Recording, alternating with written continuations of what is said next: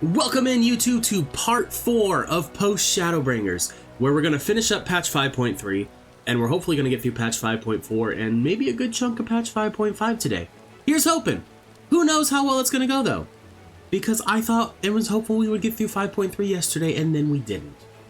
But don't forget that you can like, comment, and subscribe down below, and catch me on Twitch at twitch.tv/CalebGamesHere, where I stream Mondays, Wednesdays, and Fridays, starting between 9 and 10 a.m. Pacific time. I love you, YouTube, and let's go on over and get to the gameplay. Here we go. First things first is we gotta talk to Stola. And I have to eat my thumb. Morrighan, if you are ready, would you recount to us how the day unfolded? Sure. I went up there and I fought the Warrior of Light, Elidibus, and I won. First try. True story.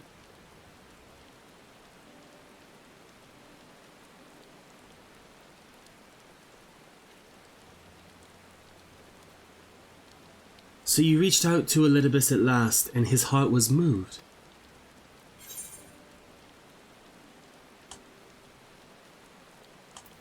And it changed nothing. I only did as you asked. That's all I did. You told me to try, and so I tried. I suppose you did. But the important thing is this. Though violence proved unavoidable, you did at least come to understand your foe. And in knowing his hopes and dreams do we best remember him and his legacy.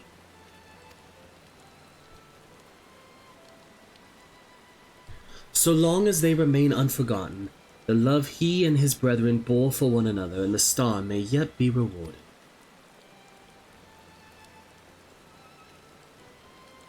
You said that an ancient came to your aid, but how is that possible? A gift from Imitselk.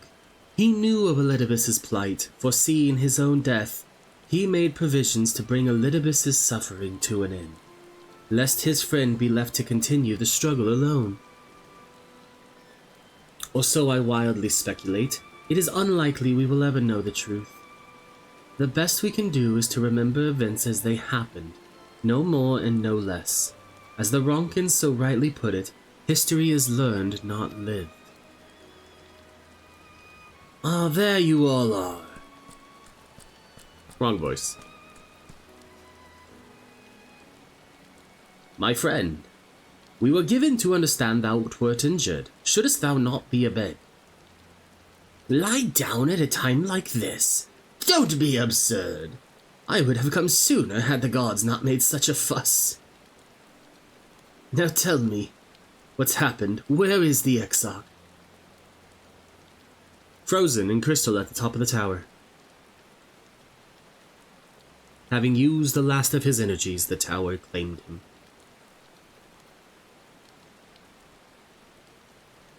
I see. Morrighan, will you show me his spirit vessel?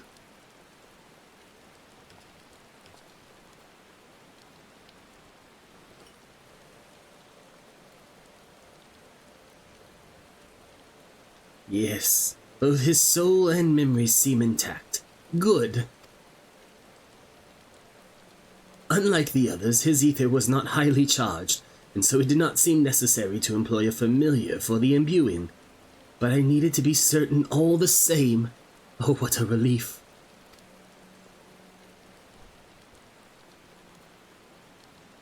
Then 'tis but a question of restoring his soul unto his flesh. And as thou didst lately tell me, the success of this process resteth on no more than our friend's soul recognizing his flesh as its own.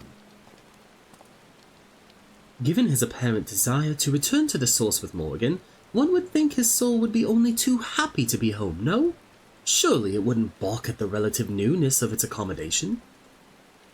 So one would hope, but none can speak for the Exarch's heart of hearts, and he can no longer speak for himself.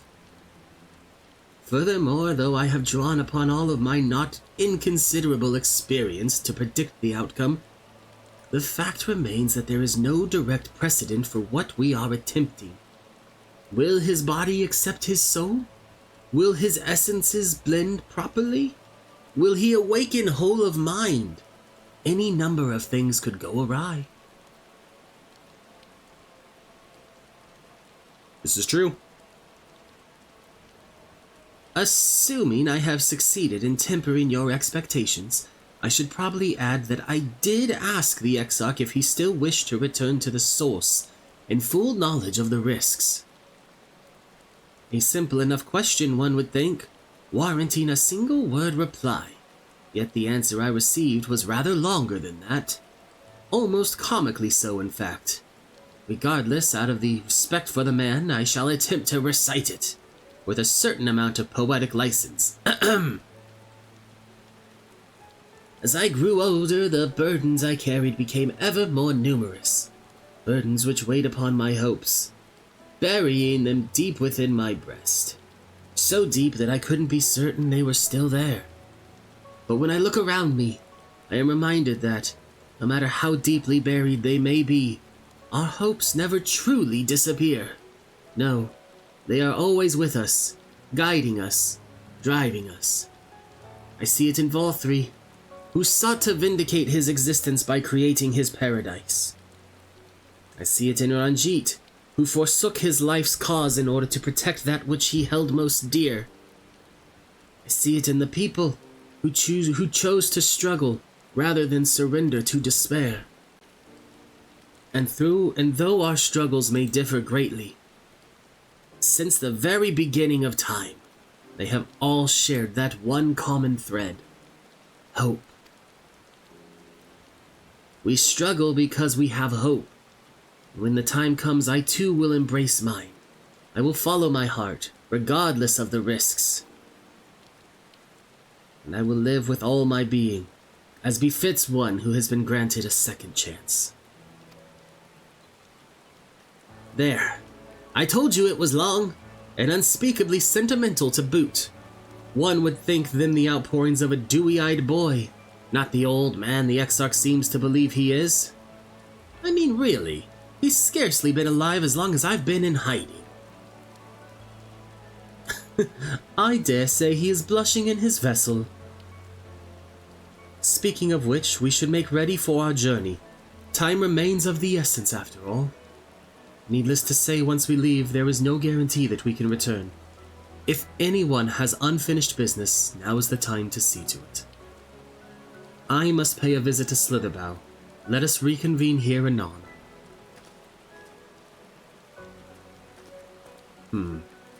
There remains some few matters which require mine attention in Ilmeg. May I leave Thancred in thy care, child?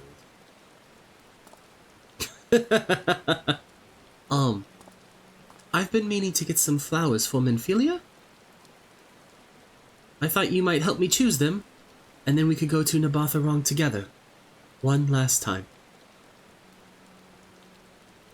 A fine suggestion. Lead on.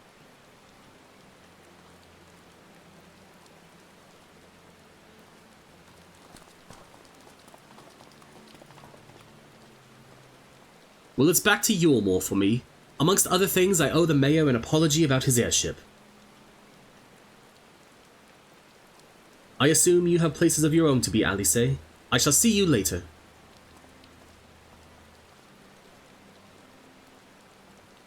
What say you? She is deep in thought. She is very deep in thought. As you've probably guessed, I'm going to pay a visit to the inn at Journey's Head, but I want you to come too. I realize you don't need to say any farewells, but the Exarch does, if only in spirit.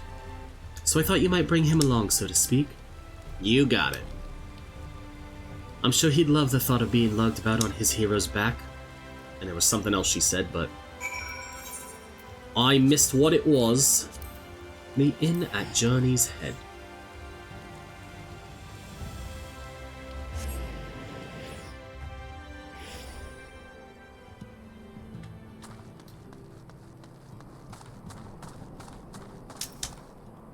Halric?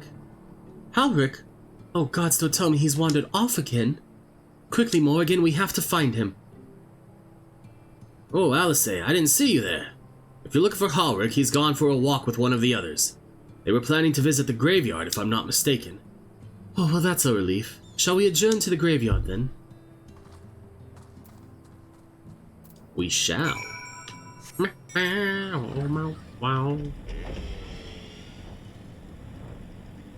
Which is over this way. Halric and the Contented Carer. Ooh, cutscene. There he is. I was afraid he'd wandered off again. Oh, there's no need to worry. Halric's safe and well. He's been showing good progress and likes to go for walks of late. Though his steps usually bring him to this particular spot.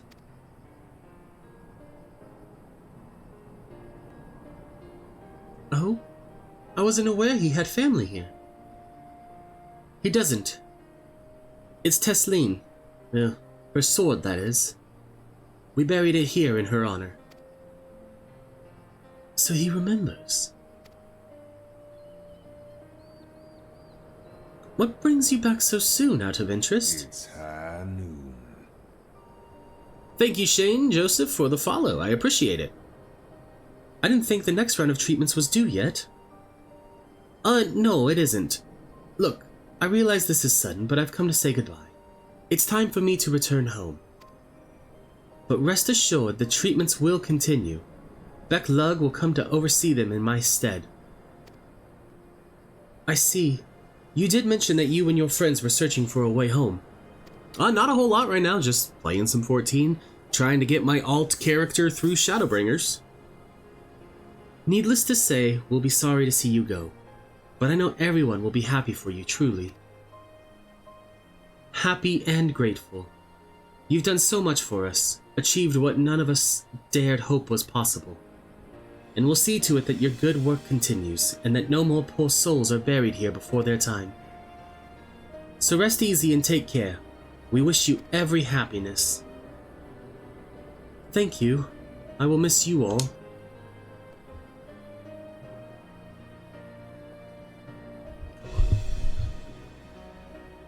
But it isn't time to say our farewells quite yet. So, if there are any tasks that need doing, hunting beasts, fetching water, and what have you, just say the word. I mean to make use of every last moment here, after all. No, I've been doing it for about, almost 2 years now. It'll be 2 years after the start of the year.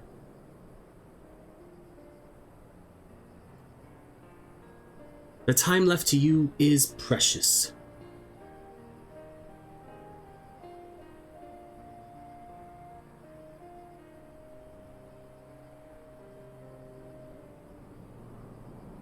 That's right, Halric. That's exactly right. Those words will guide you true, so never forget them. And neither will I.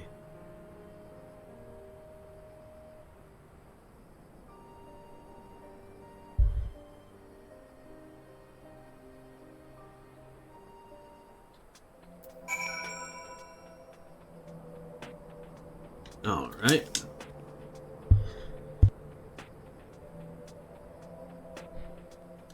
What? I'm not crying, I just have sand in my eye, that's all. As I mentioned, I mean to stay here as long as possible. In the meantime, perhaps you could go and look in on the others? Alfie know for assistance. If anyone is crying, it will be him. Travel to Yulemoor. Easy enough. I had a feeling that's what this quest was going to be. It was going to be go talk to everyone before you guys travel back to the source. I love this game. In the last 2 years, I've dumped close to 5,000 hours. It's become my nightly game that I play all the time. Are we not going to actually have to walk up to him? It's just going to be a cutscene? Oh, Alpha,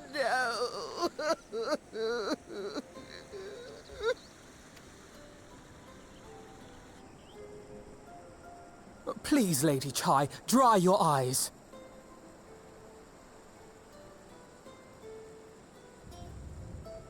Which chat?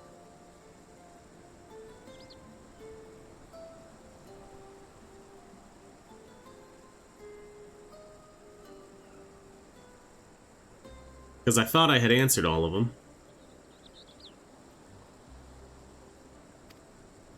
The thought of never seeing you again is more than my poor heart could bear.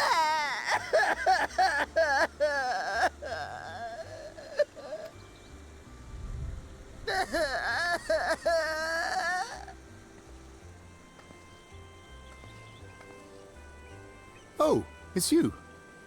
As you can see, Alphino has broken the news. I can see that indeed, Chai. Julia's not taking it well, is I she? don't know how to console her. She thinks we'll be lost without him.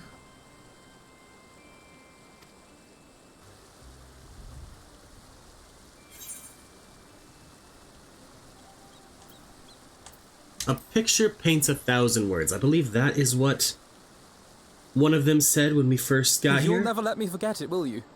I'll have you know I completed the promised painting in the end. Be that as it may, there are times only words will suffice.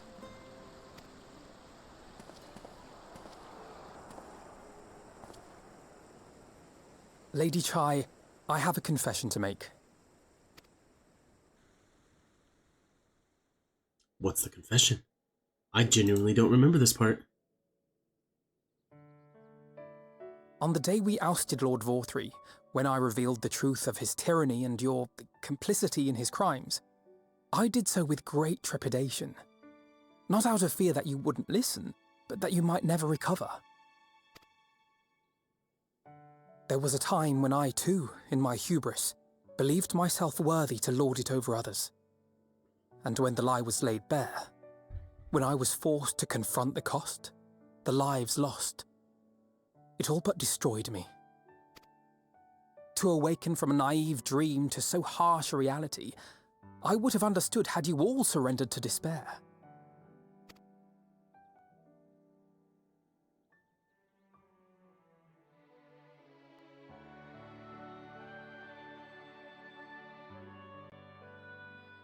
But you didn't surrender. Far from it. You picked yourselves up and rose to the challenge. You found a path forward and the strength to walk it, and to keep walking it, day after day. But what struck me is how much faster you found it than I did. Really? That felt pretty slow to me. But rest assured, we'll make Yulmore into a nation anyone would be proud to call home. Eventually. I believe in you guys. I think you can do it. You can still come and go as you please, I believe. When we have good tidings to report, I may trouble you to be their bearer. That's fair, Chai. I'll do it. I'll let your friendship between you and Alphino continue to grow. You can count on me. There may also be less than good tidings, in which event I hope I can trouble you for your counsel. Possibly. I should be honored to provide it, Master Chai.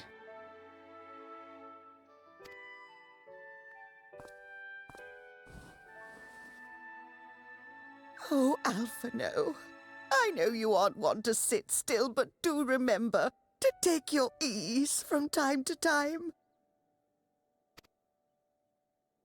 And no matter where you are, remember that there are people here who are praying for your health and happiness.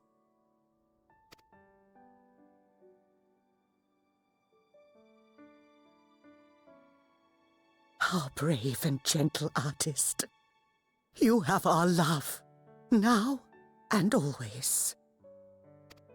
I did not like her character at the start. Because they did a really good job of making And you mine.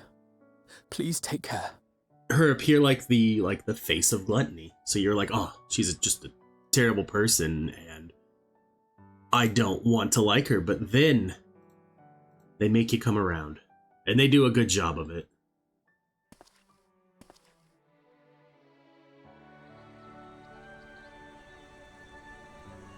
Because they make Yulmore out to be the city of excess, where everybody goes and they just pleasures galore. So they're like the elite that the lowly people do not want to like. And they do a really good job of it. 'Tis a strange feeling, Morrighan, to stand in the company of our friends, knowing that I will never see them again. I struggle to reconcile it in my mind. But this I know, I shall cherish my memories of Norvrond, of every soul I met here for the rest of my days. And I shall look forward to your tales of their endeavors. The journey continues. Forgive me, I realize now that I never asked you what business brought you here. Can I be of assistance? Alize said that, did she? Well, as you can see, I am quite alright now. Unlike her by the sound of it. Perhaps you might consider visiting Urianger next. Given his conversance with the idiosyncrasies of the Fae folk, I doubt it will be an issue, but a small part of me worries that they may not relinquish him willingly. As such, I would feel better if you were to look in on our friend. Assuming you have the time, of course.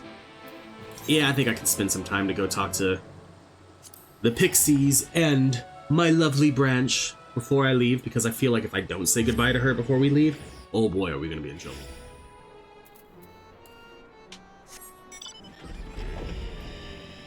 But first, we got to fly over to Urianger's house.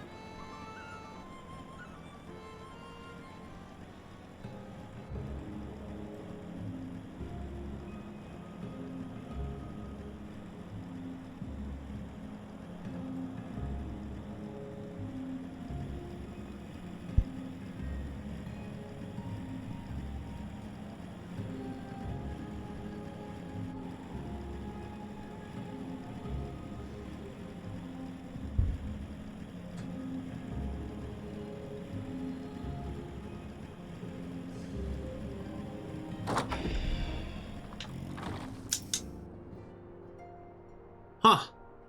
That I should have the pleasure of welcoming a guest, even as mine own occupation draweth to a close. What bringeth thee hither, my friend? So thou wouldest grant the Exarch a final tour of the realm which hath been his home these 100 years. A noble gesture. As for Master Alfino's concerns, thou mayest rest assured that all is well here. Far from detaining me, our Fae friends have agreed to assist in the transportation of these tomes unto the Cabinet of Curiosity. Not more remaineth to be done. Regardless, 'tis well that thou didst come, for I had been meaning to show something to thee.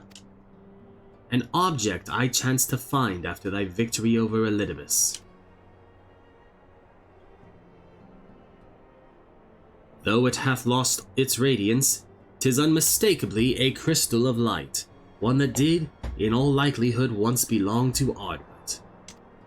Having been interred with his body, it would have remained upon his person after his possession by Elidibus. And when his mortal form was, forgiven mine indelicacy, consumed by thy foe to fuel his transformation, I posit that the crystal did tumble free.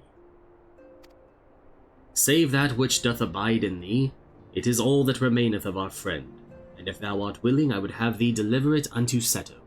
I can think of no worthier recipient than he, and no more fitting a bearer than he thee. As ever, thou wilt find the Amaro in Warlockdorf. My thanks, Morrighan. Alright, let's go to Warlockdorf.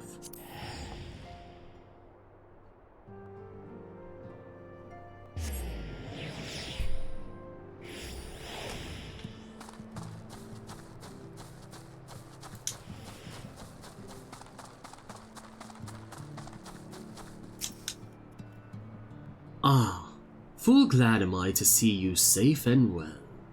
Rumors spoke of strange spectral foes bent on your destruction.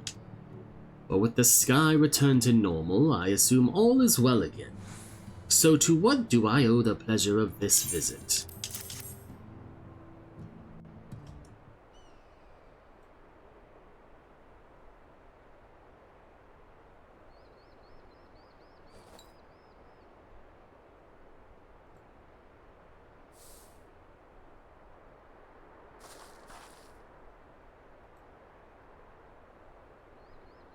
Is there going to be voice acting? Is that Ardbert's crystal? It is, Seto, it is. So it is. It has changed, but I would know it anywhere. However, did you come by it?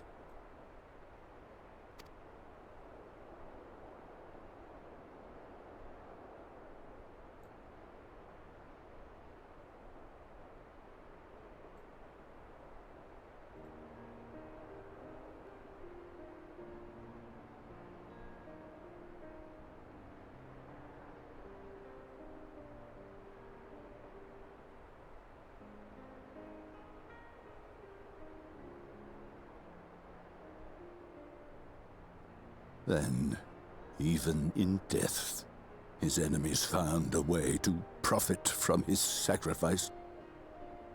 Oh, it grieves me to think of his body being used for evil ends.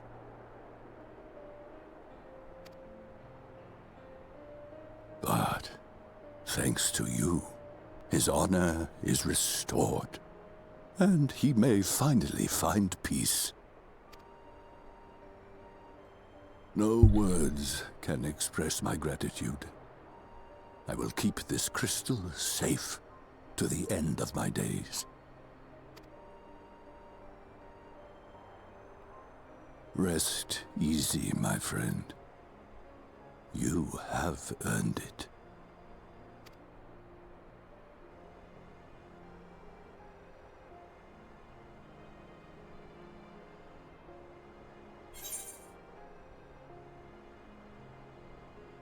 Tell me, does anything strike you as different about my soul?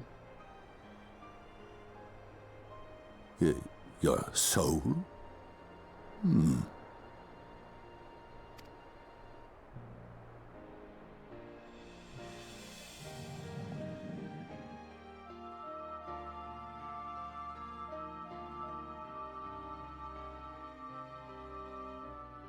You saw his feet. How can this be?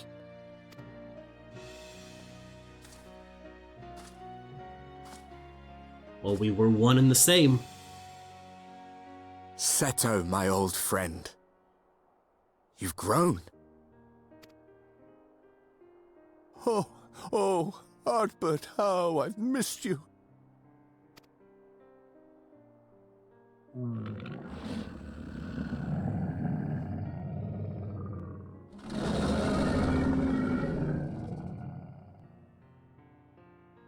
I'm sorry I couldn't keep you safe, or even console you.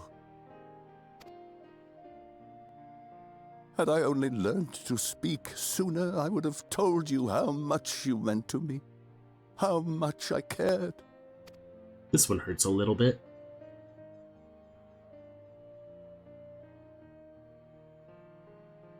I knew. I always knew.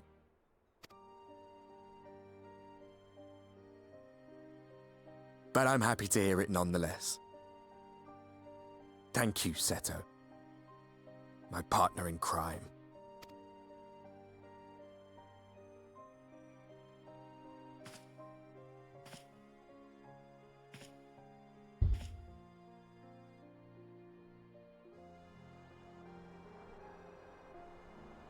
I see. His journey continues. That it does. Then I will not yet bid him rest. With you, he may look forward to many more adventures.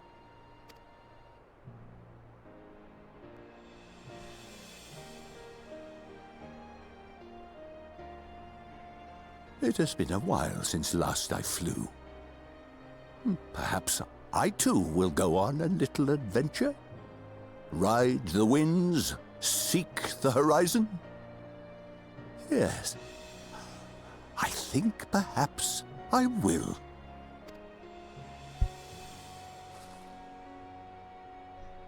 Good, Seto. Good for you.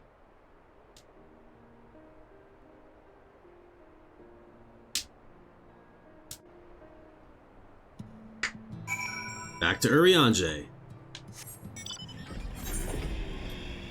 It's probably faster to teleport to Lidha Laron and fly over. But, oh, I need to bring my webcam back. we're just gonna fly anyway.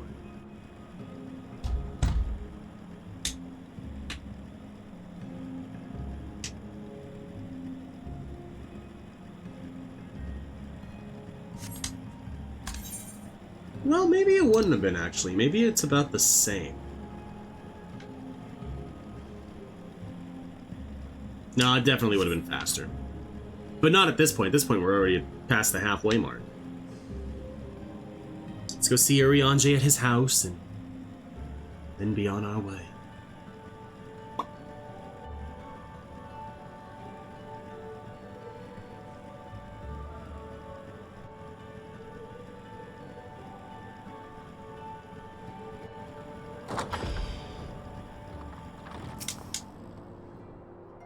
Ah, thou art returned. Tell me, how did Seto receive thine offering? Remarkable. 'Twas fated that thou shouldest be the one to undertake this task, I think. As Ardbert liveth on in thee, so too shall he and his comrades live on in the hearts of the people of Norvrond. And their tale, now rightly told, shall inspire new warriors of light for generations to come.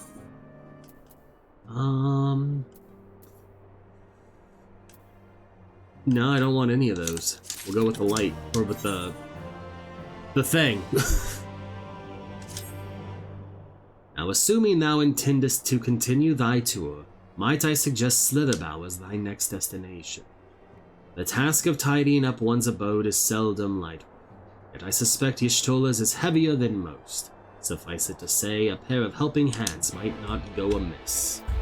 Alright, to Slitherbow then.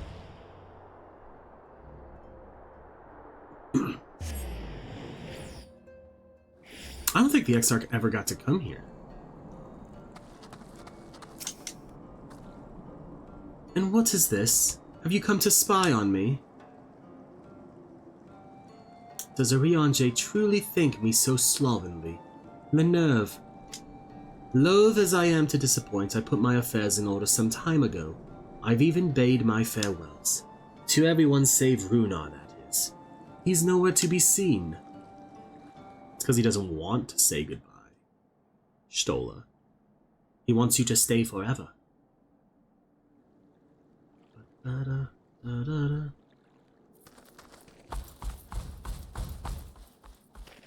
Master Matoya.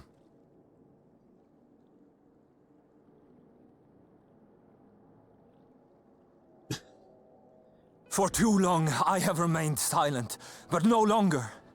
I could not bear it if you were to leave. Please, stay. I beg of you. 'Tis a lovely gesture, Runar. Runar, please.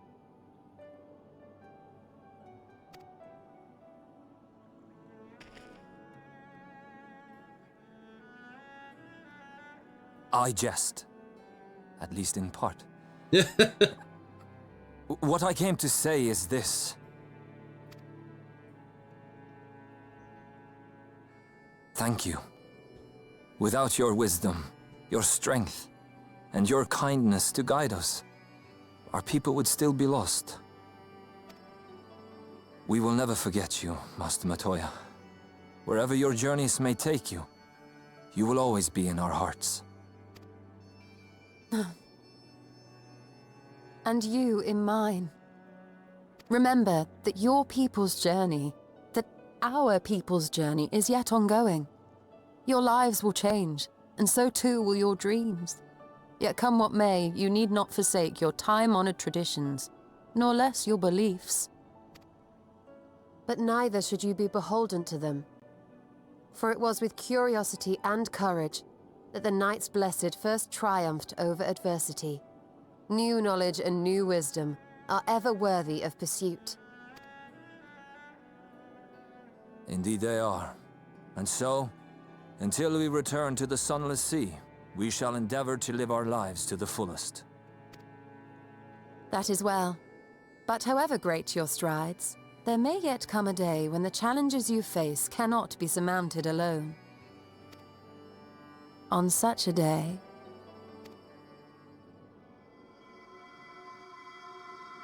on such a day. Call upon me.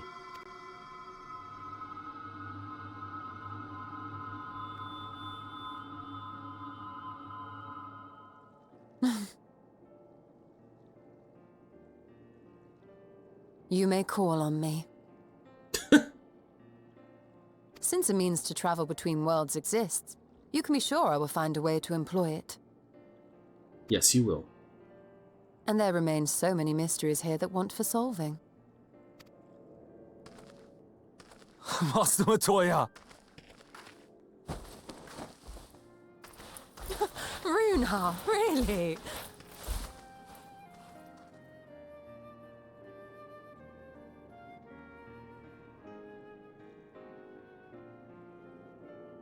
Now, why do we look sad? That was a great thing between them. Honestly, he's a boy in the body of a man. Huh. Anyway, it is time we headed back to the Crystarium, shall we? No, I have to go talk to Thancred. You still have to take the Exarch to Nabatharan. I see. Very well, you can look in on Thancred while you're about it. His will be a difficult farewell, and I am sure he would appreciate your support. The path goes through Twine. If you wait there, you are like to meet him on his way back, if not before.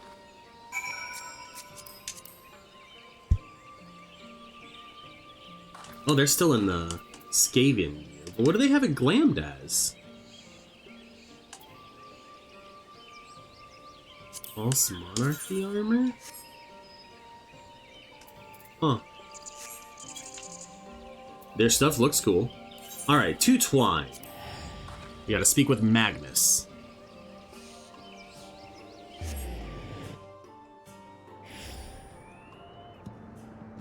Here he is, over here. Magnus. Jarek, Thaf, what do we got?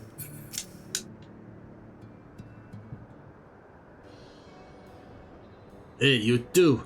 What is this? My bloody name day? I see. Yes, Thancred was here. And Rin, too. They said they wanted to go to Nabatharan, so we gave them the use of the trolley. That's right. The old girl's up and running again, but we didn't just put her back together, mind you. No, with a little bit of help from Master Chai. We made her faster. And stronger. Oh yes, the future of trolleys is looking brighter than ever. Whisper it, but I reckon it might be time. Time to reach for the stars with a trolley to dwarf all trolleys. I almost said a twally. If you ask me, we'd be better off making them smaller. That way they can fit in narrow shafts. But that's genius! Why didn't I think of that? Enough. You can daydream in your own time. In case you've forgotten, our priority is to have more working trolleys. That's why we turned to Chai News, by the way. Not to make the one trolley we've got go faster. We need help getting a few Talus back in working order, see? We were out testing them when your airship came down, as a matter of fact. You seem to have a habit of crashing things. We're back. Thanks for the loan of the trolley. Morrighan, what are you doing here? Don't tell me the others are waiting for us. Well, that's a relief. At any rate, we've done what we came to do, which means I'm ready to leave, or as ready as I'll ever be. Not to pry, but what's going on? You off somewhere? You could say that. It's time for me to return home. To the source. So you're heading home. I'm just a simple miner and I don't know much about this world-traversing business. But the young lady here, she'll be looked after, will she? I'll be fine, thank you. I have a place to stay at the Crystarium and I don't want for anything. Besides which, I've no shortage of friends I can turn to. Friends like you lot. So please don't worry. I'll be fine, really. No, you won't. You're gonna be sad as hell. If you say so. It being a matter of life and death, I suppose you have to leave. but I for one will still be torn. If the choice were mine, I'm not sure I could bear to be parted from my family. No, but it's for the best. Reen has chosen to walk her own path, and she doesn't need me under her feet. Besides, I have my own responsibilities, and I wouldn't be setting a very good example if I neglected them. Perhaps not. Either way, I envy you your dilemma. Well then, young lady, if there's anything you need, anything at all, you're to call on us. It may surprise you, but we can do more than simply offer you trolley rides. Thank you, Magnus. Everyone. Shall we, then? We shall. If you've nowhere left to visit, we can go back to the Crystarium together.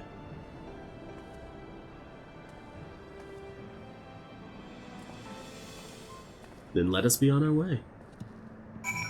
Speak with Rin in the Crystarium. We'll return. Boom. Doo doo doo. She's right here. Oh, it's you. You're probably wondering why I'm not with the others. Oh, it's just... I always knew that everyone would leave one day. And I always hoped and prayed that we would find a way to send them home. But now that the time has come, I just feel lost. Lost and lonely. I don't want our last moments together to be sad. I want to hold myself together just long enough to say the things I need to say. But I'm not sure I can even do that. I'll be there with you. Right. Thank you, Morrighan. I think we all feel braver with you around. Go on ahead and join the others. I'll be along after I've taken a few deep breaths.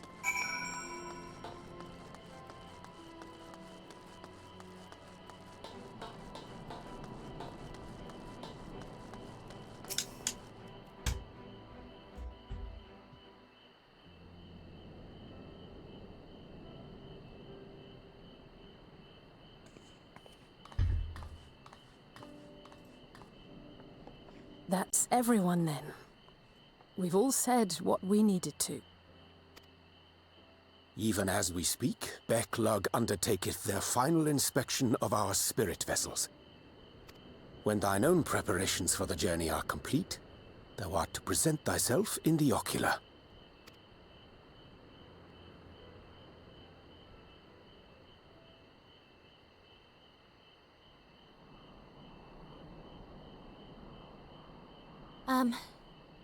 Everyone?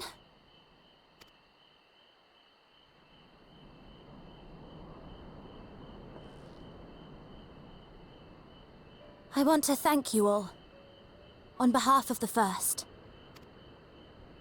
You, and Minfilia, and the Exarch.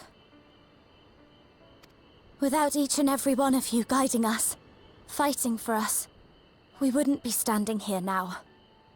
There wouldn't even be a here, and no words can express our gratitude.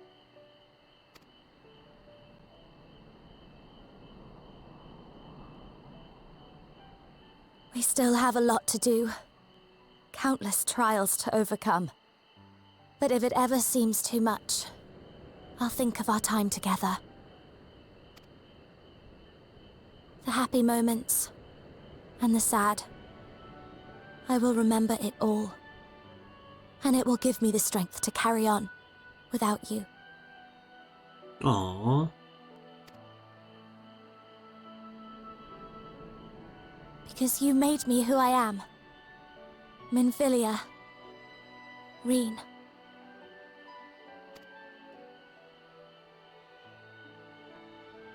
To honor these names and these memories, I will stand with all the people of this land and strive for a better tomorrow.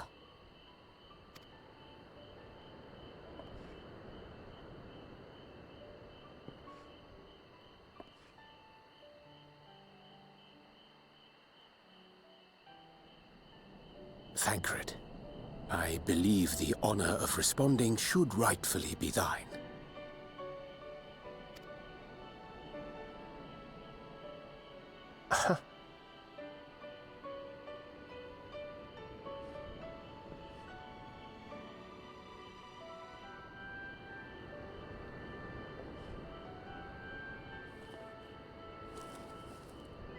I know better than most how much you've grown, and I have every confidence you'll make your people proud.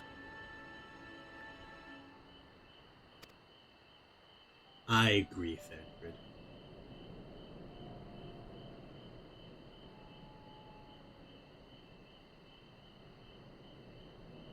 Gods know I'm proud of you. I always will be. You deserve all the happiness in the world, and more.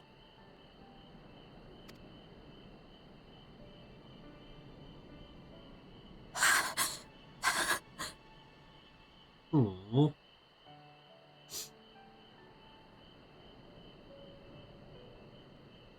Might we also say a few words? Yes, Lena.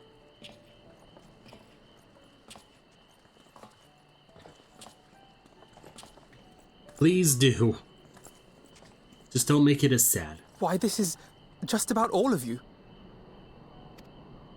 To see you off seemed the least we could do.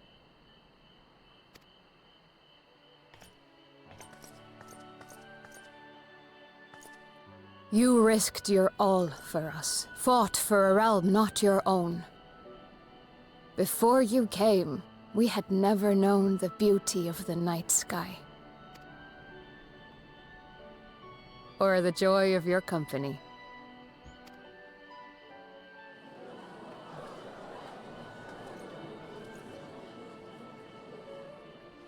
Though it saddens us deeply to bid you farewell, it has ever been our way to send off friends with a smile.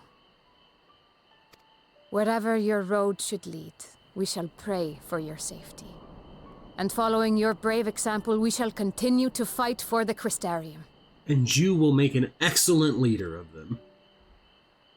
With or without us, you've always taken good care of this city. I don't doubt for a moment you'll continue to do so. I, a more resilient people we have never known.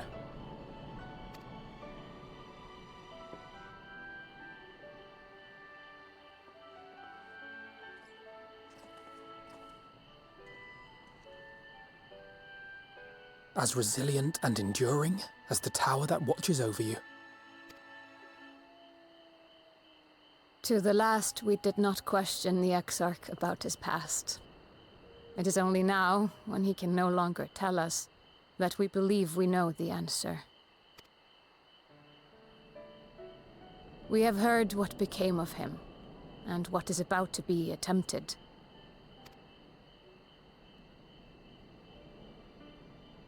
All will be well. Of this we are certain. How could it be otherwise, when every soul in the Crystarium is praying for it with all their heart? And so, when our Lord awakens, I bid you give him a message. Tell him he needn't worry about us. That he need no longer hide who he truly is.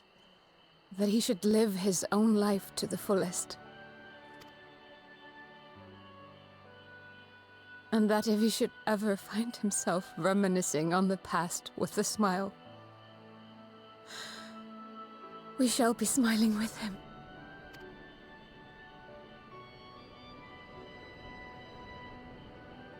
Will you tell him this? I think I can do that.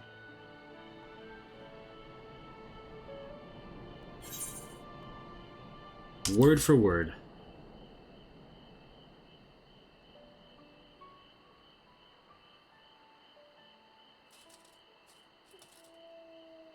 Thank you. Please look after him for us.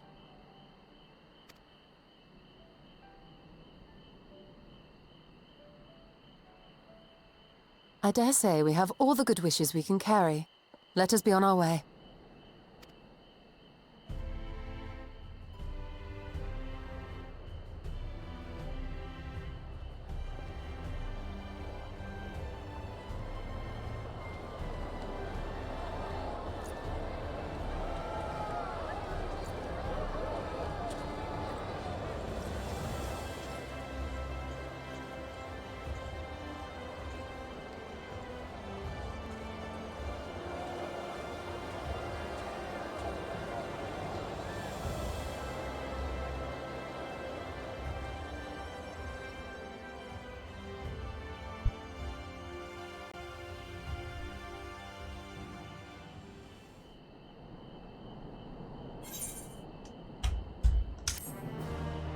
Bum bum ba. Oh, hold on, we gotta use the wind-up pistol. Alright. Here we go. Well, I suppose it's time.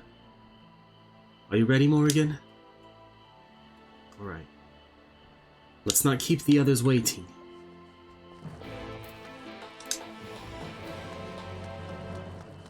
It's gonna be hard not to keep the others waiting. That last cutscene got to me, I'm not gonna lie. Someone had put a bowl of onions by me and my eyes were watering.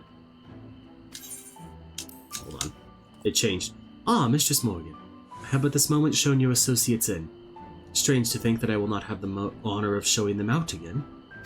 But I am informed that you yourself may yet return, and I look forward to welcoming you on that happy day. Now if you would care to follow me.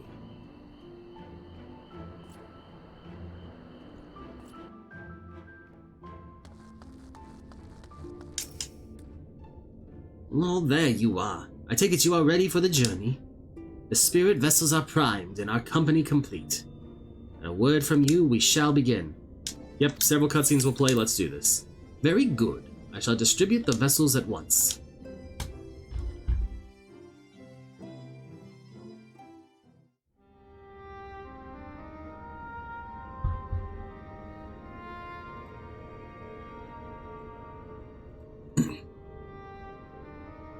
All right, then. Pray proceed as instructed, beginning with your memories.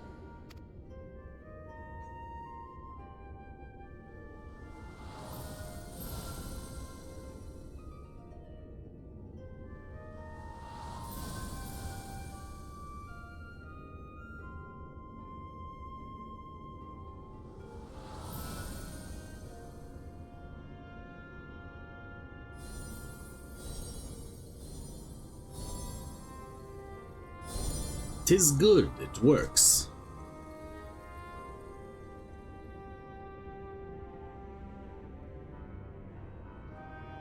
The first step is complete, and all appeareth to be in order. Well, that just leaves our souls, then.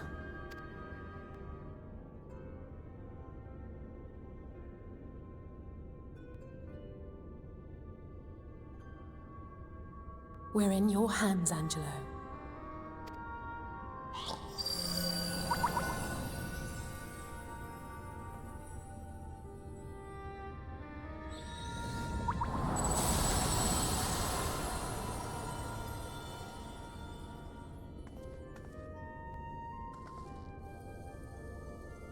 Seems like a success.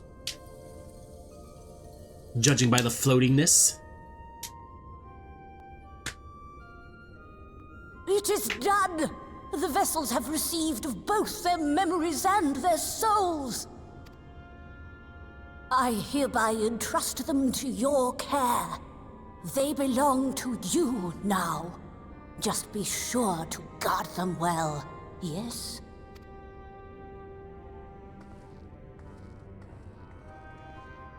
This will work, won't it? Yes, it will, Minfilia. Reen. Our theories have held thus far. But I make no promises about what is to come. Even the greatest mages in history knew better than to transport a soul across the rift. We, my dear, are in unknown territory. Well, not very reassuring, Becklug. Prepare as we might, we cannot account for all possibilities. And it is in such circumstances that accidents are wont to occur. Yet miracles do happen. So let us pray and will our friends home. I won't stop praying until I know they're safe.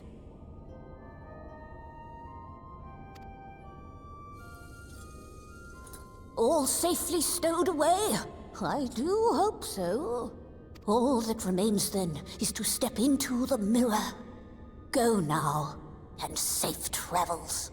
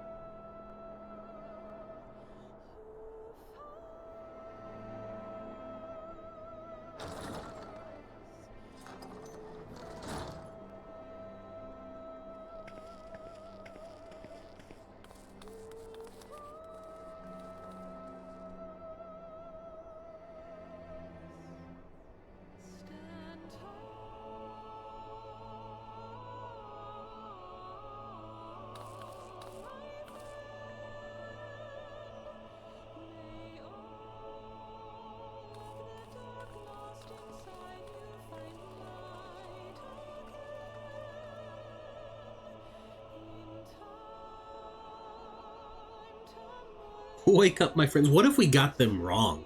Like, what if we put the Alphino one in Y'shtola, and like the Y'shtola in Urianger, and can you imagine how angry they would be? Like, did we take a little Sharpie and write their names down on them?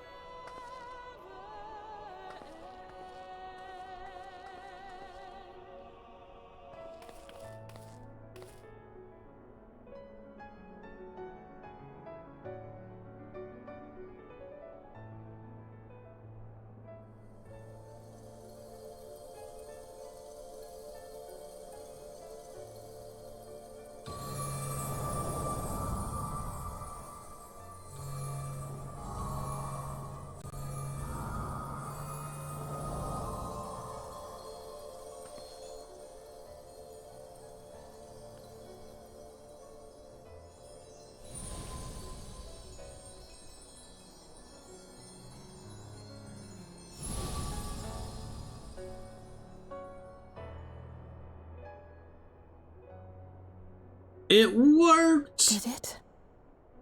Are we? It's been a success!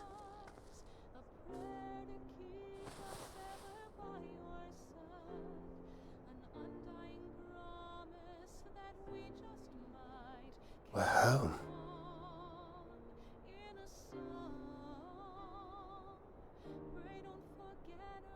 Oh, you're back. You're back. You're all back.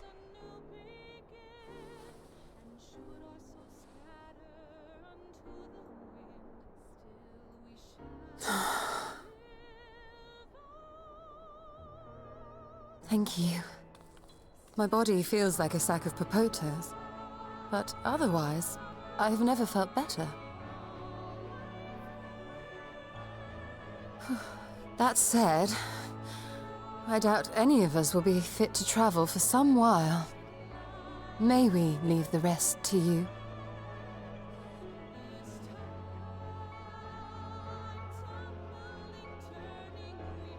The vessel beareth our comrade's blood.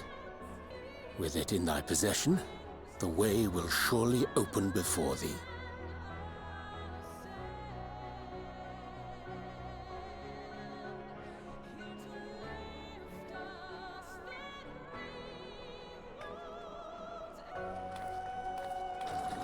What? But you've only just got here.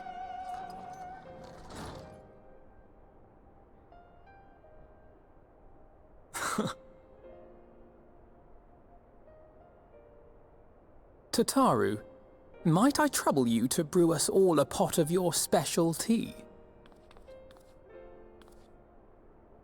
The adorable little and curtsy. we may require an extra cup.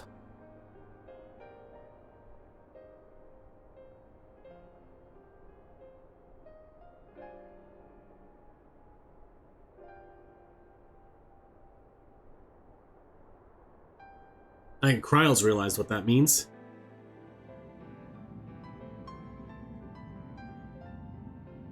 Yours is a long road, my friend, and it stretches onto places beyond imagining.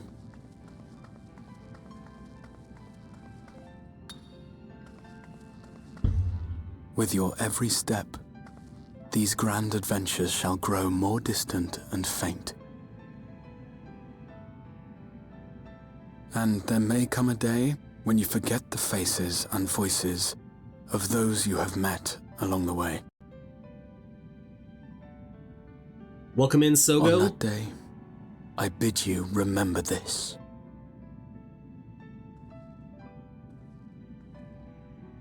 That no matter how far your journey may take you, you stand where you stand by virtue of the road you walked to get there.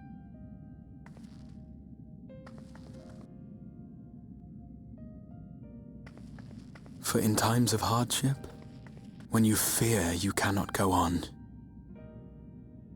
the joy you have known, the pain you have felt, the prayers you have whispered and answered, they shall ever be your strength and your comfort.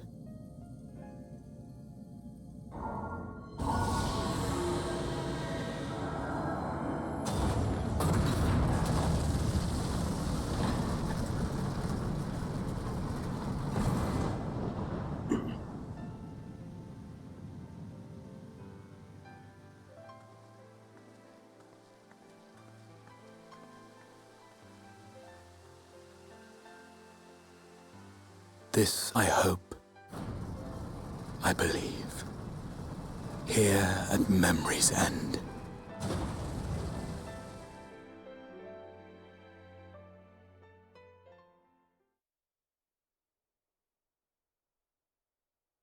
Some days later.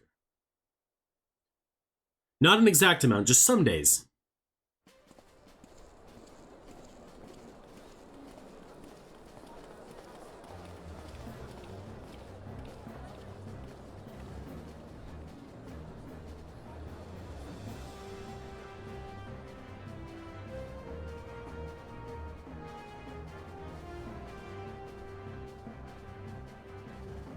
I love this part.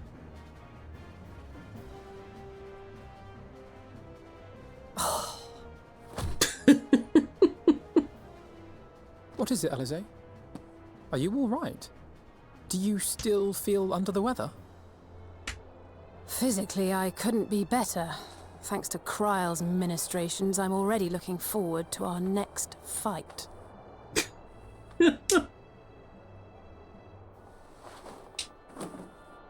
But seriously, don't you have anything to say about that?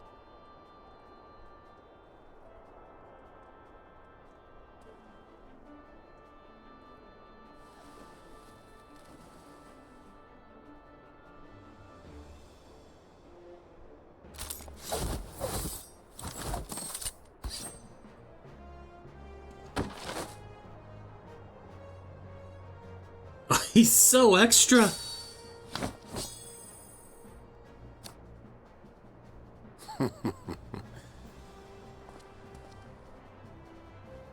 No less impressive than our garments. You've outdone yourself, Tataru.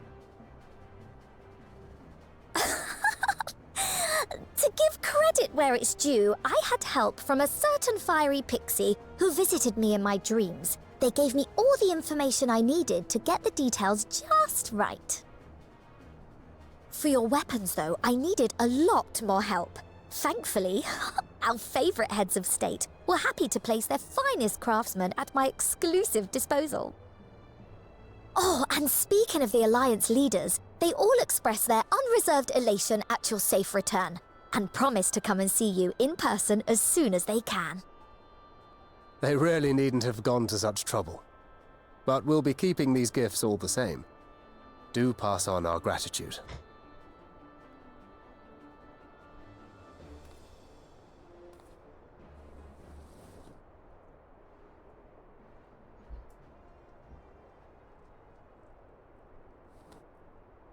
I realise we haven't taken up new martial arts, nor have I ever been one to set much store by appearances. But I can't help feeling a certain lack of, I don't know, personal development. I quite understand. But as you observed, the others had the more pressing need. Rest assured, our turn will come.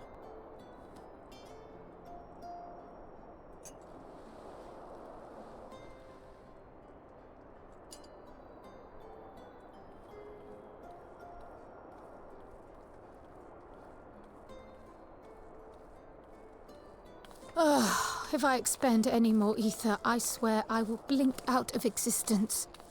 I need a bite to eat.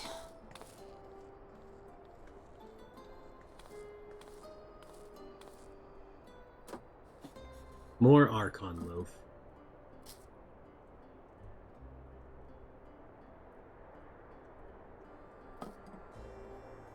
Tataru, a cup of tea, if you would be so kind. And something sweet.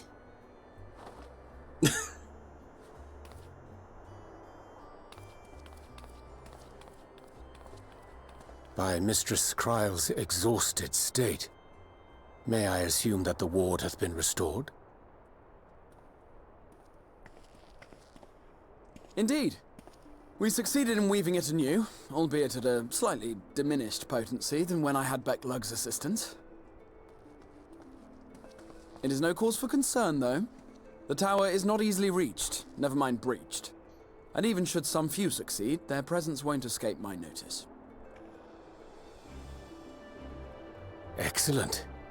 Said duty thus discharged, thou art free to go wheresoever thy fancy taketh thee.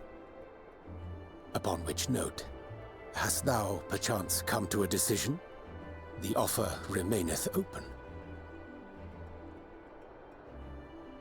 Well, if you're certain that's what you... I mean, if you think I'm just gonna ... it.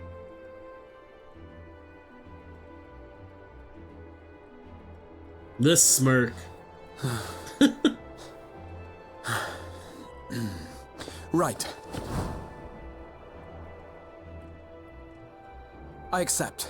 Henceforth, I shall count myself a scion of the seventh dawn. Grahatia, at your service. When I was a boy, many long years ago, I yearned to stand tall as the heroes of Eld.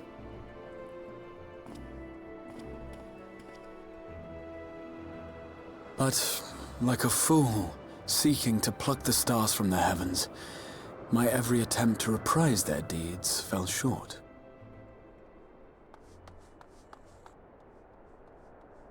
Help! Somebody help!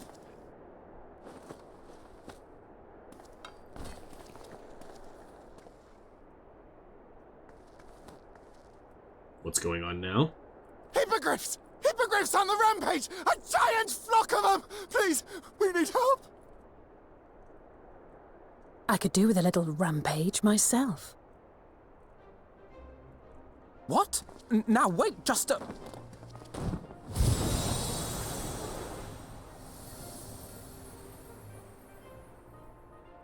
Here we go again.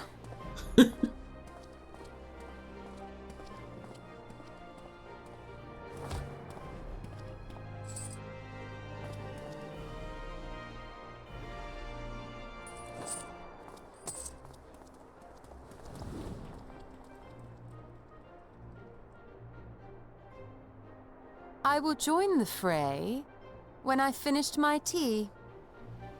Thus did the Avatar of Destruction descend, and in her wake leave naught but tears and ash.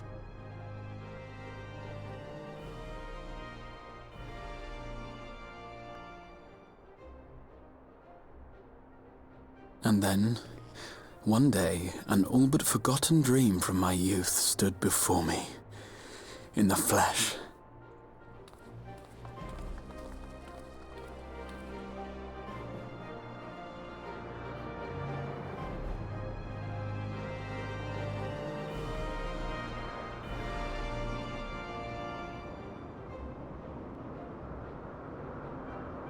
Hell yeah. Oh, there's still more cutscenes. They did say it was a series of cutscenes. I just forgot how long the series of cutscenes was. So it was that a new adventure began.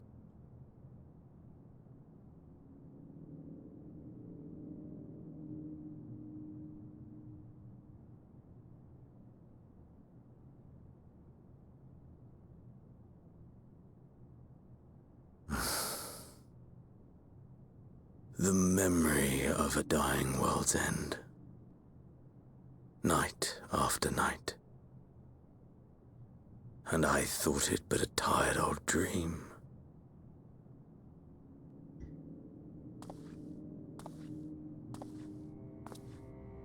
I say, I knew that securing the palace would provide your radiance with depressingly little sport, but that you should fall asleep out of boredom. Splendid. Truly splendid.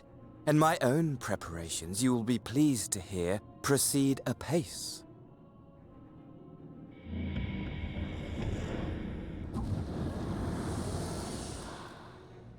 Oh, yes. They proceed very well indeed. Frighteningly so. And we owe it not least of all to this singularly useful body I chanced to find. With the Populares now all but destroyed, it will be the simplest of tasks to discredit their groundless assertions that I met with a grisly end.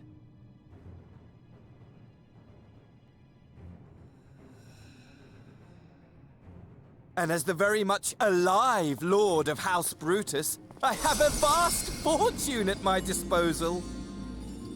Ah, money, money, money, the great motivator. There is simply no better way to move men and expedite plans than with its alluring glint. Would you not agree? He's so bored. And you can tell he does not give a shit about what white-robed figure But is wait, saying. were we not acquainted, you and I?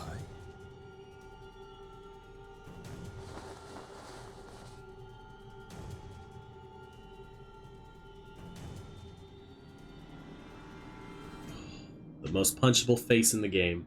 Should our familiarity cause you distress, I beg your forgiveness.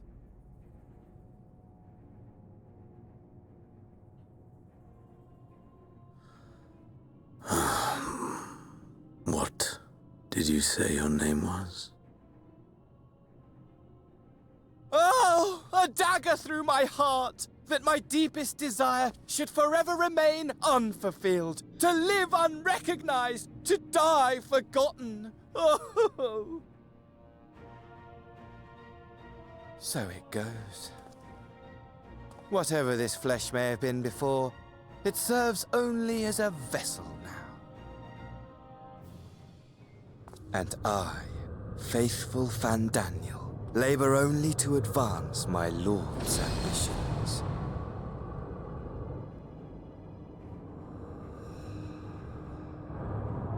Speaking of which, with the palace in our hands, we may now proceed with the next phase of the plan. But how very odd! Despite all our havoc-wreaking, old Elidibus did not deign to appear. Dare I hope that the last of the Unsundered is gone? What have we done?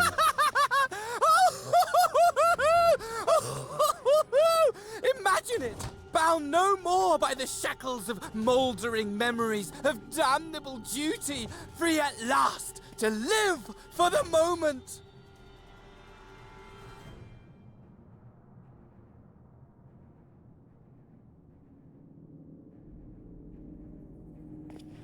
Your radiance.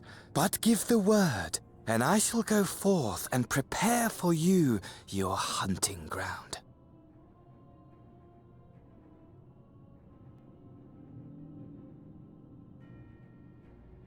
That which awaited was a fell beast. Ferocious, ravenous, remorseless. Do as you will.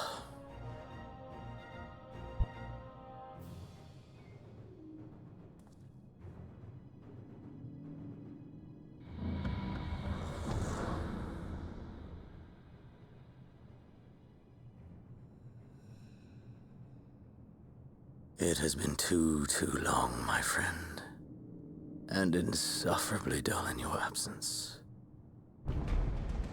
When you return to me, you will share everything. Every blow will be a story unto itself. Every triumph, every kill.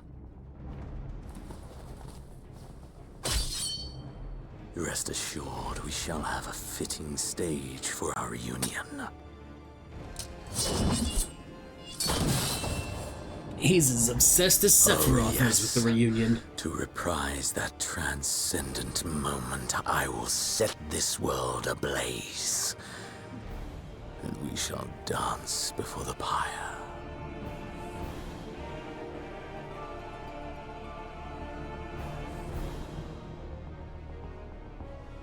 The beast shall kindle the flames of the apocalypse.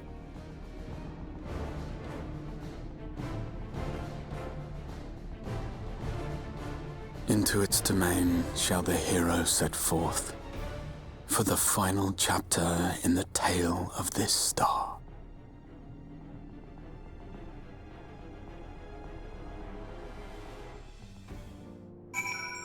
There we go. Patch 5.3 done. Onward to 5.6. But wow. How did I go from 5.3 to 5.6? Oh, you're back.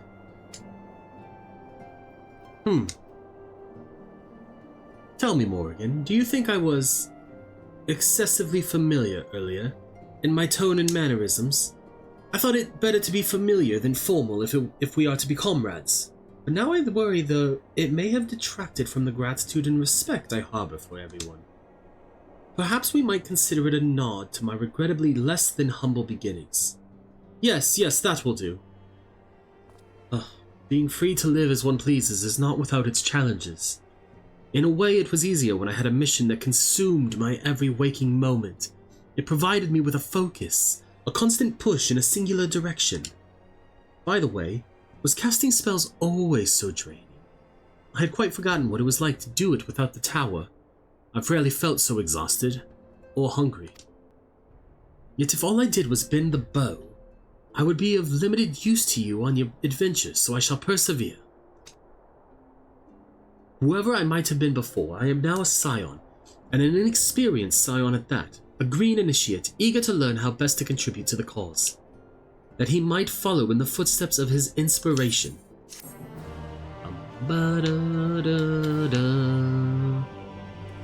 He's now available as a trust companion. I suppose we ought to take stock of the situation. By forestalling the 8th Umbral calamity, we have unwritten history.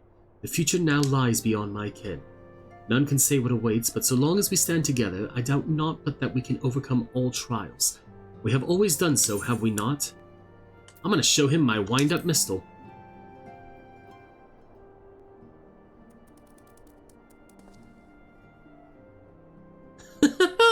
This is what Bridget told me to look into.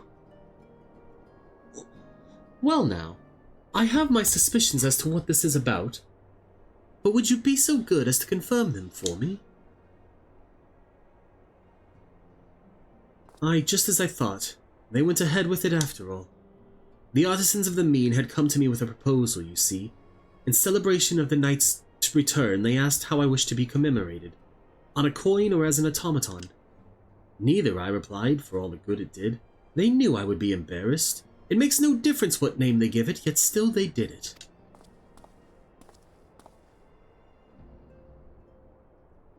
A right stubborn lot they are, as befits the people of the Crystarium. They shall be just fine without me, and Lena may rest assured I do not worry for them. Nevertheless, I shall never cease to pray for their happiness. No longer am I a leader of a nation. Whatever power and influence I may have wielded, I left behind as surely as I left my body. But everything I have ever felt and experienced, all of these things and more, I have brought with me. You have brought for me. And I shall carry them close to my heart always, unto the end of my days. Okay. That was pretty cool. Alize's Quest. Oh, greetings, Morrighan. Come to look in on our friends. Rest assured, everyone is quite well. I've been keeping a close eye on them, and have satisfied myself that they are all in fine health.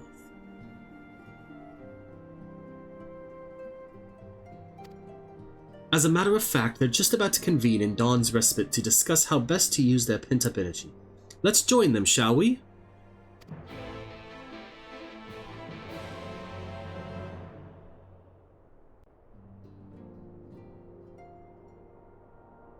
Well, my friends, now that we have all settled back into our bodies, it is time we resumed our duties in earnest. Let us speak of our plans.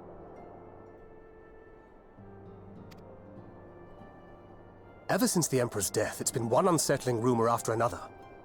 I've a mind to pay a visit to Garlemald to ascertain the truth of the matter. A prudent endeavor.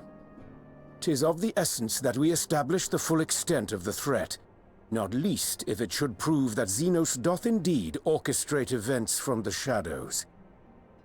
In light of which possibility, I shall accompany thee on thy mission.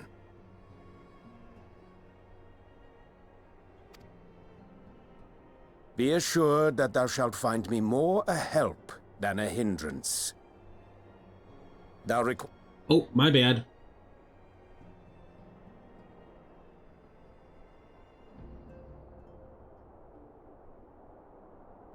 Assuming that's settled, there's something I've been meaning to look into as well.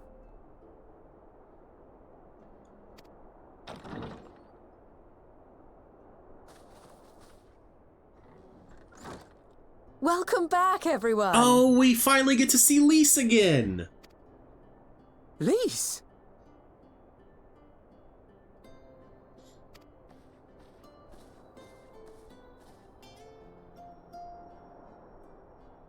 You're fine now, right?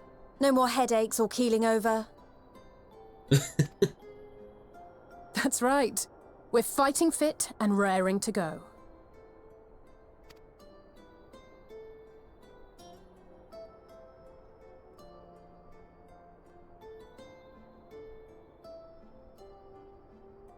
The famous Lise Hext, former scion and hero of the Alamegan resistance.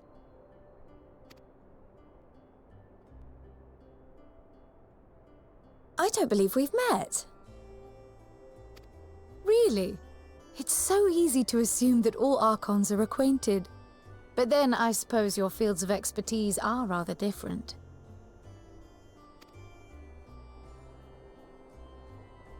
Grahatir, at your service. I have read much and more about your exploits, Commander. It is a pleasure to finally make your acquaintance. Likewise. The others told me all about you. Do not be so sure. Words scarcely do justice to the vital role he played in our victory in the first. A more dependable comrade one would be hard-pressed to find.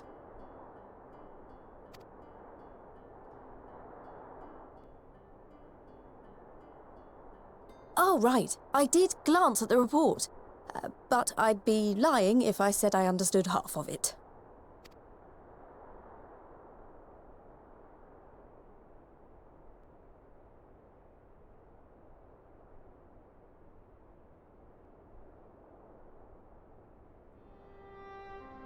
Well, that's a lot to take in.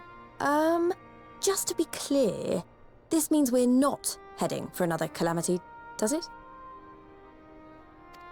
Shorn of their unsundered master's leadership, what Ascians remain shall struggle to see their plans to fruition. And though I would ever advise caution, I believe we may rest easy for a time. I'll take that as a yes. Why didn't it click through? Even so, I don't know what to make of this business about Hydaelyn and Zodiac being primals. A difficult truth to bear, yes.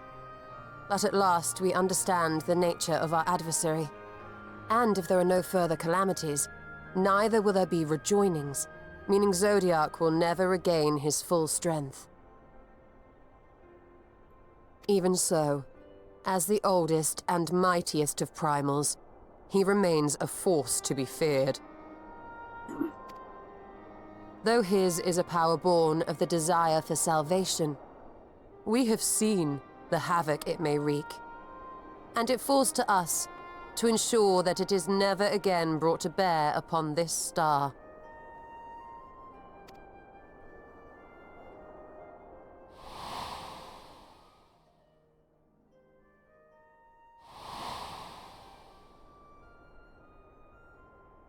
But tell us, Lise, to what do we owe the pleasure of your visit? What do you mean? Isn't seeing my long-lost comrades reason enough? Alright, there was one other matter. I have a message from the Alliance, and before you ask, yes, it's about the Empire. Okay. So, After Emperor Varys' assassination, it seems his cousin Nerva made a bid for the throne. The trouble is, he wasn't the only one with designs on it, and it didn't take long for a civil war to break out. And it's not just in the provinces. Early reports say huge swathes of the imperial capital have been reduced to rubble. The Alliance will soon convene in Alamigo to decide on a course of action, and we were hoping you'd come along. Well, as it happens, Urianger and I were just this moment planning a little trip to Garlemald, and we should be grateful for any advice the Alliance can provide on how best to make the most of our visit.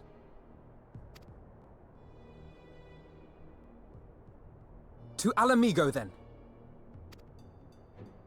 Why don't you go on without me? There's something I need to look into.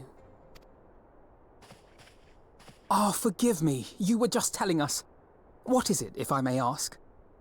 Gabu! I want to find a way to cure the Tempered. Of course.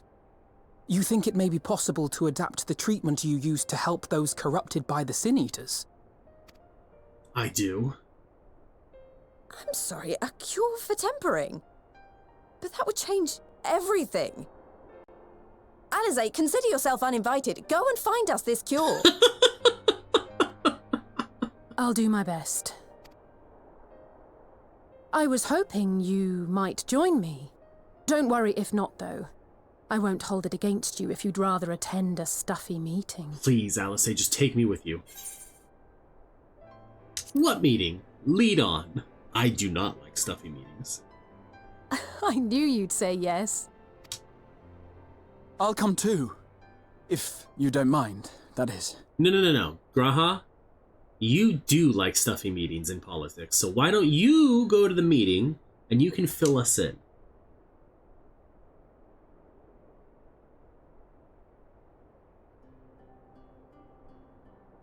Mind? I'm sure they would be glad of your company. Pray, enjoy your time together with your hero. Oh yes, we have a little fanboy now. No. That's not... I mean, I simply thought my knowledge might be of some use. Of course, buddy, it's fine.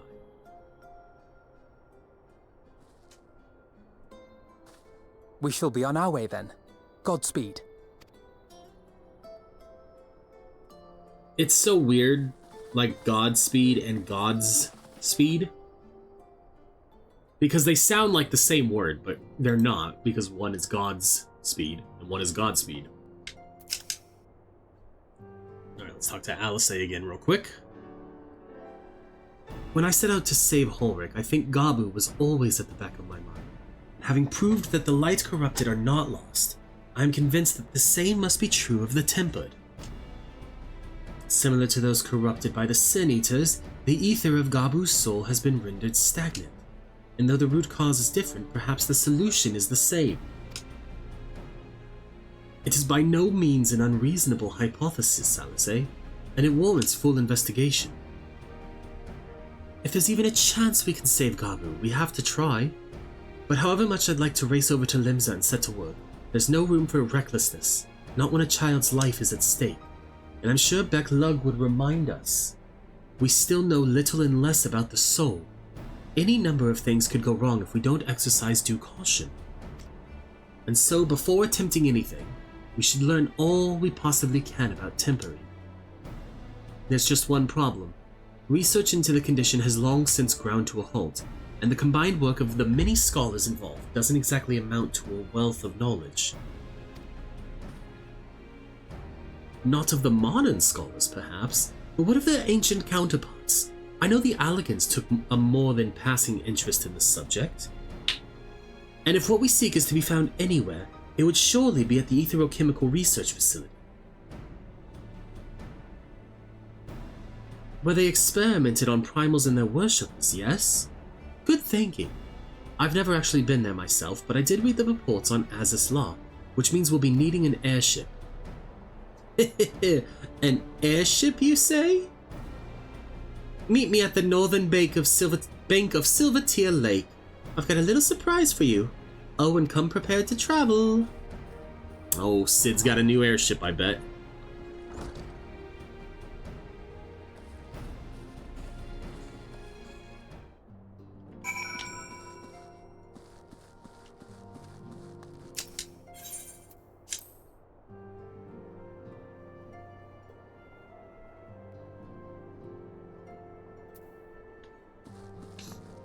All right.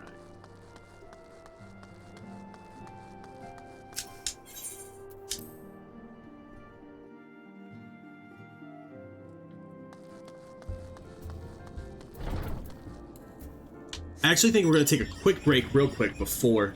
A quick break real quick. Wow, that was a sentence. I'm going to go to the bathroom. I'm going to run some ads before we start this, like, next stretch. So I will be right. All right. Now we're actually back. We got to go to the North Silver Tier, as Tataru told us.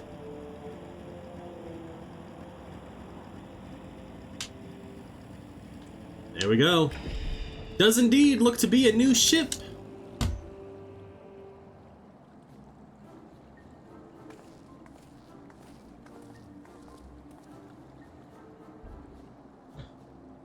And she's like in the outfit of the things, just died.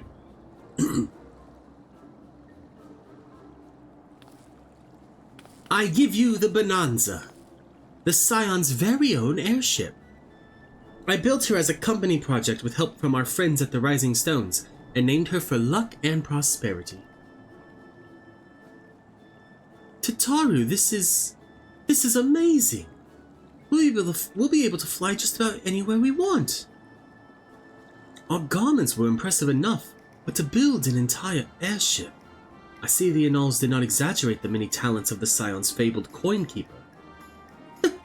I'd also introduce myself as your pilot, except the training didn't quite go as well as hoped. But that's alright, because we've hired this capable fellow here instead.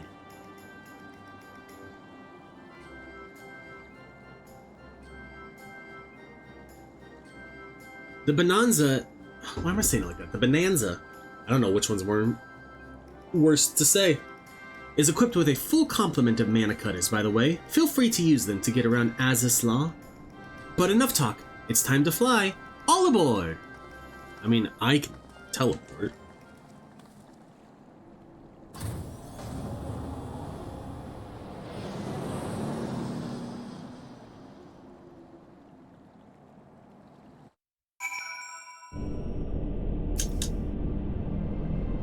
Honestly, Sid would be jealous of the way that airship flies. Tataru has outdone herself. Anyway, here we are, on Azys Law, and Alfina's report did not do the scale of this place justice.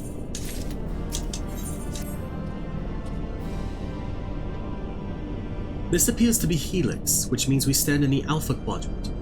To the east lies the Beta Quadrant, and... Yes, I believe I have my bearings. Though this is my first time on Azys Law, I do have some familiarity with the place thanks to the records in the Crystal Tower. Unless I am mistaken, this path leads to an aetherite, beyond which there will be an information terminal.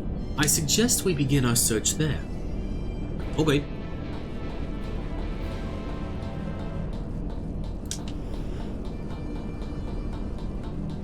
I will heed your suggestion. Probably should have hopped on my bike, would have made it quicker.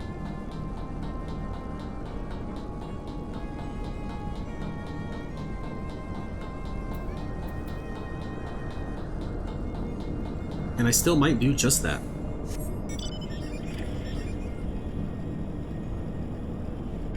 We can fly!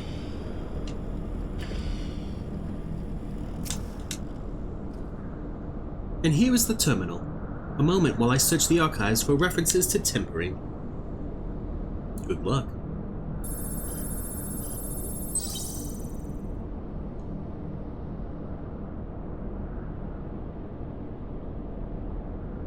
Ah, there we are.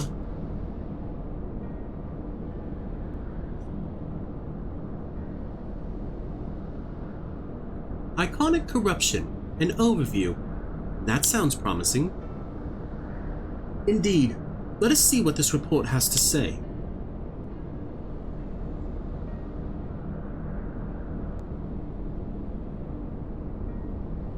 Confounded. The contents appear to have been deleted. What? No! Isn't there something you can do? You have the blood of Alec! Not from here, I'm afraid. But it may be that another copy of the report exists elsewhere. The question is, where to look? It says here the report was written by someone named Owen. Is it likely that he kept a copy? I would say it is a distinct possibility. Assuming he was a researcher here, he will have had a quarters on the Habisphere. We can ascertain the details at Habisphere Control. Let us return to the Bonanza and avail ourselves of the Mana Cutters. We will need them to reach our destination. I forgot. You already have a suitable means of transport, don't you? No need to waste time accompanying us back to the ship then. We'll see you at the Habisphere. She's not wrong. I can fly myself on my bike. But it is a flight. So, we take a bite of food while we fly on over there. I'm pretty sure that thing is the Habisphere, with the weird little angle things going on.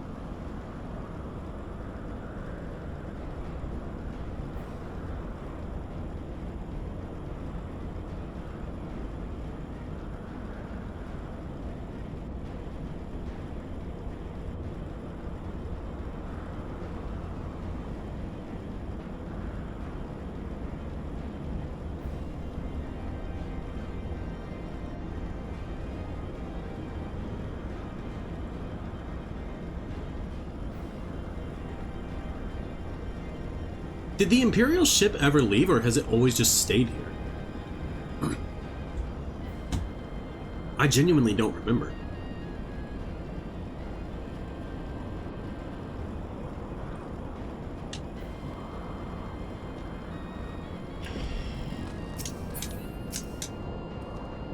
If the late Owen did indeed have a chamber here, this node will be able to tell us its number.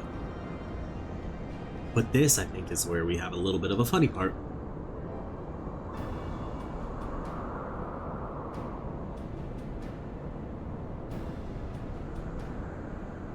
There, from what I recall of the layout, it should be somewhere in the vicinity of...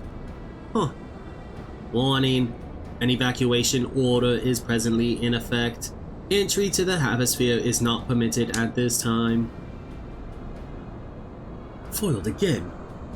In all likelihood, the order would have been imposed during the Fourth Umbral Calamity, and I doubt it will be lifted in the near future. Psst. Energy level critical. Returning to base for recharging. Well, surely there must be some other way to gain access. Force, for example. Ere we resort to that, I have an idea. Were we to send a surge of energy through yonder control mechanism, it should prompt the system to restart, releasing the locks. As for a suitable energy source, a concentrated lightning shard might suffice. Happily, I seem to recall that they are known to form at points of stagnant ether throughout the continent. You seem to recall. Are you honestly telling me that was in the records too? I am. A report sent to the capital mentioned that lightning aspected ether was prone to pooling on the continent, resulting in surges that interfered with equipment. A minor detail, I grant you, but in my role as caretaker of the Crystal Tower, there was no such thing as too much Allegan knowledge. Besides, my studies helped me to feel connected to the source, to home.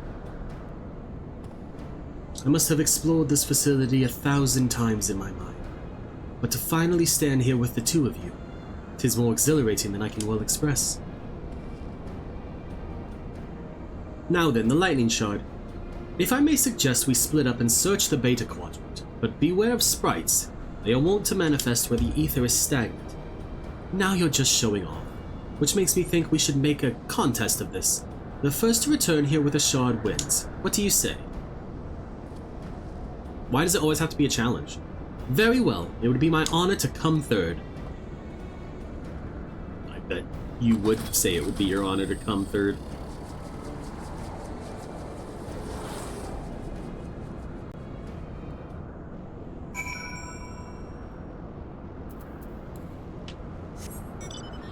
Alright. Find a point of stagnant lightning and defeat the lightning sprites that's up here. Okay, it's gotta be lower.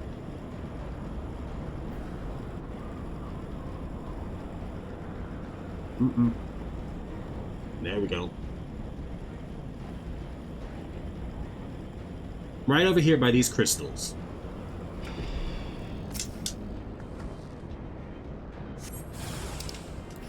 Holy crap, 3 of them.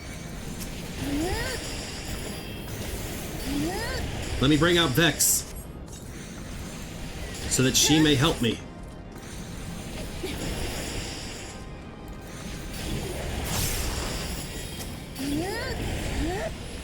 Oh wait, she doesn't even get XP for this? That's bullshit. That is some... I need to pick that up.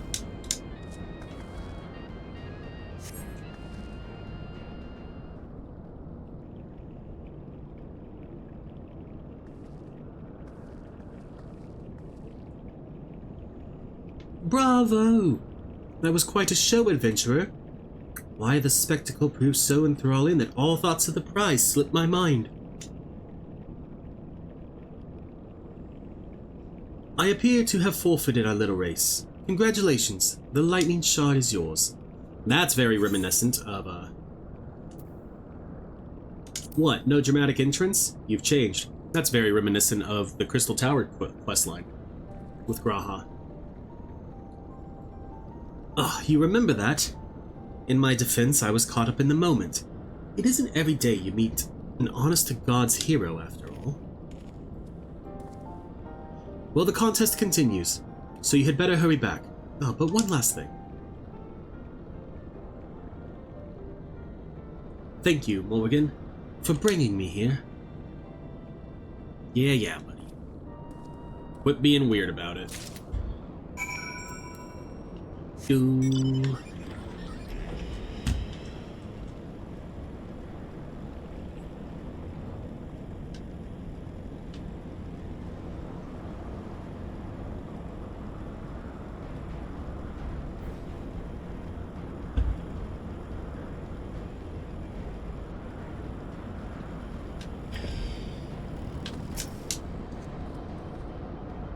It appears Alize had no luck, so victory is yours.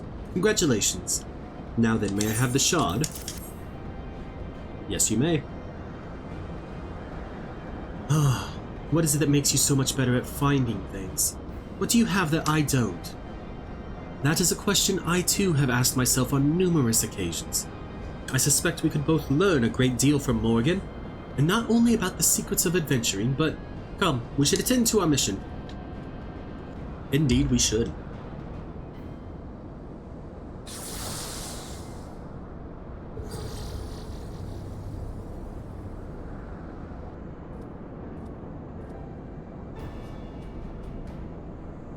Excellent. The system responded exactly as intended. We now have access to the Habisphere. Only one obstacle remains: the security systems within. Should they be triggered, they could make life rather difficult for us. In light of which, pray leave the rest to me. If I am right, my royal blood should allow me to venture in unmolested.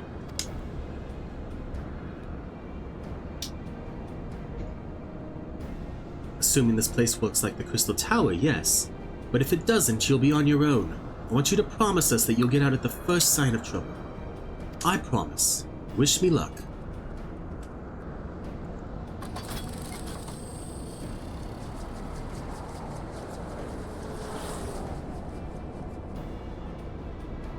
What do you say the odds are that he comes back quickly?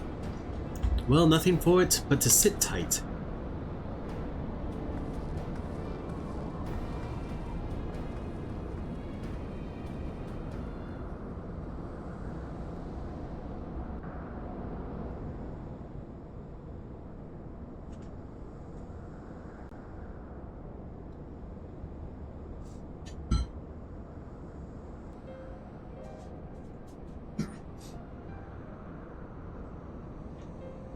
I'm sure this Owen fellow was very learned. But iconic corruption, an overview sounds like a studium thesis. We all had to write one. Lest you wonder, mine was about the combat applications of ether. I'm nothing if not practical.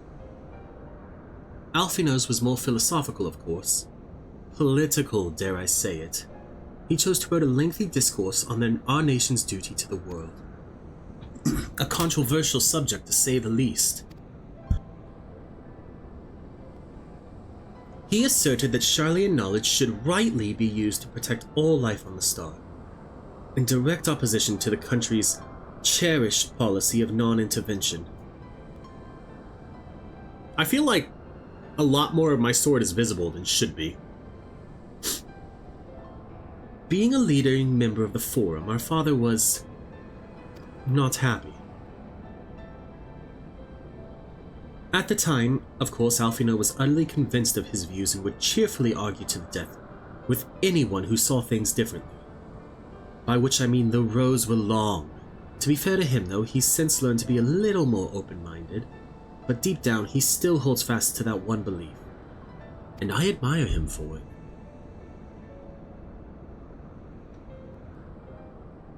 I should have liked to meet the young Alphino. For what it's worth, my thesis concerned the Allegan civilization as depicted in folklore.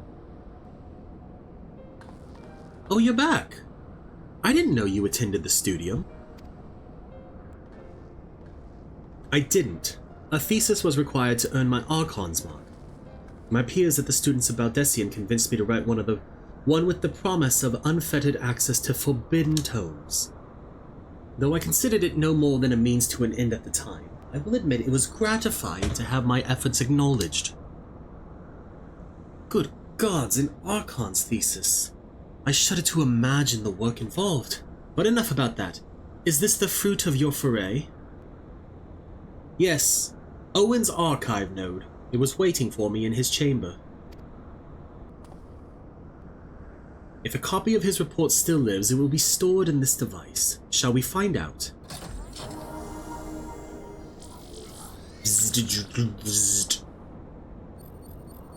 Initializing. Scanning for registered user. User not found. To proceed as a guest, please complete biometric authentication.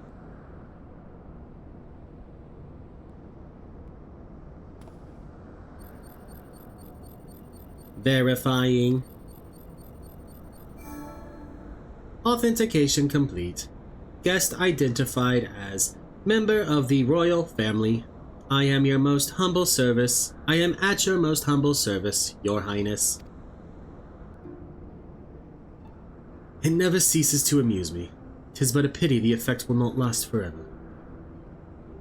Doga and Unai said as much when they granted me this gift. But until such time as it fades, I shall use it gratefully. Search archive for iconic corruption. Searching. One item found. Iconic corruption. An overview. The report is locked by the author. Please state password. Well, go on then, your highness. Tell the nice node the password.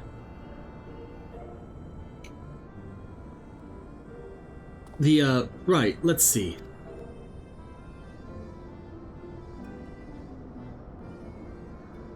Glory be to Alleg.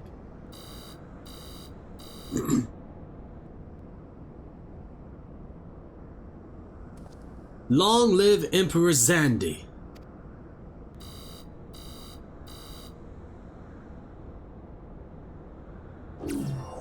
Password incorrect. Please try again. Confound it. Come now, passwords are invariably short and simple. For instance,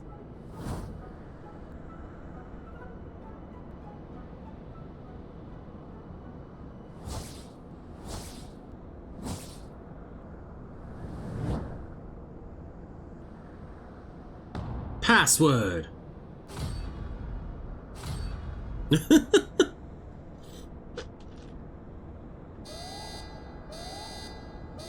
The notion that the password could be something so inane would be laughable were it not dangerously stupid. Therefore, your conduct in the presence of His Highness is grossly inappropriate. Know your place, handmaiden. Oh, Ho ho ho! What did that thing just call me? Clearly it's my turn now. Wild Rose! Courage! I'm gonna say Wild Rose. Password incorrect. Be warned that any further inappropriate behavior in the presence of His Highness will not be tolerated. Alright, that's it. I say we dismantle it and manually extract what we need. Now, let's not be too hasty. A single misstep and we risk losing the report altogether. I believe this may be a task for Sid and his colleagues. If anyone can coax Machina into cooperating with them, it is them. That was a struggle of a sentence to say. Holy shit! Come, let us bear the note back to the Rising Stones. Bum bum bum bum bum bum bum bum bum bum bum. Any of these good for direct hit and critical hit? No. Gosh darn it.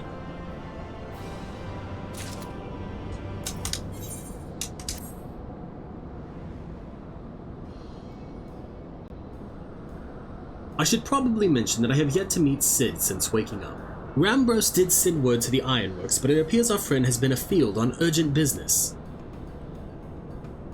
Nevertheless, I assure you my proposal to seek his help is no pretext. However, much I might look forward to seeing him again. Him and everyone. But come, let us be on our way.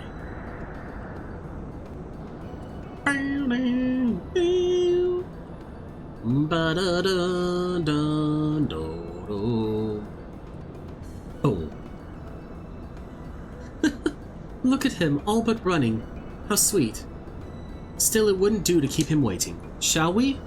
Yeah, you guys fly back to Mordona. I'm just gonna teleport there. Hopefully. Please just let me teleport there. Please. Oh, thank God again. That's not where I'm going, not Shirogane. God. Is he Patayan? No.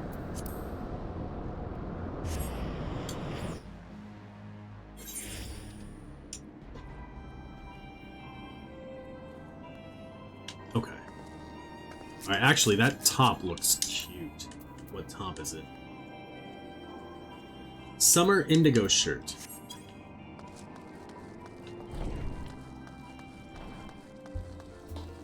Can I go back behind here? I can. Alright, well, nonetheless, let's quit being a problem for the Rising or for the Seventh Heaven bar. And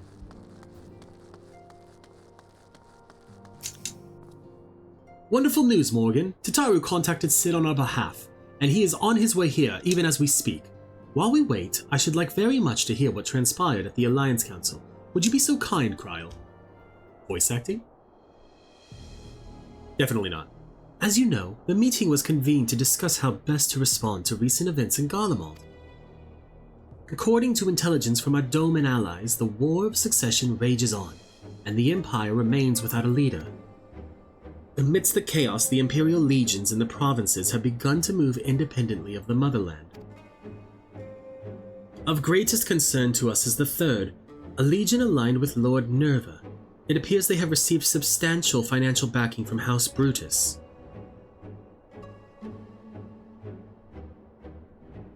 Brutus? Aren't they the ones who took in Yotsuyu and Asahi? This bodes well. Xenos' movements, meanwhile, remain shrouded in mystery. We're hoping that Thancred and Urianger will be able to shed some light on his activities when they return. Until such time as they do, the Alliance leaders feel it would be unwise to interfere in the conflict, and so, thanks in part to the Imperial withdrawal from Gimlet, they have decided to turn their attention to the primal problem once more. Working with friendly factions among the Beast Tribes, they hope to reopen dialogue and explore new avenues for peace. Given the timing, I suspect they will wish to put their respective houses in order ahead of a decisive clash with the Empire. Whatever their intent, this is not a problem easily solved. The Lomensins in particular struggle in their efforts, and Alfino and Y'shtola have been called upon to aid them. So long as we are dealing with the Tempered, I'm afraid no amount of dialogue will avail us. But if we can develop a treatment for tempering, then anything is possible. which is why we must succeed. And on that cheery note, why not make yourselves comfortable in Dawn's Respite? I'll show Sid in as soon as he arrives. You got it. Wait for Sid in the Dawn's Respite.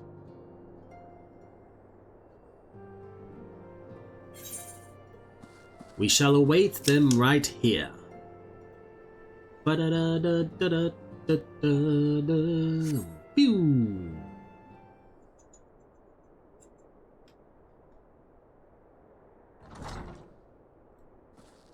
This one will, right?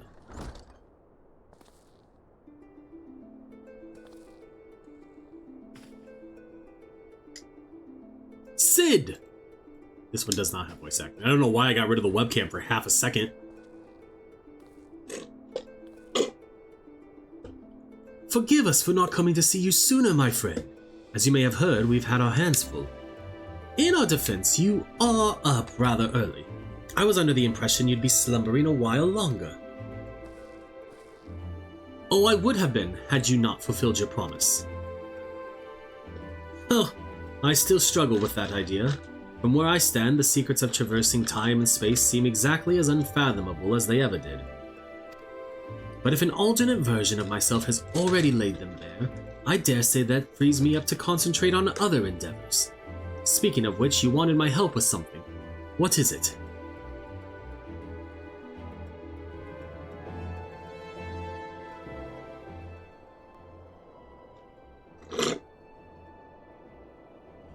Well, a treatment for tempering. And for the next step, you need to find the password to this Allagan's report. Just so, with nary a clue to guide us, we could be here forever and still not guess correctly. And thus we turn to you. Come on, click, please. Please? There we go. Well, I'd love to say that we could help you, so I will. Once suitably configured, a Magitech terminal should make short work of identifying the password. I knew I could rely on you. Now, anticipating that it might be of use, I took the liberty of borrowing a tombstone from Rambros. It contains an Allagan dictionary.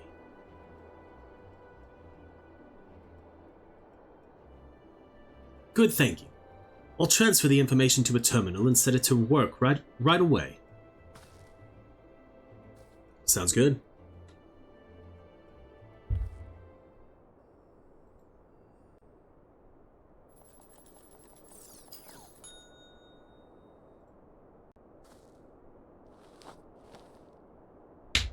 Oh, it looks like it's finished. Let's see.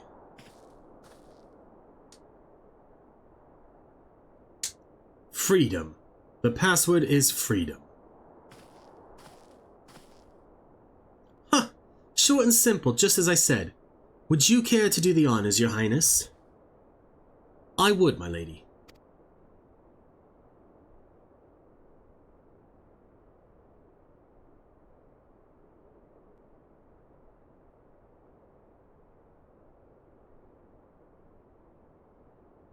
Node, open the report entitled Iconic Corruption. An overview. Password, freedom. Password accepted. Bloop. Opening report.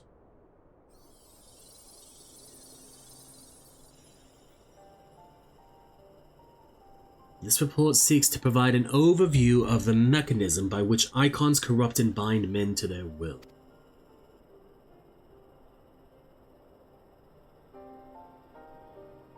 The phenomenon we call corruption refers to the alteration of the ether of the soul.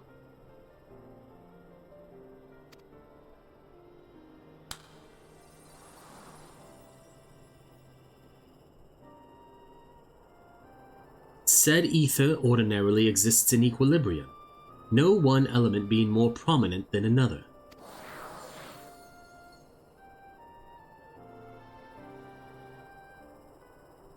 But when a subject is exposed to the ether of an icon, this changes, their soul taking on the properties of the entity in question. So like Ifrit people would become fire-based, etc. By way of an example, exposure to the ether of the fiend, Sephiroth, would cause a subject's ether to become aligned with the element of earth.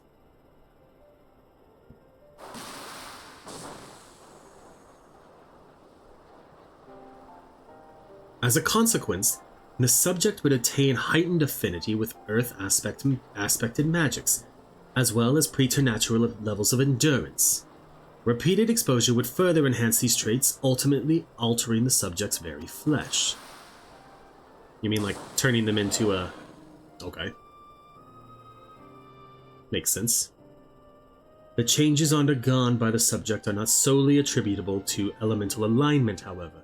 Further testing has determined that the subject's soul becomes umbrally charged, or stagnant during the process. This stagnation of the soul has the effect of diluting the sense of self, rendering the subject vulnerable to the will of the icon, the thoughts of whom come to consume their entire existence. In this manner, do the corrupted become worshippers of the icon, their prayers serving to further empower the entity. Having discerned the mechanism of iconic corruption, my colleagues and I set out to develop a material capable of shielding one from its effects, an endeavor in which we were successful, albeit at a great cost. In the course of testing, many of my assistants, good men and women all, fell victim to corruption, and in accordance with protocol, they were summarily put to death. I subsequently submitted a proposal to investigate potential cures for corruption, but it was rejected, deemed non-essential by Lord Amon. Fuck Amon! Though I knew it would be fruitless, I protested the decision, and for my impertinence I have been stripped of rank and title, and will shortly be expelled from this facility. In all likelihood, this report will be expunged from the archives. Nonetheless, I record it in the hope that one day, someone will undertake to do that which I could not, and find a cure for the victims of iconic corruption. End recorded. Bloop, bleep, bleep, bloop. Not even the Alligans were able to find a cure, or rather, were not given the chance to do so. One cannot help but wonder what motivated Lord Amon's decision. More importantly, this confirms that stagnation of the soul is indeed the problem, and Angelo can remedy that. True, yet were we simply to reanimate a tempered soul, I fear it would do naught to diminish the individual's fanatical faith. Indeed, it may well intensify it. No, we somehow need to suppress the primal's hold over the subject at the same time, or risk them ever remaining its thrall. We could only make them remember who they were, so there's no point in reviving their souls unless we can also restore their sense of self. No, I'm going to go with only we can make them remember who they were. But of course, memory transference. The process has the effect of compartmentalizing memories, separating them into manageable bundles, if you will. By adapting the technique, it may be possible to achieve selective reanimation. That is, limit the effects to only those memories that existed prior to tempering. Through thus restoring the sense of self, we could theoretically drown out the incitements of false faith which had come to dominate the individual's thoughts. I see. The theory seems sound, and our experience treating the light corrupted would help us to identify suitable memories for reanimation. But are you confident you can adapt memory transference as required? I seem to recall your attempts to do so while trying to bring us home culminated in literal bloodletting. They did, you are right. Despite my best efforts, I could not recreate the mechanism, and I concede that the rather clumsy compromise I reached would not provide the basis for a cure. Then perhaps it's better that we consider another approach. Your doubts are understandable, but this time I believe we have reason to be confident. You see, nodes such as this were built with the ability to simulate magics, which leads me to believe that it may be capable of performing simulations of the transference technique. If so, we would be able to conduct years' worth of tests within the space of a few days. In theory, it would be no different from how we identify the password. But it'll take more calculating power. A lot more. I honestly couldn't say whether our equipment would be up to the task. Tell me, Sid, why do you suppose Owen locked his report behind a password? To keep it from prying eyes, of course. Why else? Wait. A password that could be guessed by anyone with leisure in a dictionary wouldn't keep it from a person minded to look. No. He wanted his report to be seen by those who strive for freedom. Not unlike the members of a certain distinguished engineering collective. I believe their motto was freedom through technology or some such. You two, round up as many Magitech terminals as you can and bring them to the workshop. Right away, Chief!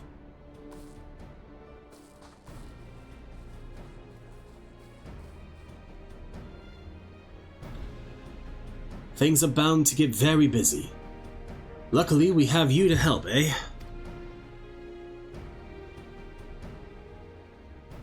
Okay, I gotta take a really quick break. We will be right.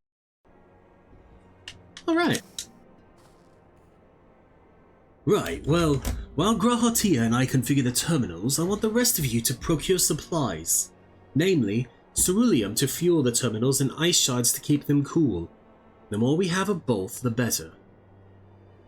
Leave the ice shards to me. I'll round up some adventurers and go on a gathering spree. In that case, I'll trust Morrighan and Alice with the ceruleum. Here's a promissory note for each of you.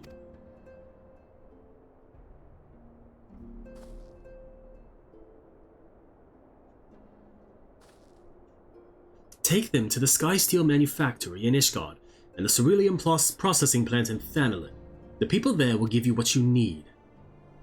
Yours is a well-known face in the Holy See, I believe. If it's all the same to you, I'll head to Thanalin. Alright.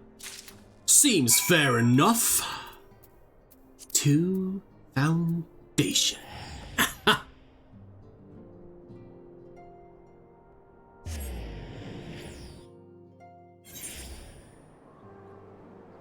To the Skysteel manufactory.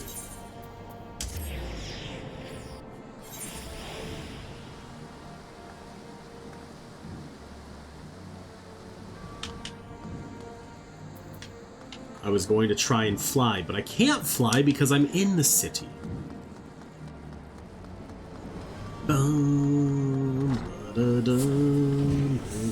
Why are there people? Okay. You stand in the Skysteel manufactory. What is it that you require? I require ceruleum. So you are after ceruleum. In that case, please present the note to our engineer at the airship landing. He shall be glad to assist you. You know what? I need to get a different minion out. Let's get out you.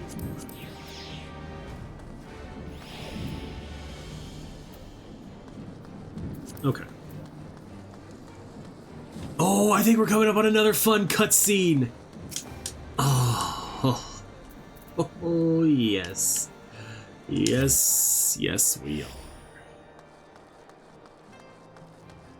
Skysteel engineer, have you seen a certain dragoon of late? Ceruleum, you've come to the right man. Fair warning though, the price has shot up on account of the uncertainty with the Empire, so I hope you've got the coin.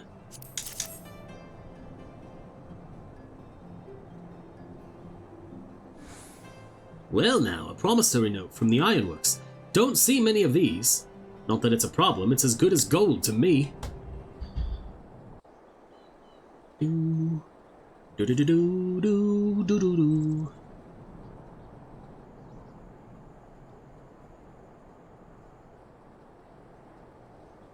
Look who it be! Aymeric and Lucia. My friend! After the disappointment of not seeing you in Alamigo, What good fortune to chance upon you here of all places. As you may have heard, the Allied nations are making a renewed effort to address the primal problem. To that end, have I invited the chieftain of the Vanu to Ishgard, that we might together plot a course. Seems fair, seems fair. Hello. Since the war with the Empire appears to be nearing its conclusion, I would also like to call upon Estinian's lance. Alas, he is, as ever, a difficult man to find. That is true. I am informed he recently paid a visit to the Rising Stones. Should he happen to do so again, be sure to pass on my regards, won't you? But tell me, what business brings you to our fair city this day? Ceruleum. Lots and lots of ceruleum. A cure for tempering. You never cease to amaze me. Until now, our only hope has been prevention, our every failure irrevocable. But this would rewrite the rules of engagement. It could end the cycle of bloodshed. It could? Very well. You shall have all the ceruleum we can provide, and an airship with which to transport it. It's too kind of you, Aymeric.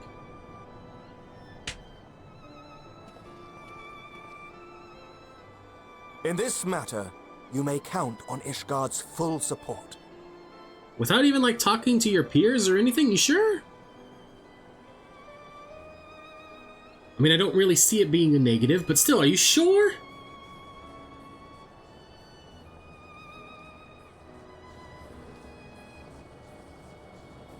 Let's see, that's 1, 2, 3, 4, 5, 6, 7, 8, 9, 10, 11, 12 barrels of ceruleum.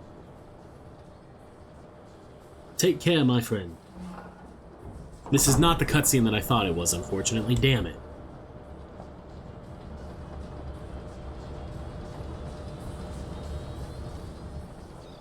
It might be in the next patch. Unfortunately. Oh shit.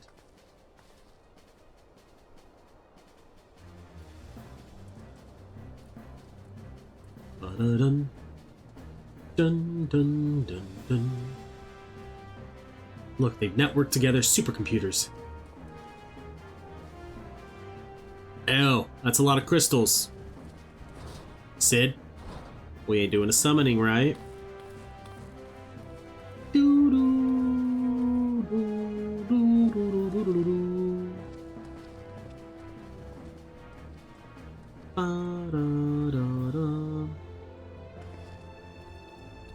She's sleeping? On the job?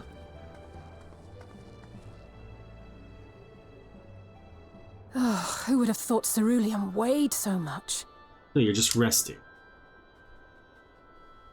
Serves me right for being stubborn, I suppose. I should have just done what you did and accepted help. Yeah.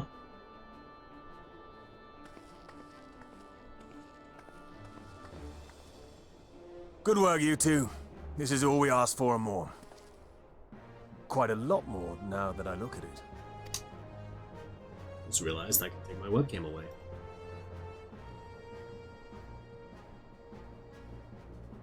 Lord Aymeric, eh?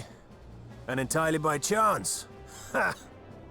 Some people have all the luck. We have also succeeded in configuring the terminals, thanks in no small part to our able assistant. Ah, Nero. Nero Tolskate. It's been a while, hero. Oh, you seem surprised to see me. Lest you misunderstand, I've no interest in such things as cures for tempering. But if you mean to achieve that which eluded even the storied Allagans, it seemed plain that you would require my expertise. And so it proved. Is that not right, Garland? Those two deserve to be Jessie. together. She was the one who hired you. All I know is you're an employee of the Ironworks now, so you'll bloody well earn your keep.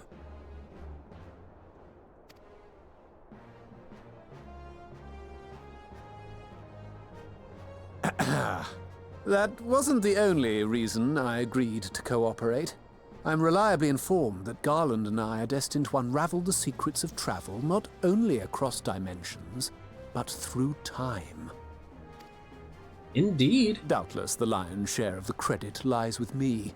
9 parts to Garland's 1. And this research will be a stepping stone to that illustrious achievement. Very well then. I'll do 1/10 of the work. Just the part that's beyond you. Whatever you say, Garland. Right. If everyone's ready, let's begin.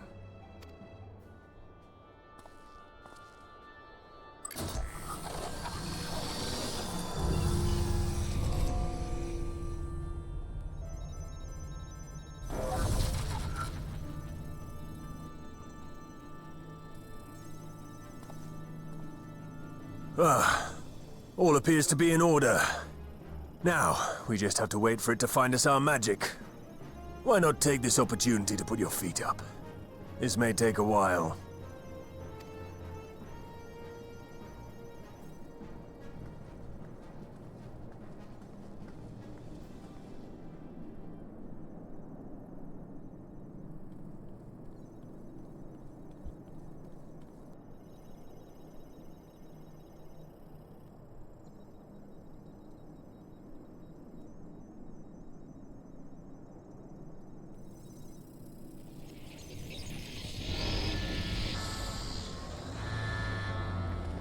Damn it. It's overloading. Not the overload. Chief! She won't last much longer! We'll have to shut it down. No. Wait! We're close. So very close. Oh.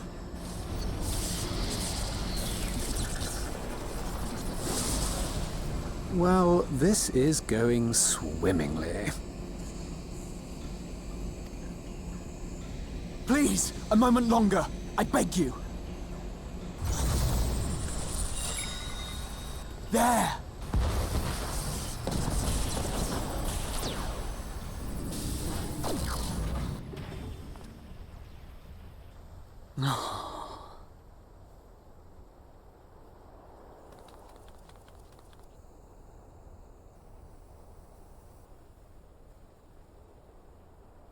I was able to memorize the magic before it faded.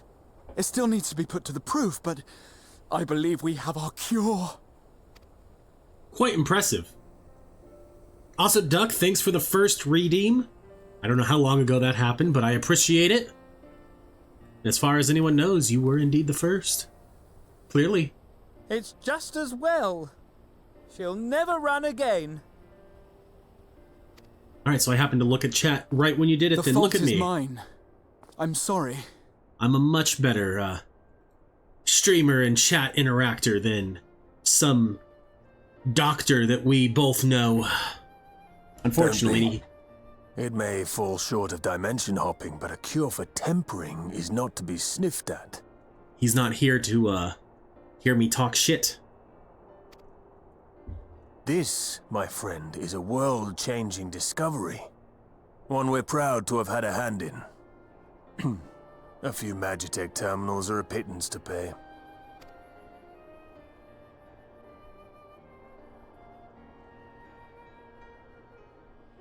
Thank you.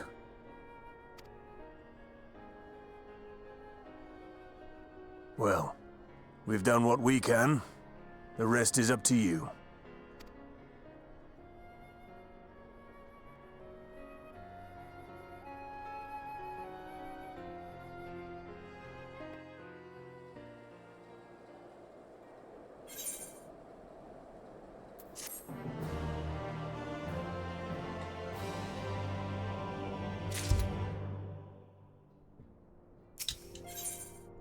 Alright, let's pick up this next quest. At long last we have our cure. In theory, at any rate. We cannot be certain until such time as we put it to the proof, but I am quietly confident. Well, if we're to test it on someone, then I suggest Gabu. His symptoms are relatively mild. Oh, you gotta love that when we have fucking chatbots coming in here. Let's see. Van, what's the name? Kirk Octulus 1. Get that shit out of here. His symptoms are relatively mild.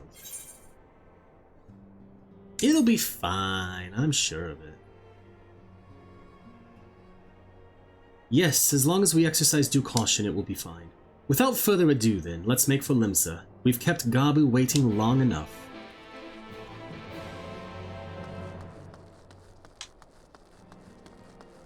I mean, it's unfortunate that it happens, but I actually haven't had that many of, like, those types of,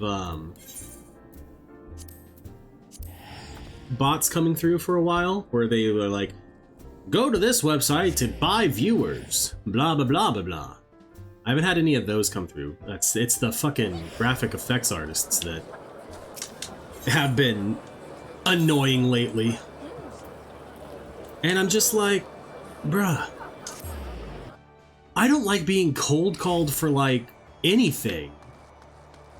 Don't fucking come into my stream and be like, hey, why do you not have anything? Can I make you stuff? And for a while, like, it's in my rules, in my chat and down below, when you pop in, it's like, hey, don't solicit your services. Especially you, graphic effects artists. So it just tells me they don't come in and read, for one. And odds are they're probably bots anyway, because all of their shit looks exactly the same as each other. So don't try and sell me stuff. You're just gonna get banned. And they're, yeah, it's annoying. And it's like, cause yeah, I see them on Discord all the time. Like whenever I post a going live tweet or something, I get like 2 or 3 new follows and they're all graphical effects artists. And I ignore them on Twitter and stuff unless they send me a message. And if they send me a message, it's an automatic block. On Discord, if they message me or if they join a server and I find out they've messaged everybody in our server, it's an automatic block. Because I'm just like, no. Stop it. Well, this is the moment of truth. I'll have our hosts bring Gabu to us at once. I think we're forgetting a very important step, Alice. Don't we need a familiar to do this?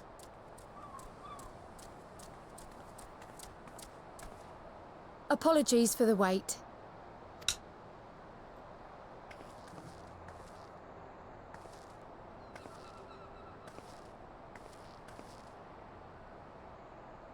Gabu, have you been good?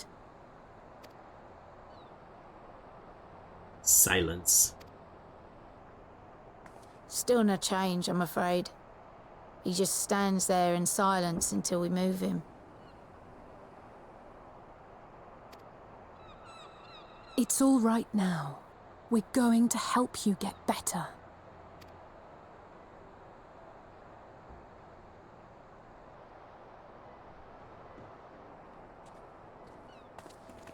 Fancy meeting you here. Alphino Yushtola! I thought you were attending to primal matters.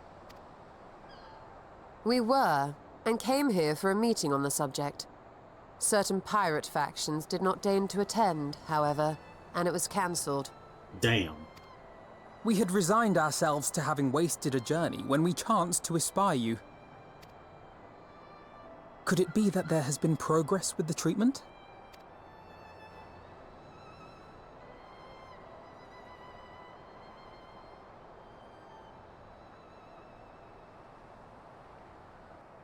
Using Magitech terminals to formulate the solution. I would never have contemplated such an approach. It was really a genius idea. So this new magic, adapted from memory transference, would be used to purge the subject of their fanatical faith, while Angelo would be responsible for reanimating the ether of their soul. Yet I wonder at the practicalities. If one were to reanimate the soul first, it would only serve to exacerbate the tempering. Conversely, a stagnant soul would not respond to the effects of the magic. So you must do them Would simultaneously. both need to be performed simultaneously? Ah, nothing escapes Master Matoya's inquiring eye. As you say, both must be carried out simultaneously. And thus, I propose to imbue Angelo with the tempering treatment in much the same manner as I did the spirit vessels.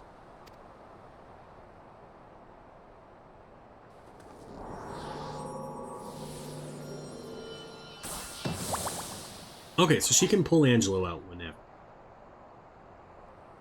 By doing so, we also spare Graha the trouble of casting spell after spell. It's really rather efficient. Be that as it may, certain difficulties are unavoidable. The imbuing process will still require no small amount of ether. And, as I can no longer draw upon the Crystal Tower's stores of energy, I will be compelled to rely on those of others. Well, I, for one, would be glad to assist. As would I. would I. Since the resumption of our duties, it has been naught but stuffy meetings, and I have ample ether to spare. Excellent. With your permission, then, let us begin.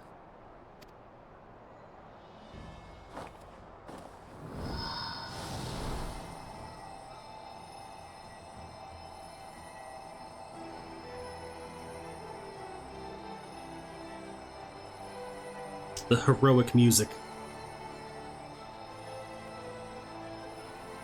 Yes, this will do.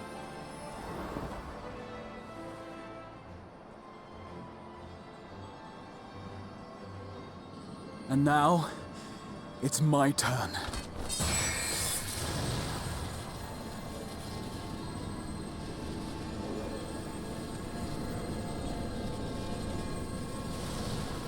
And no one has issues with them doing magic just willy-nilly on the board. 'Tis done. No small amount indeed.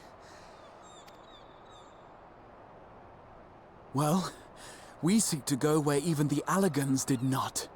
It was never like to be easy. Valid. The rest is up to you, Alize. The treatment itself will take time and focus, so we will need a quiet room. I'm sure our hosts can spare one. You assume a lot for somebody who just got back here. I will go with her. It may be a while before we return, so I would ask for your patience and your faith. We'll bring Gabu back. You see if we don't.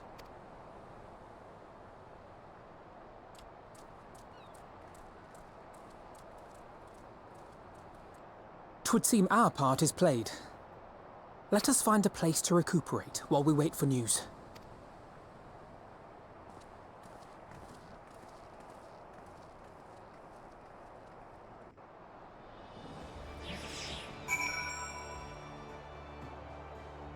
Alright.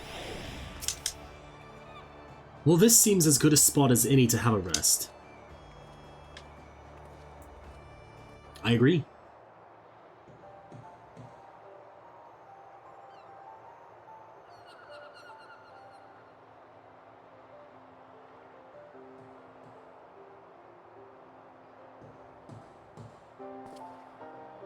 For years, Eorzea has labored to find a solution to the primal problem, without success. Any hope that tempering could be reversed faded long ago. I myself had given it up as impossible. Given up on the tempered and the light corrupted alike. They were problems to be tolerated, or else eliminated, I believed. And to think otherwise was pure naivety. Childishness, even. But Alize refused to give up.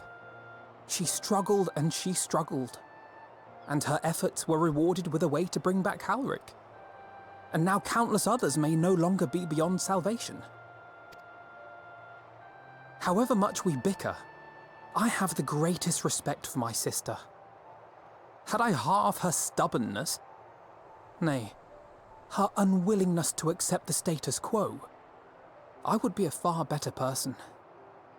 A far better scion.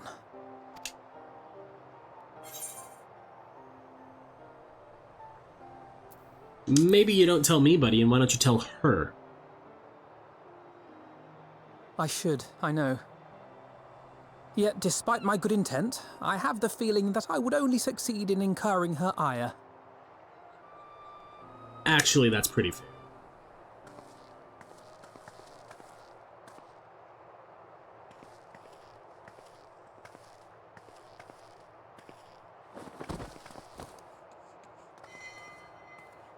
Alize, are you all right?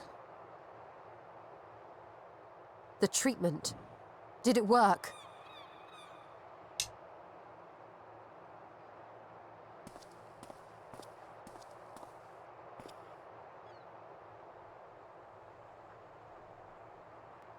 Oh, I'm so glad to see you all. Delighted, happy, glad.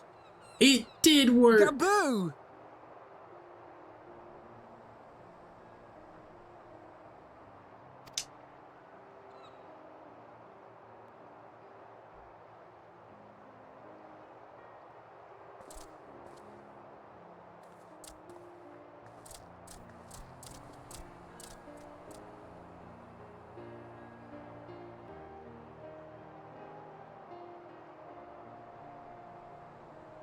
All this time, my mind was filled with thoughts of Great Father Titan.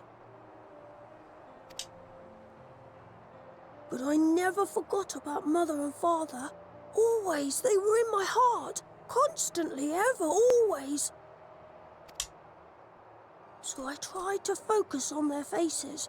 Theirs and yours. Alize's and everyone's. And I found that I could remember. One thing, then another, and another.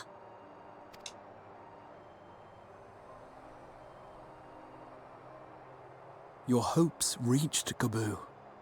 They helped him to hold on. Well, isn't that adorable? I'm so proud of you, Gaboo.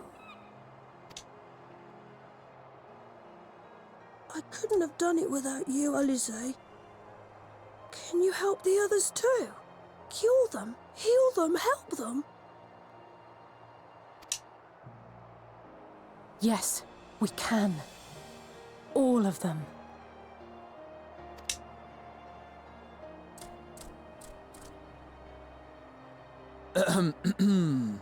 Without wishing to dampen the mood, I feel compelled to add certain caveats regarding the viability of the treatment for general use. As you know, reversing the effects of tempering demands a profuse amount of ether. And while Alize was able to heal Gaboo alone, I fear the same will not be true for those who exhibit more advanced symptoms. Moreover, the treatment's effects are limited to the soul. It offers no succor to those whose very flesh has been altered through prolonged exposure to a primal's influence. All of which is to say that we cannot save everyone. But maybe we we save can't, some. or maybe we can. No one gave us a hope of saving Gaboo, and yet here we are. We must find a way to treat as many as possible. Then, the next logical step would be to produce a veritable army of Porkses, would it not? Granted, it seemed a simple enough process in the first, but I suspect it will be different here in the source. Not that I am any authority, of course. Yet there is an authority on familiars to whom we may grudgingly turn. She's stubborn, haughty, eccentric, irascible, laconic, annoying. And her name is Master Matoya, the real one.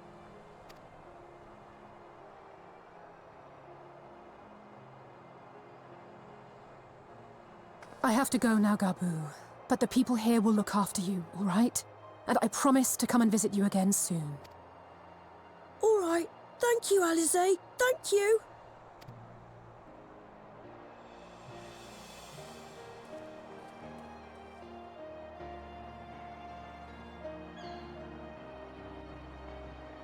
It's so heartwarming. They saved Gabu. Like 3 expansions later. Actually, when did that happen? It was post-Heaven Sword, so 2 expansions later. The Highland Cabbage isn't there. It's not the best option. It gives us determination and critical hit, though, so... like master, like pupil. As she will be at pains to remind me, I have not paid Master Matoya a visit since returning from the first. But this seems as good a time as any. Come, let us make for her cave. Yeah, one of the most annoying places to get to. Because... where's Isleshire? There's Isleshire.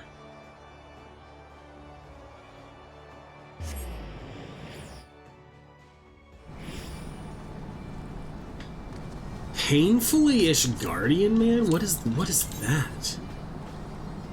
Oh, Mr. Fantastic Mr. Fa.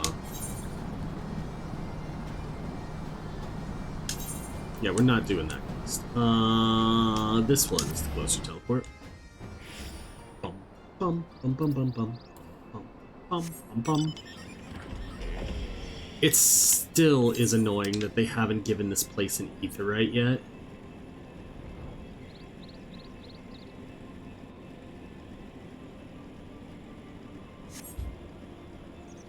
It would make travel here so much easier.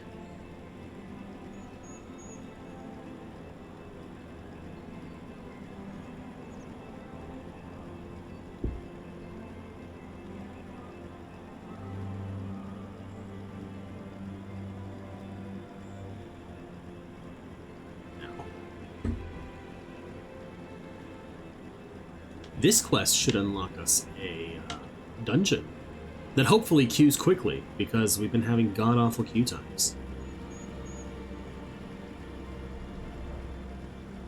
And I will run it as a trust, because, you know, gotta get farther in the story, yo. I hate doing it. It takes 25 minutes for what should be like a 15-minute dungeon. I take it you are ready to bear witness to the joyous reunion of master and pupil? Very well. Yeah, let's unlock this dungeon. And hear Master Matoya give you shit for not saying hi sooner, Y'shtola!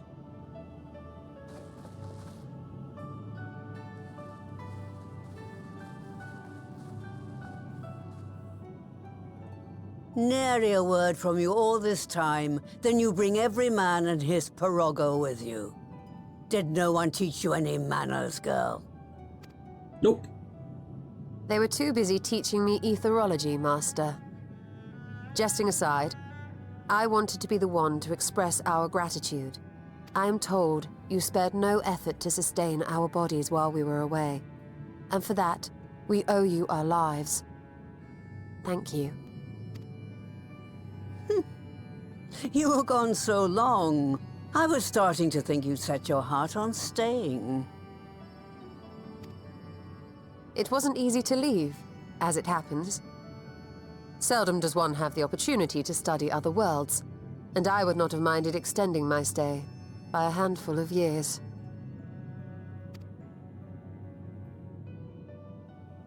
Ever the scholar.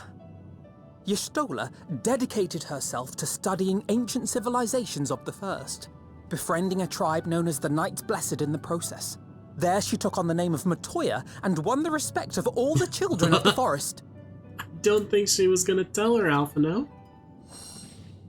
Not at all, buddy. You've done it. I merely adopted an alias in accordance with the custom of my hosts. Yours just happened to be the first name that came to mind. You mean to tell me you went gallivanting about using my name and only bother to visit when you need a favor? And don't pretend you don't. I taught you long enough.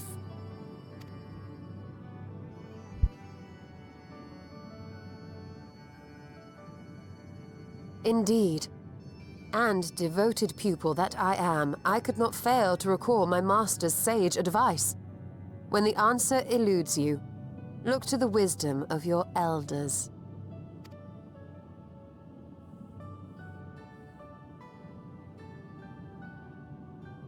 You there. Were you going to introduce yourself?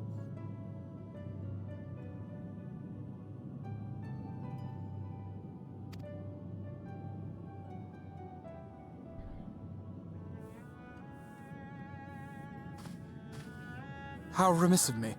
Grahatir is my name, and I am proud to call myself a scion. Are you now?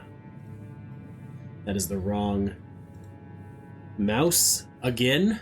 I too wish to offer my gratitude for your invaluable aid in sustaining the Archon's bodies, as well as my apologies.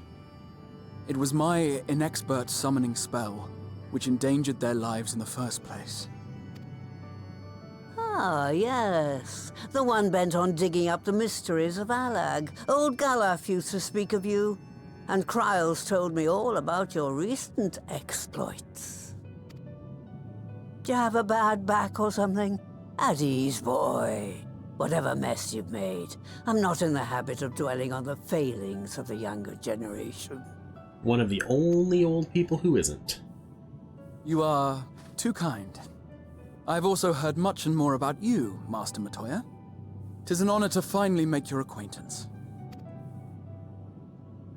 Well, that's more than enough pleasantries for anyone. Tell me what you want. I haven't got all day.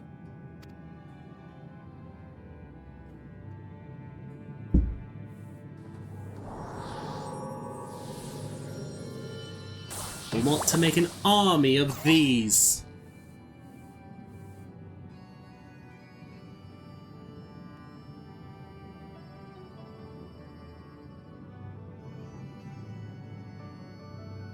So that's the way of it. It should be a simple enough matter to make the familiar. The magic, on the other hand.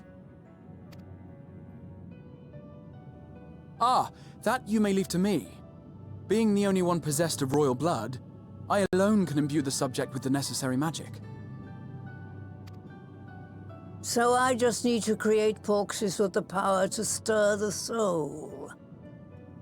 Yes. Can you do that? Just, I say. Though we're talking about a veritable herd of the little buggers, we'd collapse before we reached double figures.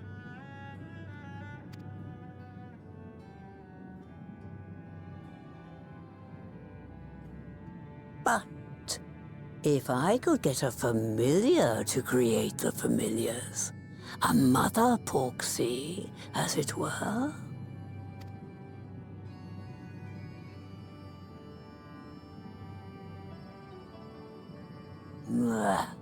Seems I haven't seen the last of that moldy old hole after all.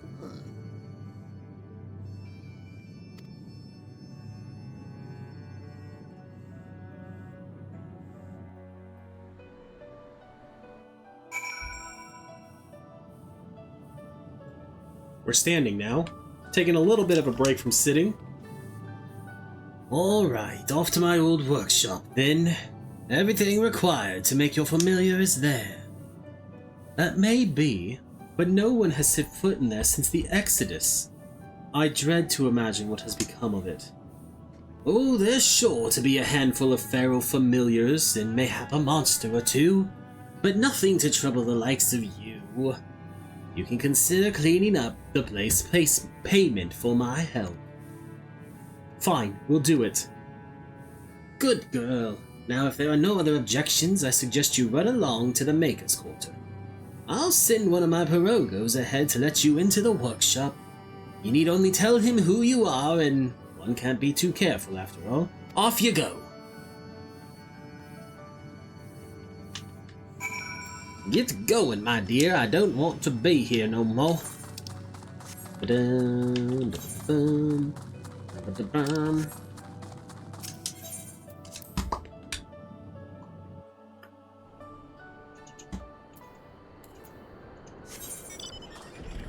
Alright, how far this way do we have to go?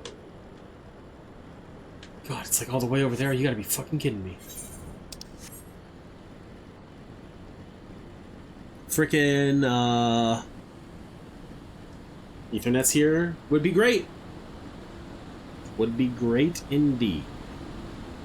I think we're going to this place right here. that tipped you up.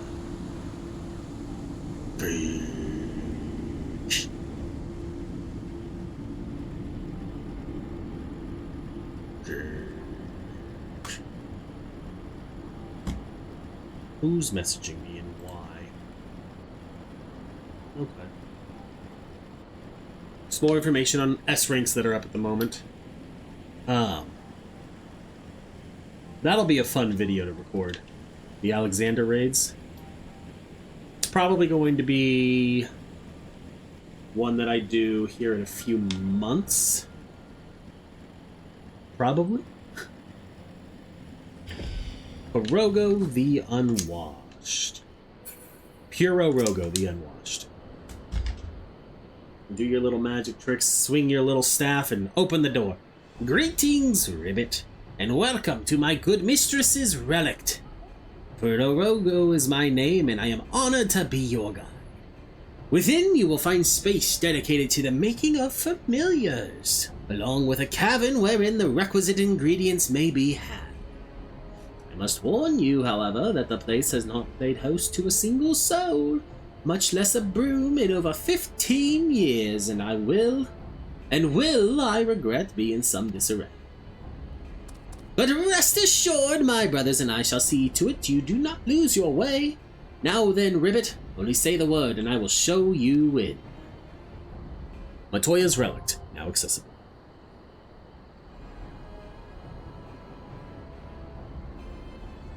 We're going to try and run it with a party of players. But we'll see. Because even though it says less than 5 minutes...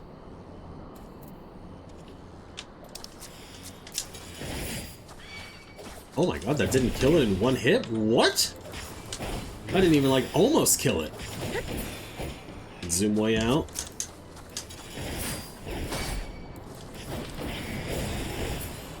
There we go. Let's go see if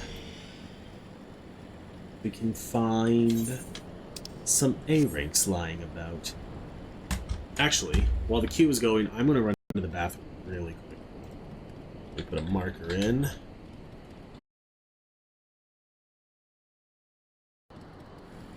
Oh, damn.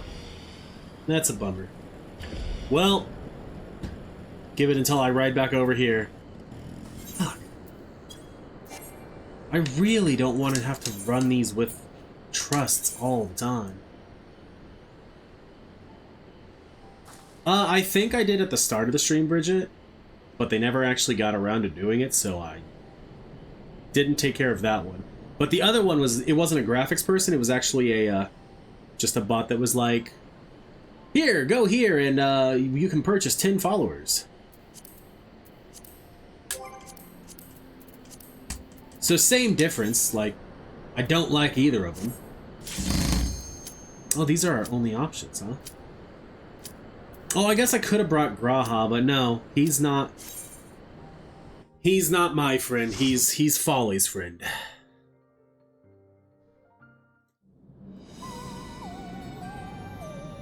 Oh, the music here is so good.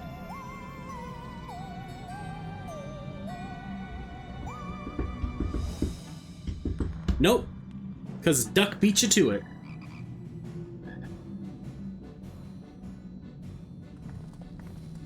And I mean, Duck was here before you, so... Right. To begin with, I need you to gather a few ingredients. Listen well to what the Porogos say, or you'll wish you had. What's that supposed to mean?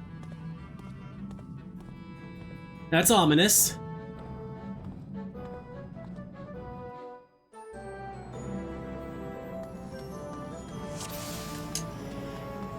Oh, we should probably stance up.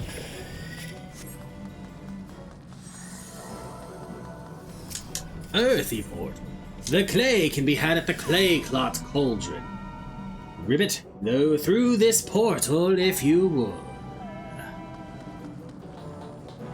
I don't know why I ran in a circle. Please follow me, Ribbit, and put down any pests that bar the way. You let me all tag you all one more time. There we go. And let us be off. seeing as we are a tank, we can easily handle a double pull. Assuming, you know, that Alpha No gets up here to heal me.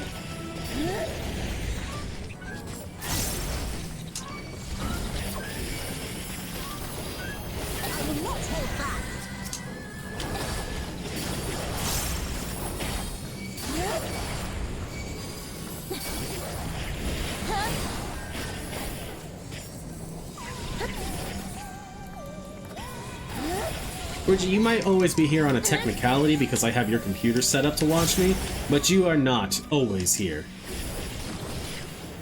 Don't even lie.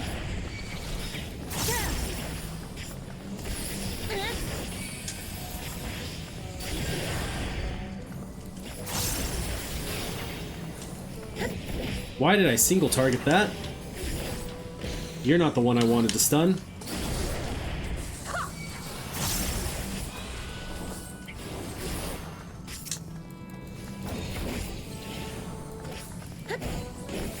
You were not referring to that? Oh, were you referring to... I don't even know. Folly?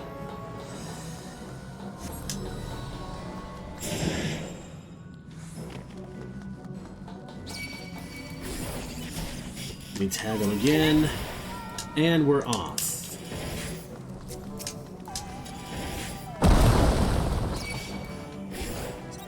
Look, it's Ziggy.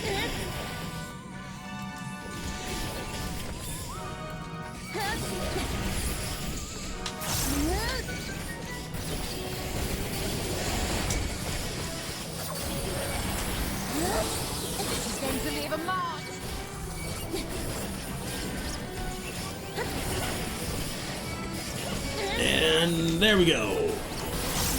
You underestimate me. Would you quit running away from me, little Spriggan? I need you all to be here so you can all be hit by my AoEs.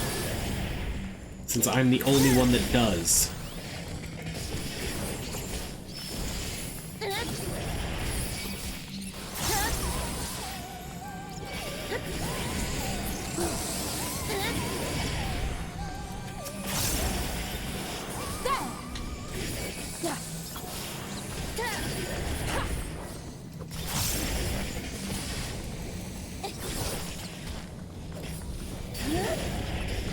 Alright, we're down to the last 3 enemies on these bulls.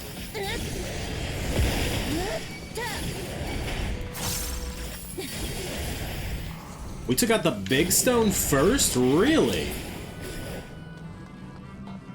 Okay. Boss number 1. And a good day to you. Honestly, you're kind of creepy, and you'd make a good, like, horror D&D boss. Oh, shit! Let's get those mitigations on. Did, like, nothing. Petrified Pete. That is not where I want to stand.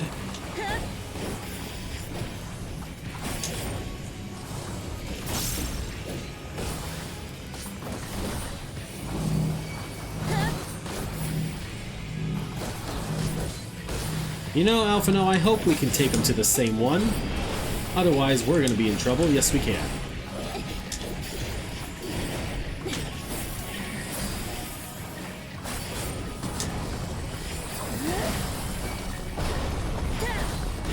Let me grab my handy-dandy footstool so I can have somewhere to put my foot for a second.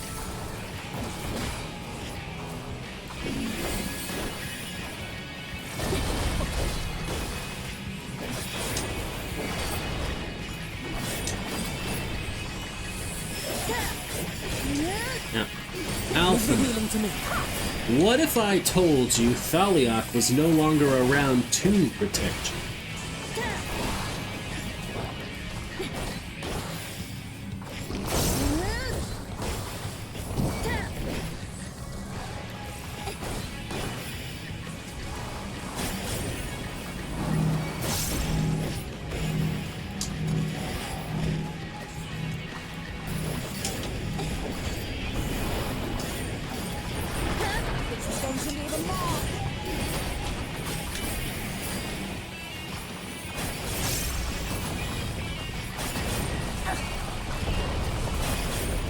Alphino, you got those heals coming in?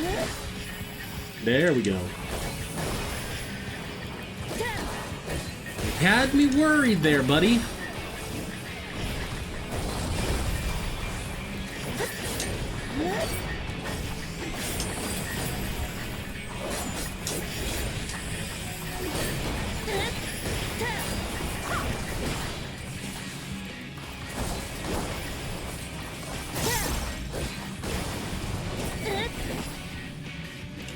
We can kill him before we have to do this mechanic again, right?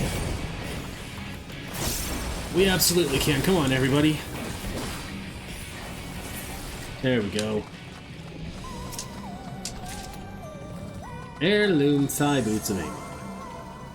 Now we have the clay ribbit. Let us return to the interstice. Where do we go next? But the water, I believe. For the waters of life. Next, we need to get the water flowing again. It will be my pleasure to show you to the Clear Note Cauldron, Ribbit. Please use this portal. Okay. Draw your weapon. It's time for us to fight these. Let us be on our way.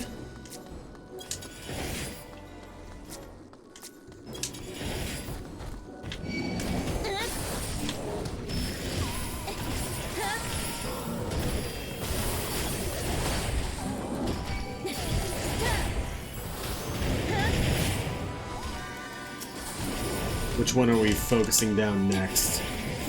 I will not hold back.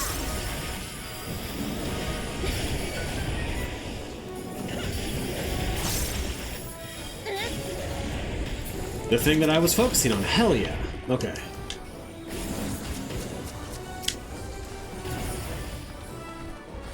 Would you all stop it?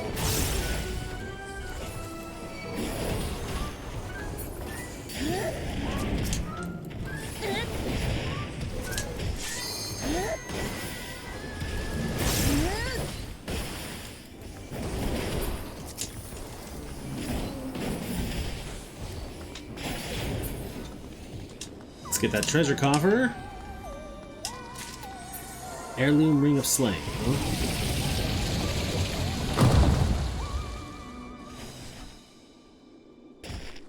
All right, come on, all of you. Tag you all again.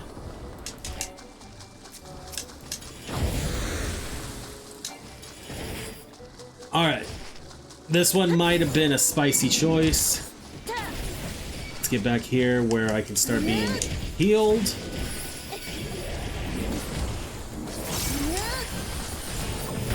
Alright, Alphino.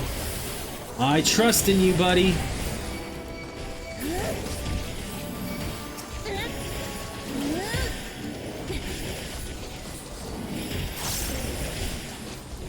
Good job. That did get way close there for a second. But he turned it around, so you know what? Good on him. Now we have another big mitigation back.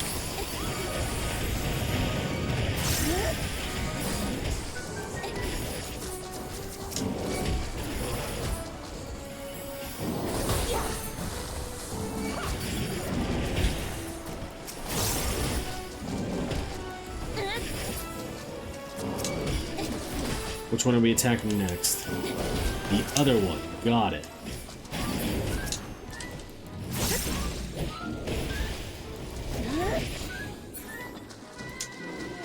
The little spring yonder ought to put a spring in your step. Ribbit. Look at the pun. Ho ho.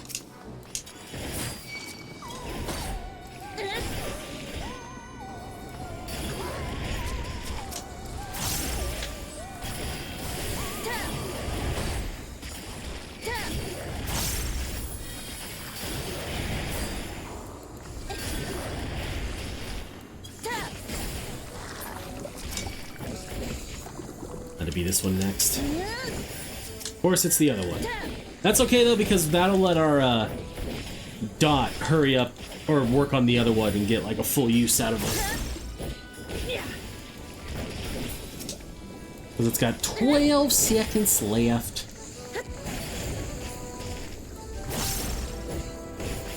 There we go. Another lift, Ribbit. Just a moment.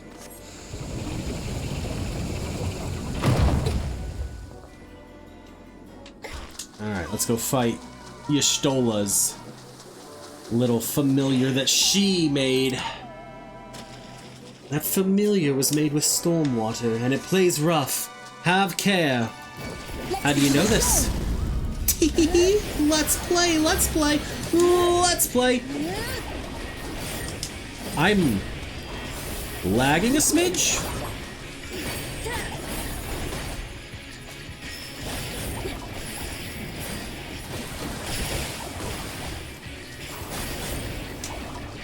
Shower power.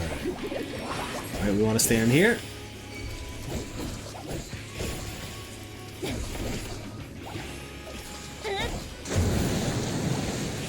Focus. Release.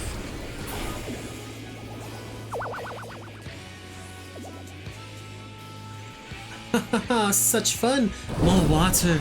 We need more water. What are you all doing? That's not how that works. That's not how that works at all.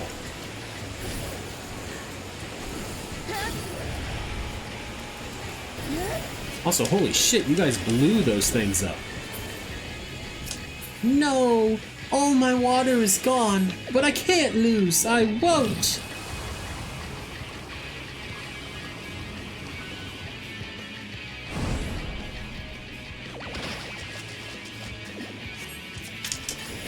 Yes, you will. You have no choice but to lose. Shower power again, huh? Well, I'm already in the right spot. A telltale roar of water surrounds you. Or something like that.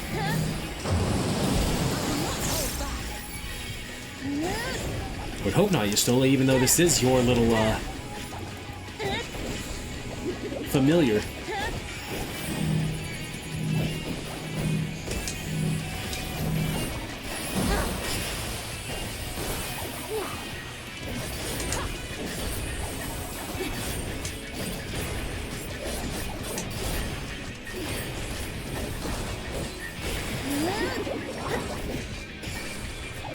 Splish splash. Don't want to be near those. Or those.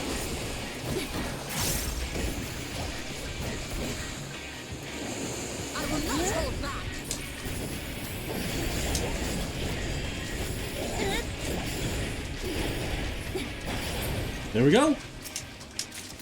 Heirloom gauntlets of aiming. Alright, alright! You won, you won! Ah, to have closure after all these years. Wait, was it you that created that familiar? Indeed, little Alfie. It was. It was indeed. Last but not least, we need to fire up the kiln. Step right through, Ribbit, and I will guide you safely to the kiln fire cauldron. Off we go, Ribbit. Please try not to fall behind. Let me tag you all one more time. One more.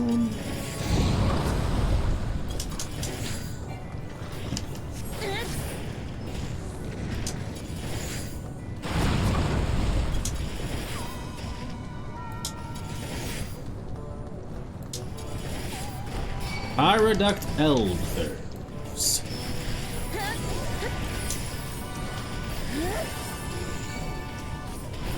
There you go, Alphino. You got the heals and the shields coming in. I appreciate it.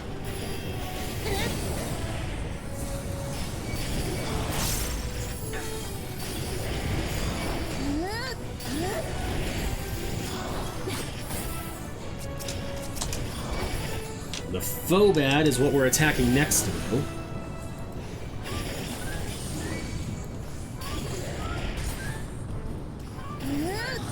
That attack just missed everything.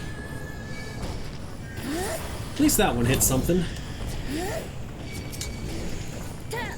Let it be this guy, please. Or not. Don't worry, I'll kill this one on my own. You all take care of that one.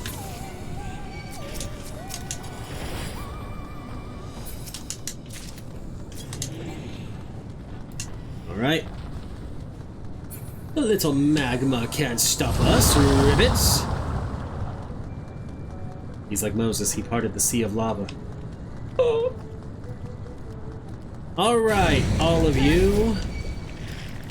Let us go.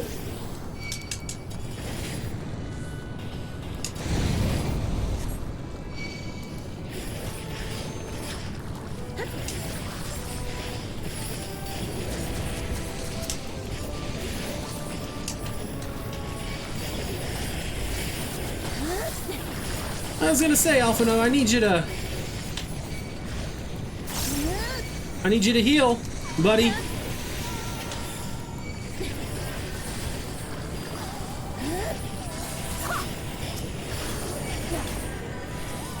I mean, I still can use my invuln, but let's not let things get that spicy again.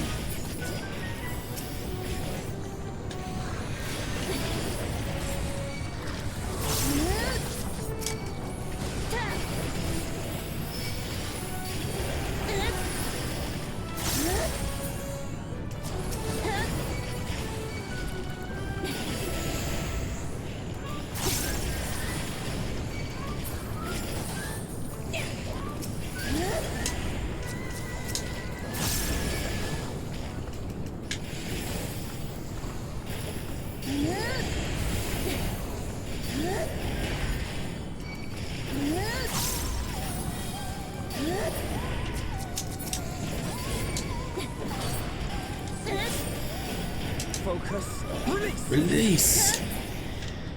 Alright, one more enemy, and then we're on to the boss.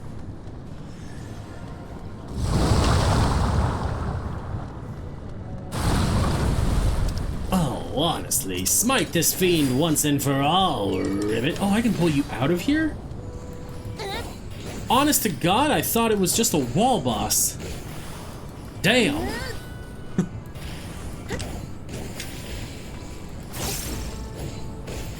Well, the more you learn. Nope, let's get his back.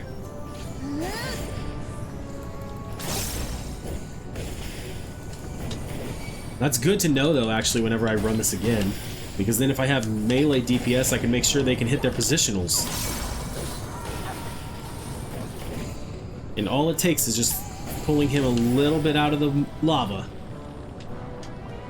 What a fiery battle that was, and I don't mean the magma. Your destination awaits.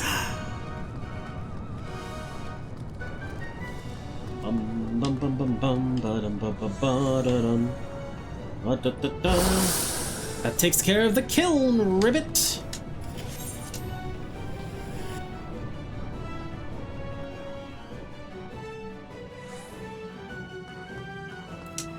Alright, it's time to bake ourselves a porksy.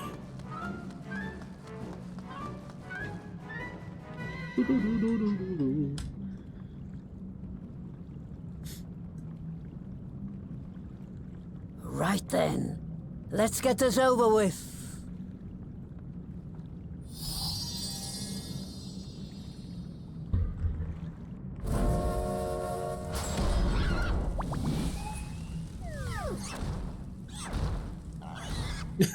Newborns are wont to be difficult. Sure, who's in charge?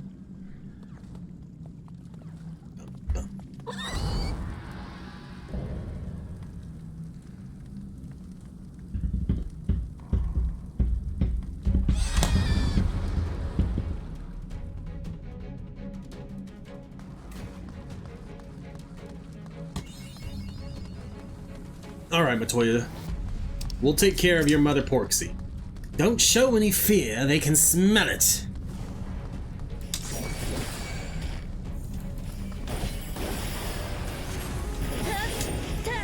Tenderloin. I feel like that's gonna be a raid wide.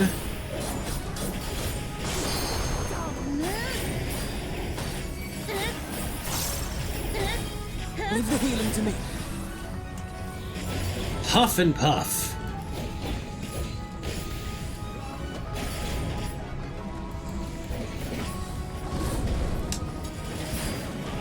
I will not hold back.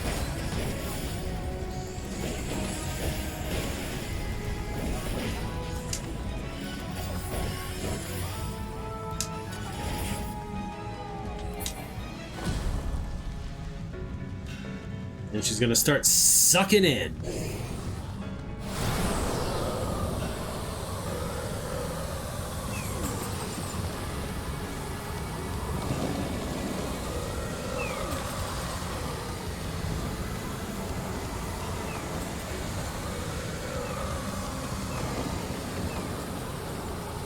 You all are getting dangerously close to being in that hit. Good lord.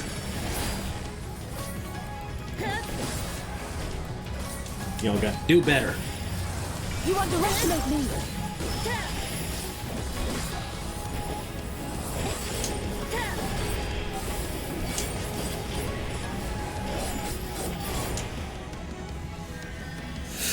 She's hitting herself. Find her quickly or you'll be in for a world of pain.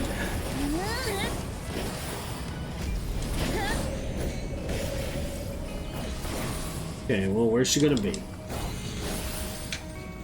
One up. Okay, she's over there. To the north.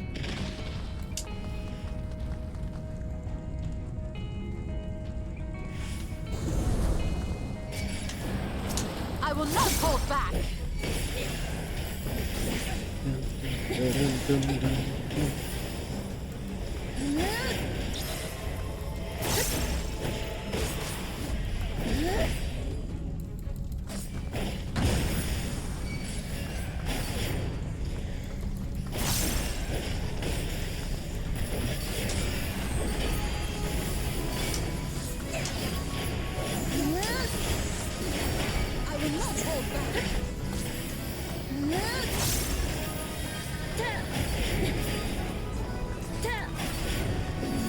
Okay, we got the raid-wide heal off. Or not heal, but mitigation. I did much better remembering that through this whole dungeon.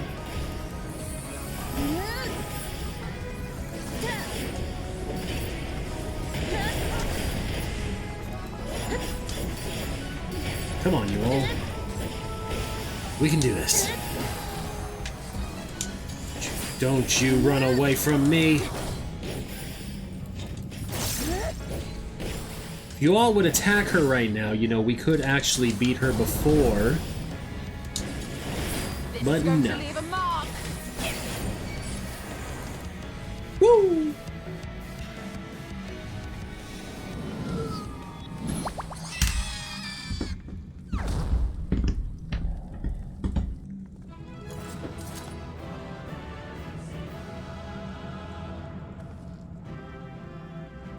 Do do do do do do do do do do.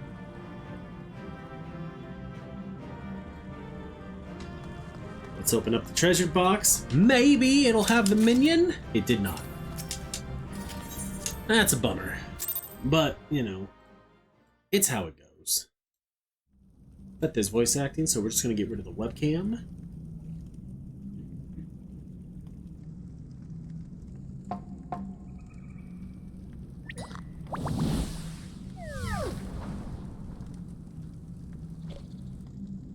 There we are. Quite tame. Then all that remains is for me to imbue her with the magic. My friends, I'm afraid I must trouble you for your ether once more.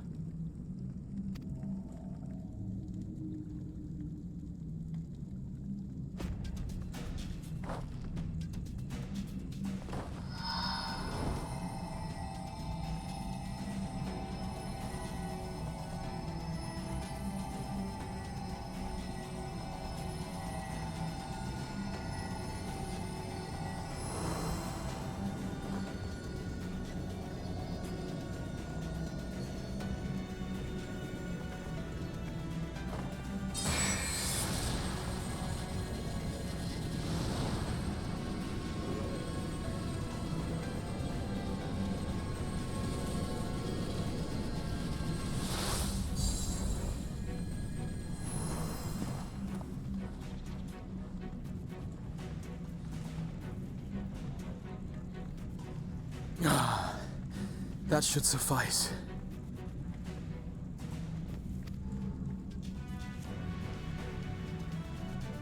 Good. Let's set her to work then, shall we? I want to see some porkses. Assuming that is, someone can spare the requisite energy.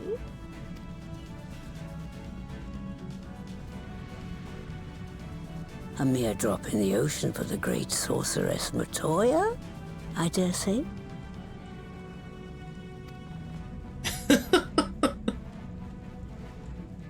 Dun, dun, dun, dun, dun.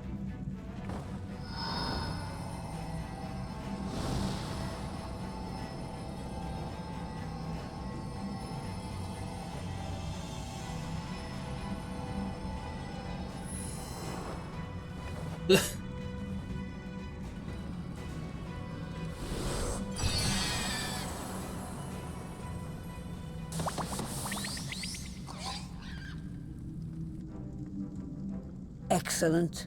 Our very own litter of Angelos. And we can make as many more as we want, simply by providing the mother Porksy with additional ether. I will require a moment before I try again.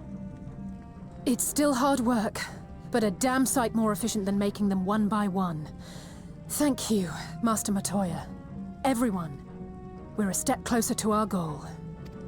Yes, we are. Distributed amongst the allied nations, they should do much to facilitate closer dialogue with the beast tribes. And given their present travails, I believe our friends in Limsa Lominsa should be the first beneficiaries. Agreed. Though I must leave this errand to you. I doubt my legs will carry me out of the cave, much less to Vilbrand.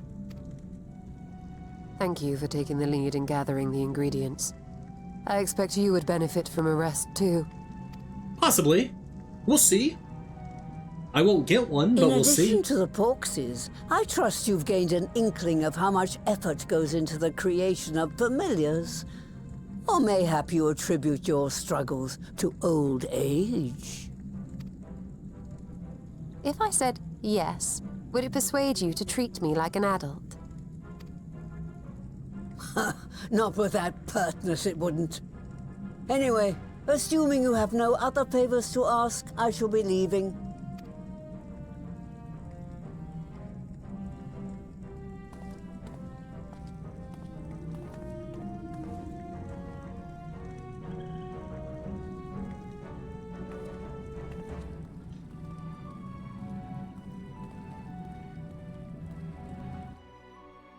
You stole a slow walkout. Alright.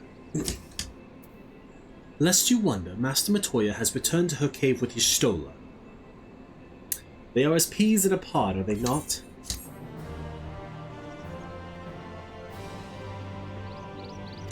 I don't want to enter with a party of NPCs. Well then, my friends, let us return to Limsa Lominsa and deliver the good news to the Admiral. A word to the officer in Bulwark Hall should be sufficient to secure us an audience. Yeah, let's teleport back. To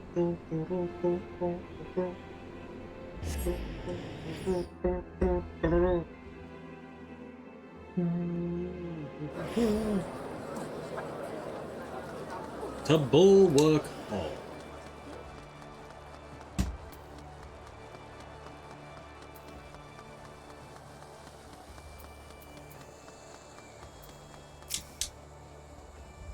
Why, Morrighan, ever a welcome sight.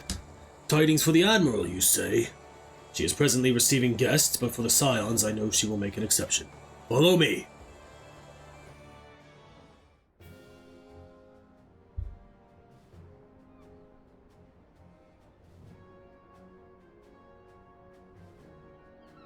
What are they saying? Admiral, I bring good tidings. My friends, what brings you here this day?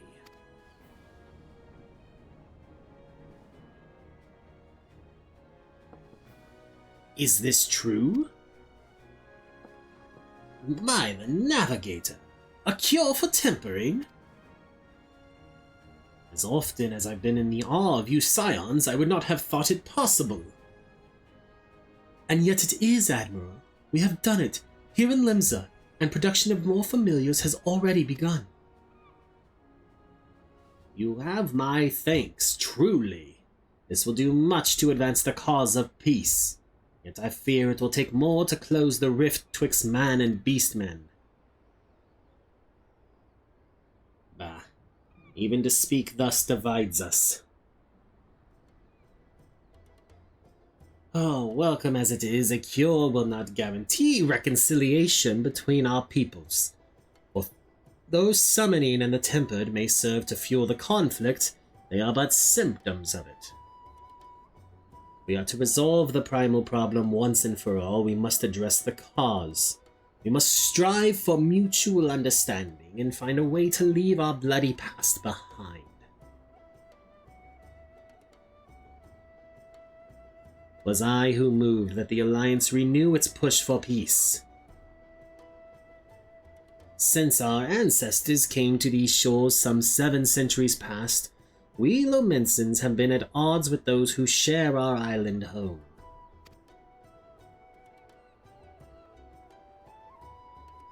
Save for a brief moment of cooperation with the kobolds, our history has been one of nigh constant territorial squabbling. Meanwhile, our struggle with the Sahagin for control over the seas has only grown fiercer, a matter made worse by the thrice-damned calamity driving them to seek new spawning grounds. With survival at stake, each had no choice but to fight, and so I dismissed peace as impossible. Impossible is a word coined by the weak. I proclaimed to all who'd listen, and then gave up. You and yours put me to shame. Since you led us to victory against the Black Wolf, you have achieved the impossible again and again and again. And I thought it high time that I followed suit, hence my proposal to the Alliance Council. But no sooner did I reach out to our neighbors in Vilbrand than mine own people sought to thwart me. You speak of the pirates who failed to attend the meeting.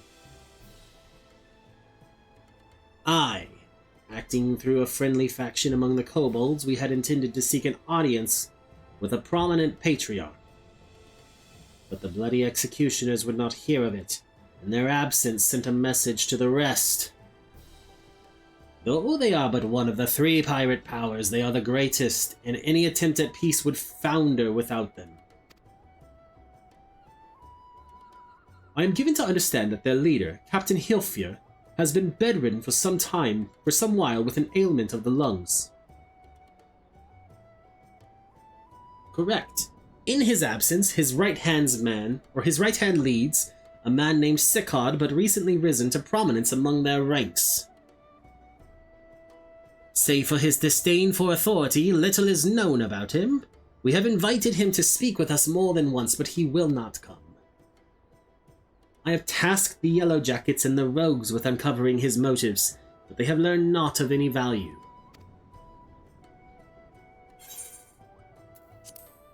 Leave it to us.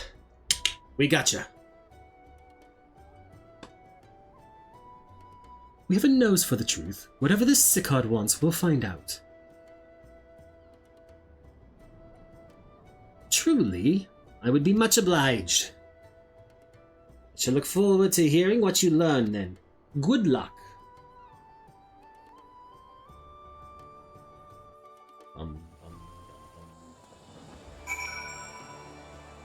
Okay. Speak with Alfino, who's right here. I spun a whole circle with the camera just to end up back where it was, basically. By way of a first step, I suggest we split up and make inquiries around town. Someone must know this Sikard. If you could approach the pirates, Morrighan, the rest of us will seek out merchants and adventurers. No.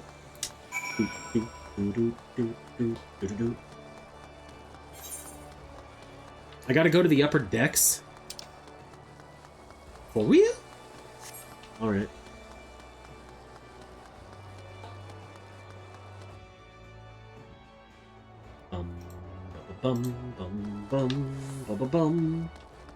There's one this way. And there's one now. So... this way first.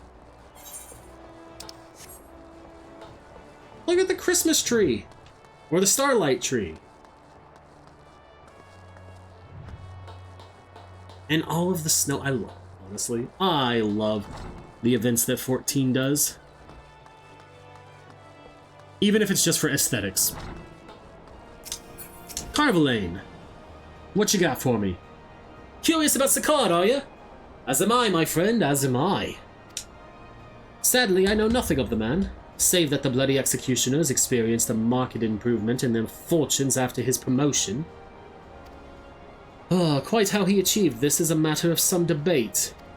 As you know, the thalassocracy permits us to attack only Garlean vessels, yet these have all but vanished from the seas since the Empire turned in upon itself. In order to adapt, we Krakens have taken to trading with the East, but the executioners are less forward-looking.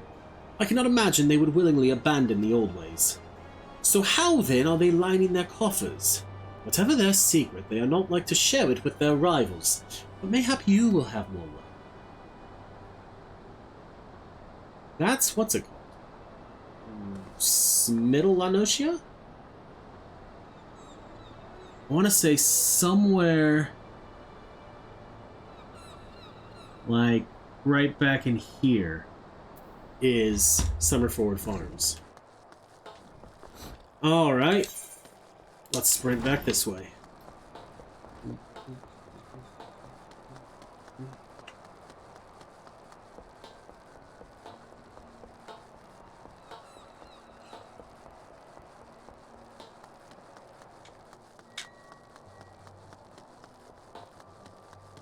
It's a long run, unfortunately.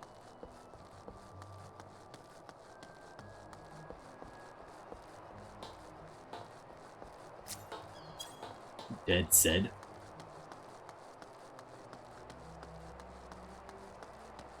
Oh, now we gotta go talk to, I remember, this little pirate person over here. She's feisty. I remember that.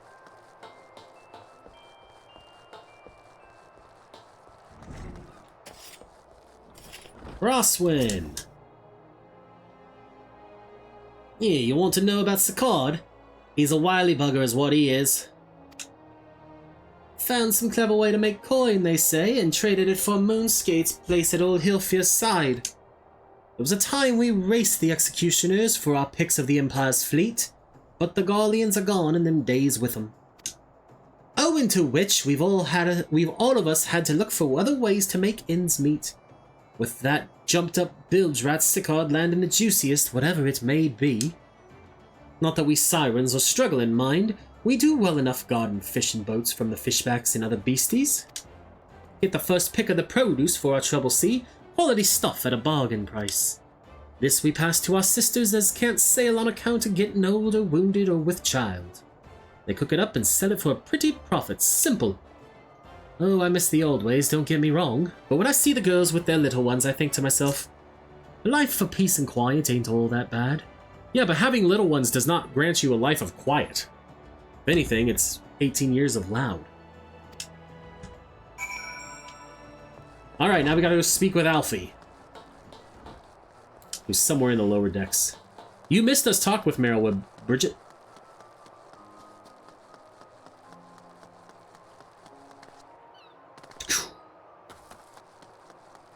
Alright, where is he at?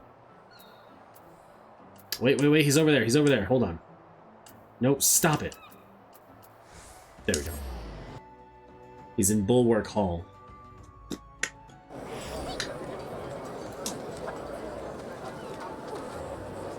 Out of my way, people, I'm on a mission.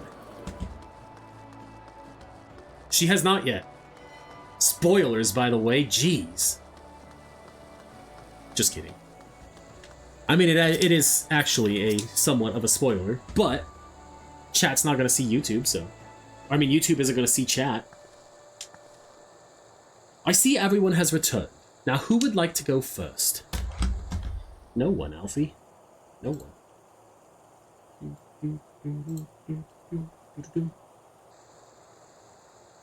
So just as their imperial prey began to disappear, Sicard turned the executioner's fortunes around with a mysterious new source of income.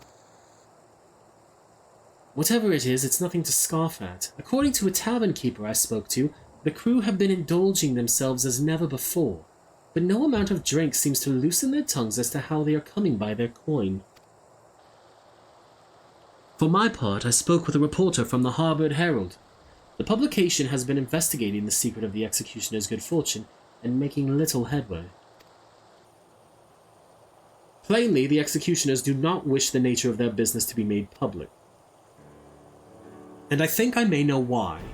In the course of making inquiries on Hawker's Alley, an interesting fact came to light. Just as the executioners began to enjoy better fortunes, the price of crystal went into sharp decline. A sudden fall in demand, I was told. Curious, I contacted Hoary Boulder, who has been watching the movements of the beast tribes, and my suspicions were proven correct. Despite ever-worsening relations between the beast tribes and the Thalassocracy, neither Titan nor Leviathan have made an appearance of late, suggesting that the kobolds and the Sahagin lack the means with which to summon them. I mean, that's a good thing. Do you mean to say the executioners are divesting them of their crystals? All indications point to that conclusion, yes. Though we have no hard evidence as yet, we must investigate further.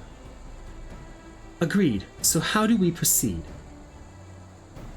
Oh, I have an idea about that. In fact, I have already taken the liberty of making certain provisions. Okay, any of these good for what I want? Nope, so we'll take the silver piece.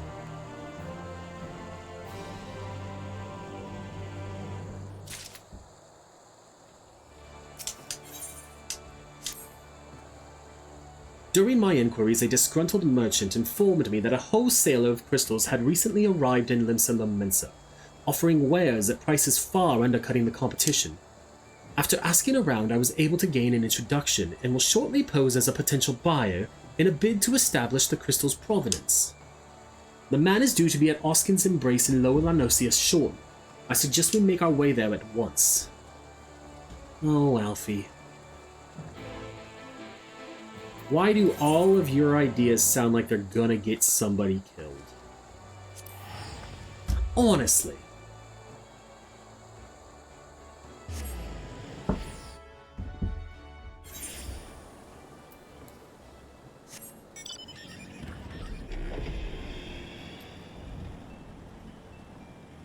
I don't actually know which of these would have been quicker to get to Oskin's Embrace, but we're gonna go with this one. Honestly, it was actually probably dead in the middle. Either option. Just one would have actually been free.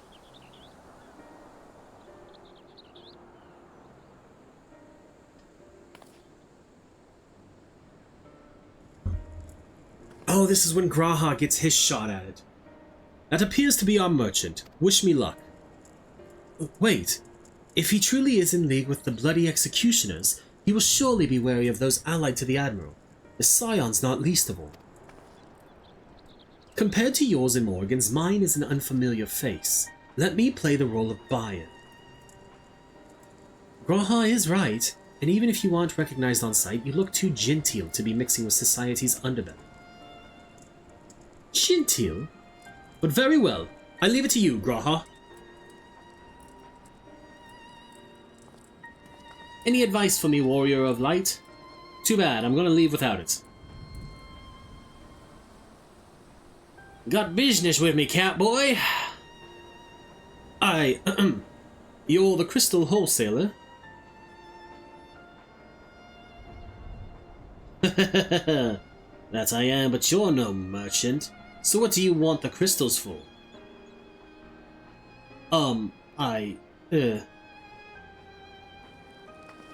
He's floundering.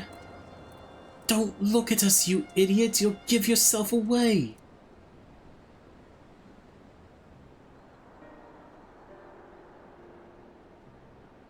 Oh, I see. You're a weaponsmith, am I right? And you need crystals to make staves like that fine specimen you've got there. Yes. That's right. I am indeed a weaponsmith, and I use naught but the finest materials. I bid you show me your wares. Well, we don't just invite anybody into our storehouses. It takes time to establish trust. You understand? Look, I have a large and urgent commission. If the quality is satisfactory, I will not quibble over the price. Alright, it's plain that no ordinary crystal adorn in your staff, so I'll make an exception. Come with me.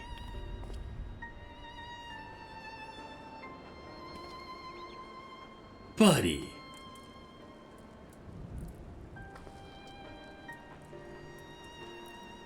Oh, Raha. It seems to be working. Let's follow them. What he's done is he's gone and gotten himself murdered. We're gonna have to swoop in and save him.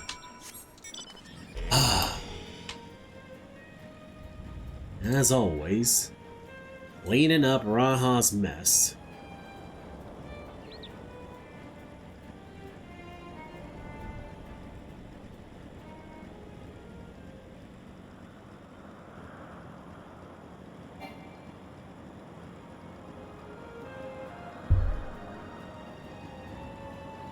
Oh shit, it's down. It's like, I was expecting it to be a little farther up towards the, oh, these are the caves. Never mind. I'm dumb.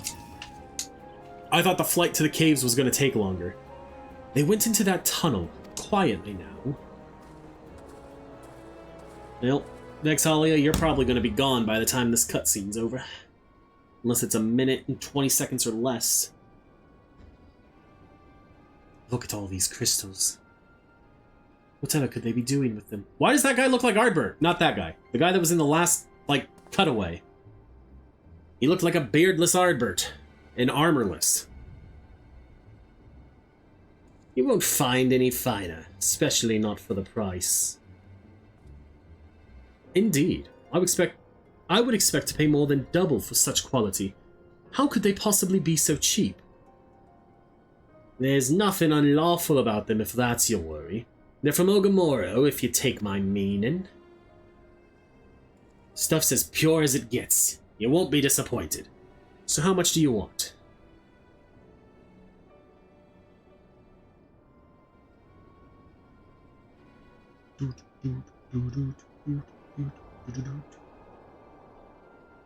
Ogamoro, taken from the kobolds, just as we suspected.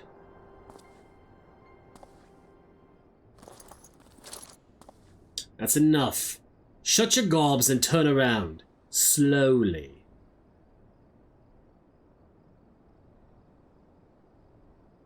Nice try, Sigurd. I could kick your ass.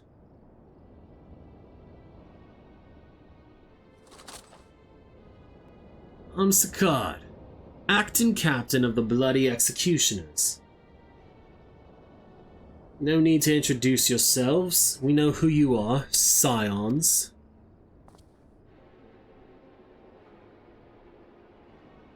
We also know you've been chatting to the Admiral. Got eyes and ears everywhere, you see. Comes with being the only true pirate crew left in Limsa. So we've established you ain't here to buy the crystals. The question is, what are you here for?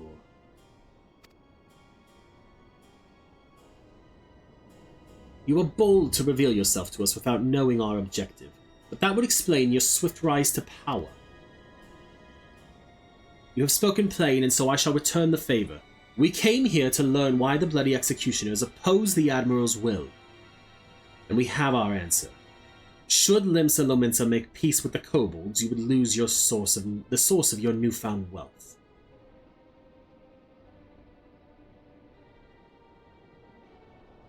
That's right.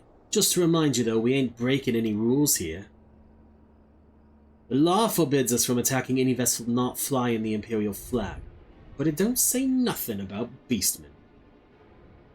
Only reason we keep our operation nice and quiet's because we don't want no one taking our business. Wait, just listen to the end, will you? For what it's worth, I have the highest respect for you and yours. Her especially. While the Maelstrom were worrying about dirtying their fancy red clobber, you lot stormed Ugamoro and battered bleeding Titan himself. Raised a mug to you when I heard the news. And now we're following your footsteps, making sure the beastmen never summon their stinking gods again. Practically your successor we are. When there were still Imperial ships about, we did our bit for Limsa and went after them, but with the Garleans gone, there's no one left to ply our trade on except the beastmen. So let us have that, eh? It's only fair. Contentious though some may find your views, it is true that you have broken no laws. That being so, I see no reason why you should not state your case directly to the Admiral's face. Unless the acting captain of the only true pirate crew left in Limsa Lominsa has some other cause to hide in a cave. Well said. Well said indeed.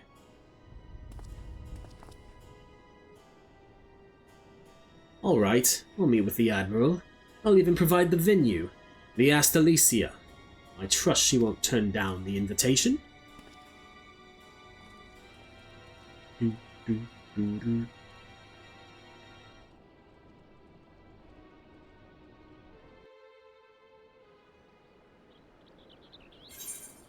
Alright, the search for Sakar.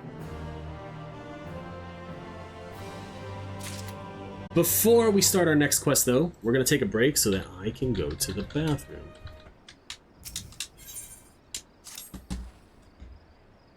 I thought myself the hunter, but it turns out I was the prey. A timely reminder that the pirate powers of Limsa Lominsa are not to be trifled with.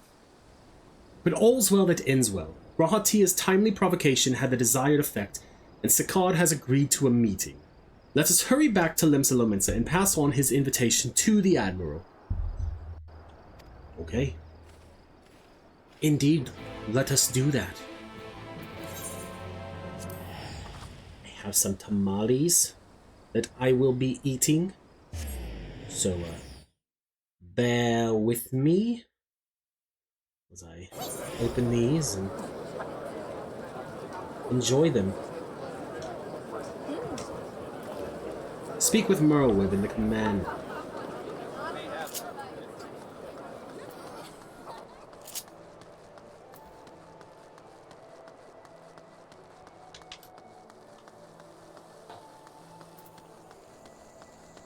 Hopefully this one has voice acting so I can, you know, get rid of my webcam for a little bit and snack on these.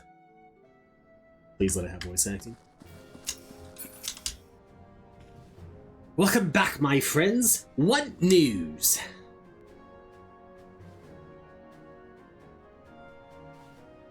So they have been stealing crystals from the kobolds. My thanks for solving the mystery and securing a meeting besides. Suffice to say, I accept Sakard's invitation. I would have you join me as my guests. The future of Limsa Lominsa hangs upon the outcome of this meeting. I would have the Scions present to bear witness. Okay.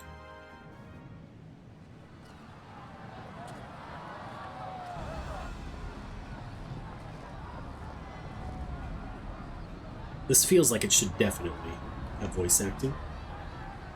But I can't tell for sure until somebody talks. Look who's come crawling! Traitor! You can shove your peace!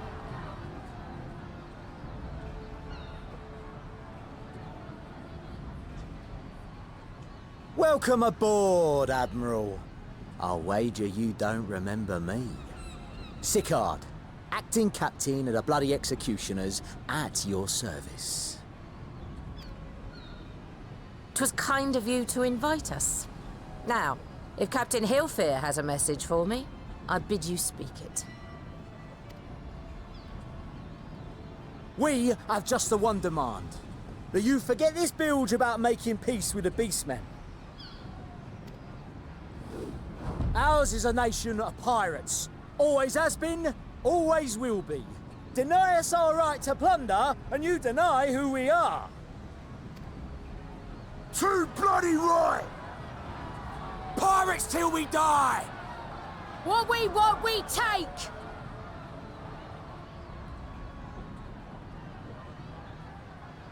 God, the smug look on his face. Piracy has no place in our future. What'd she say? Pirates have no place. Our nation has prospered through piracy, 'tis true. Yet it is but one part of our long and storied history. Centuries ago, our ancestors led a failed rebellion and were driven from their homes with little more than the shirts on their backs. In fear of their lives, they sailed south until they came to these shores. Finding the land occupied by kobolds, however, they were forced to turn to piracy in order to survive. And survive they did. But not so long ago, when the Empire threatened to crush everything we'd built, we set aside piracy and joined hands with our neighbors. This too was in order to survive. And survive we did. Time after time we fought the Empire, and time after time we won. And through trade with our newfound allies, we prospered more than we ever did through pillaging and plundering. The Empire teeters on the brink of collapse. Ere long, provinces like Wurlit and Bosnia and many others will regain their freedom.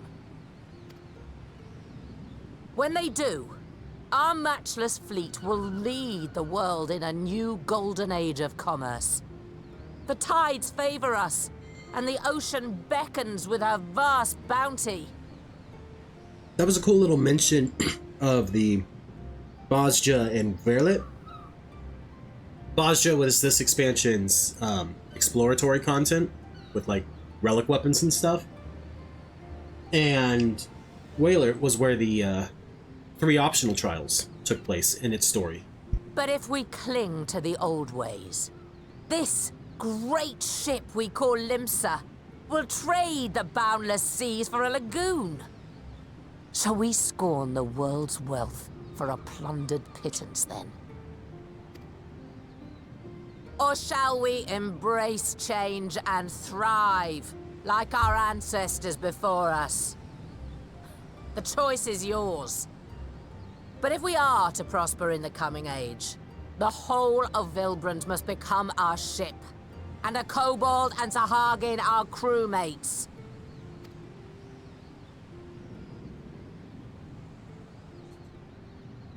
Rousing words. Might even be some truth in them. But pirating's all we've ever known. And we ain't about to give it up just 'cause you say so. Valid. Still, we're all the Mincins here and no one wants a war. So where does that leave us? Long before you became Admiral, I heard you was captain of the League of Lost Bastards. That true? If so, you'd know how we pirates settle our differences.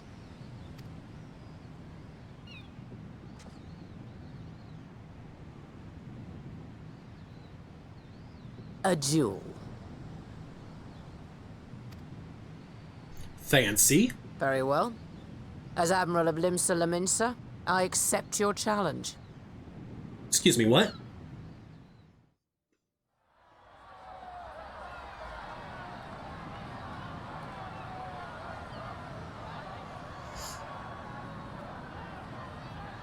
Okay.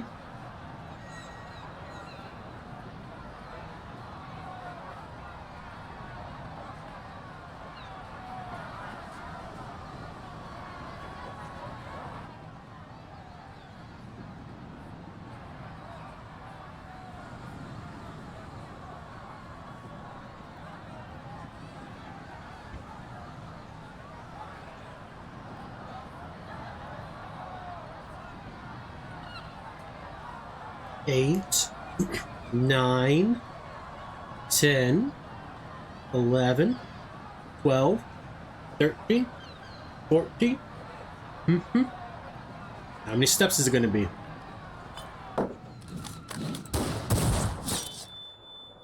Oh, shit.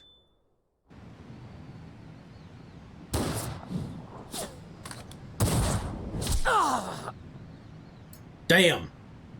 She got him. This ain't over. Not till one of us is dead. Finish the job, or I will.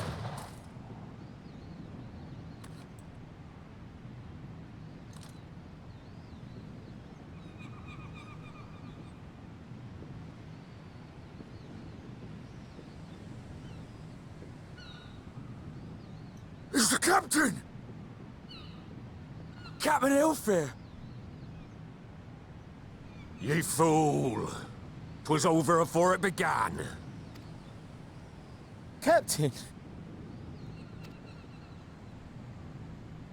Seems the whelps have been yapping while their master was abed.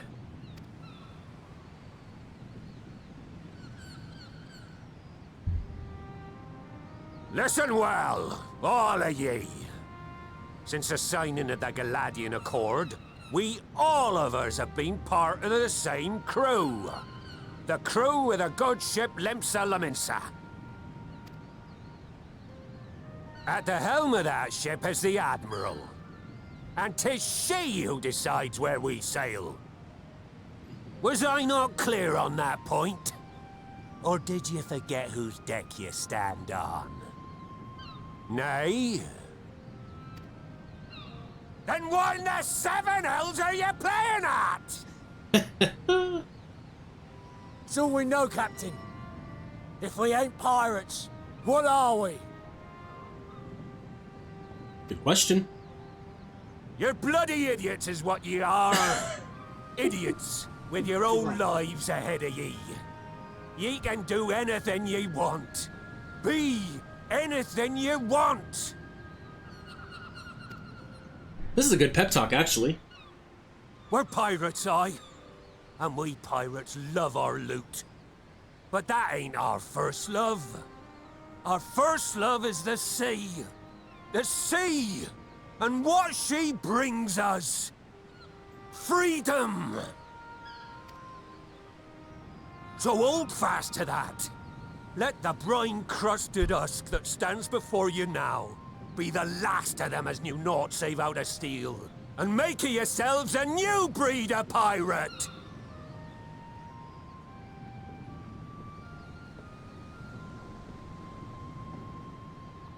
Lad, I made ye me right hand cause I saw something in ye. And I still do. You have the makings of a captain. All you lack's the belief.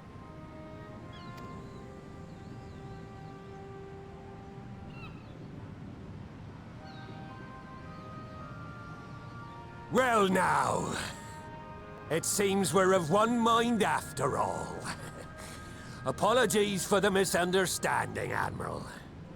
We're with ye, wherever ye be headed.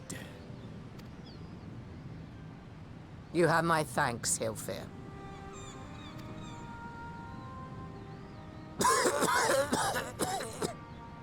Damn. Captain, it's time to be heading back to your bed. Your choice of dueling pistol did not escape my notice. Good old Annihilator. Ender of many a proud pirate's voyage.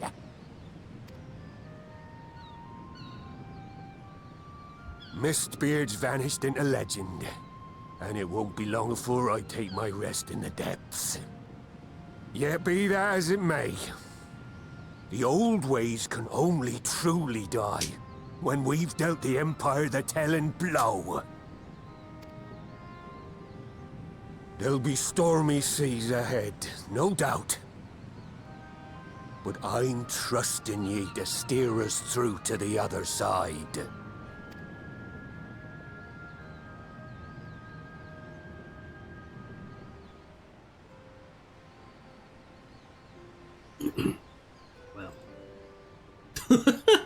Sorry. I didn't expect my camera to be that badly angled. We're back to sitting for a little while. Just chilling there at the bottom of the screen. Oh. Though I had anticipated a duel, I did not foresee that Hilfir would intervene. But full glad am I that he did. It would have been a shame to kill the boy. Instead, the whelp has learned a valuable lesson, and we have made peace amongst ourselves.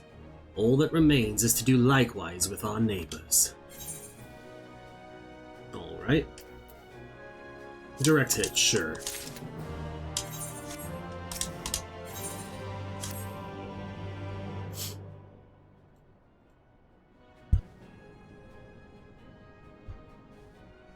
Now, I hardly need tell you, but any attempt to negotiate with the tribes is doomed to fail unless their minds can first be wrested from the grip of their gods. So in the meeting we seek to arrange with the kobolds, I would have you free their leader of Titan's influence. Leave it to us. We will open his ears to reason. You have my thanks. Ere we proceed, there is something you should know. Some 50 years passed when the Sahagins swarmed at our hulls in ever greater numbers. Limsa entered into a covenant with the kobolds. To men shall go the bounty of the sea, to kobolds shall go the bounty of land. An ostensibly equitable arrangement, conspicuously lacking in detail. Aye, inadvertently or not, the wording was ambiguous, and we took advantage of it, moving in to claim the northern reaches of La Nocia, which the kobolds believed theirs. Bloodshed followed, then bloodshed to answer the bloodshed, and on it went, until every ilm of Vilbrand bore the stain of our conflict. I can do this a little bit lower. Come on. There we go. I feel like that's just a smidge too low now, sorry. Yeah, that'll work. This is not history, you understand. It is the present, fresh and raw, and with their kindred's blood yet on our hands, we will struggle to regain the kobolds' trust, even should we cure their temper. Admiral, you speak of obstacles we are like to encounter at the meeting, but as things stand, I see no reason why the kobolds would agree to a meeting in the first place. And so we must provide a reason.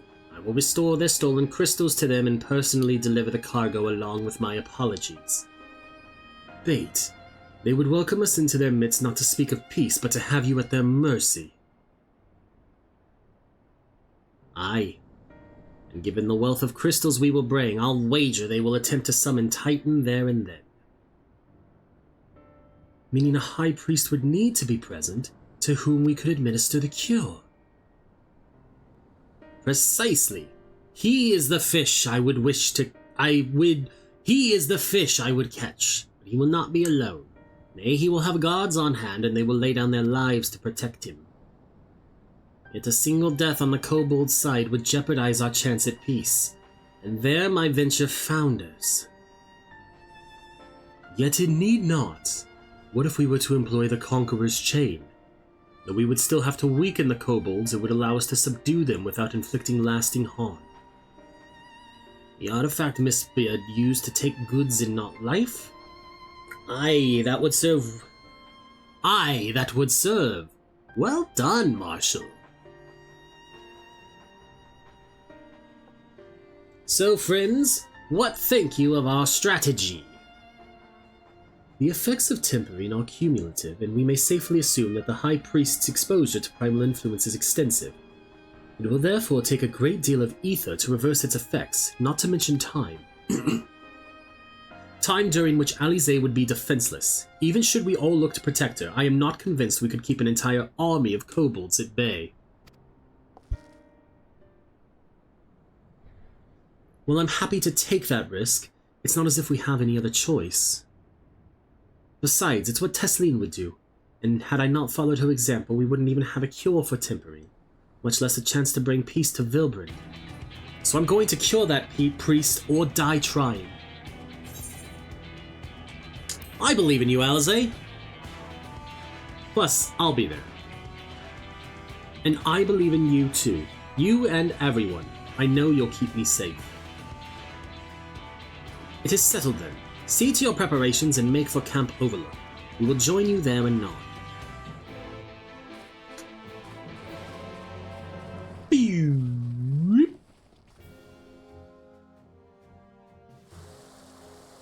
right, speak with Alizé at Camp Overlook.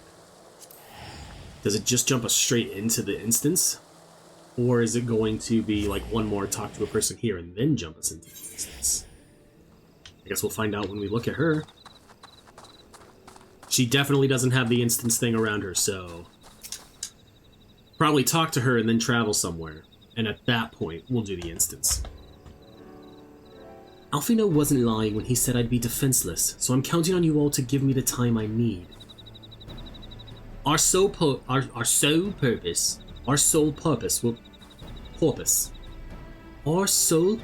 will be to keep you out of harm's way, so leave that to us and focus on your own task.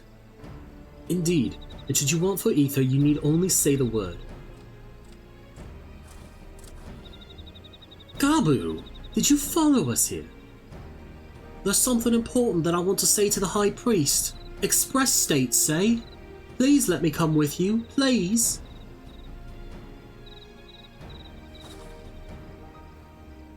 I'm sorry, but it's too dangerous. I need you to promise me that you'll stay here where it's safe, alright?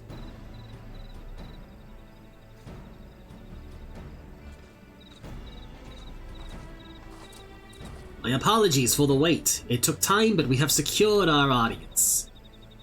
All unfolded as expected.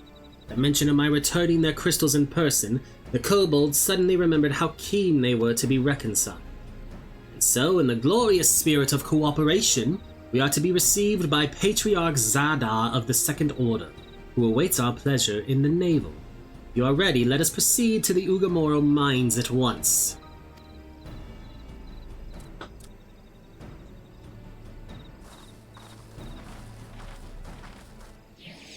Gabu's absolutely going to follow us.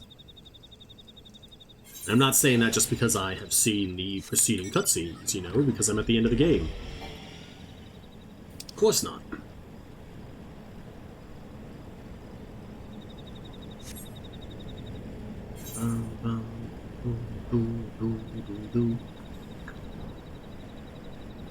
Now, unfortunately, we have to go the long way around.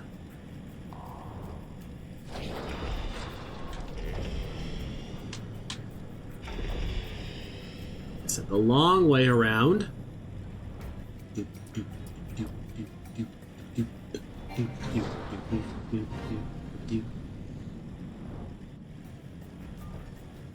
right, it doesn't get us through there. That's a different place you have to go in.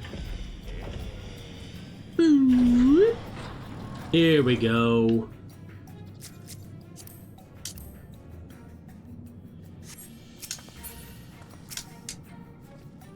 This Aetheryte will bear us to a quarry. Should he make to summon Titan as I anticipate, we will halt the ceremony and restrain him. At this, all hells will break loose, and we will have an army of kobolds to entertain till Alizé's work is done. Just remember, none must die. We weaken them and let Einzhar do the rest. It is time. Stay the course, my friends. I spy calmer waters beyond this squall. Yep, let's do this. Let's do this.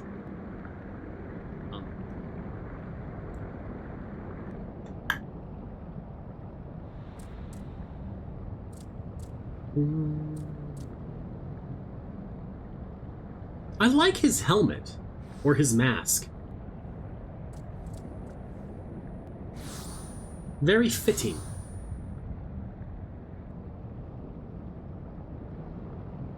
Gabu's parents still, I believe.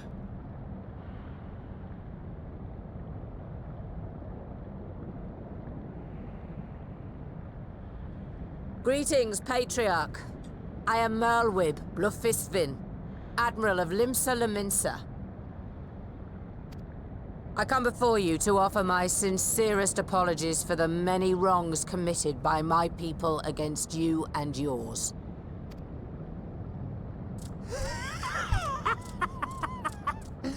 You were foolish to come here. Stupid, unwise, foolish. Well, that's the rude. The Great Father shall have your souls for your folly.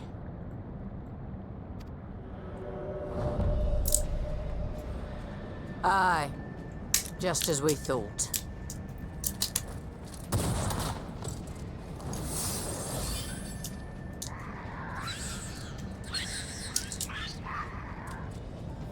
Now, Alize! Quickly! You don't need to tell me! Let none pass. We must grant her as much time as we can. Okay. It's about to get real. Oh, shit. Let's do this.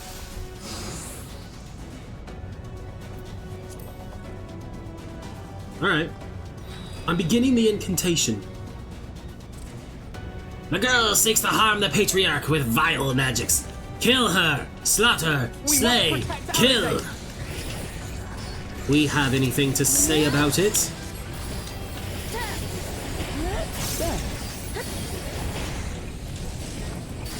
Morrighan, draw the golems to me.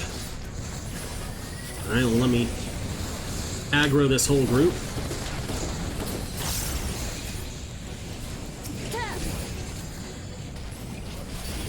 Can you all not deal damage? Like, damn. You're in my sights.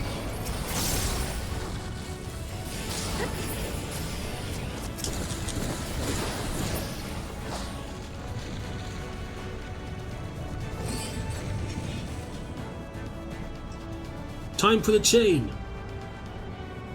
Yes, it's ready. Go, Angelo. Ah, what sorcery is this? Alize, are you alright? Oh, this tempering is too severe. I can't finish the job. So one person's ether alone is not enough.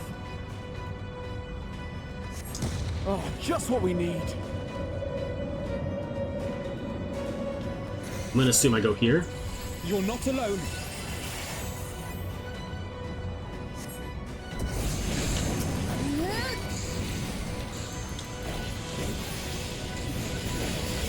Here we go.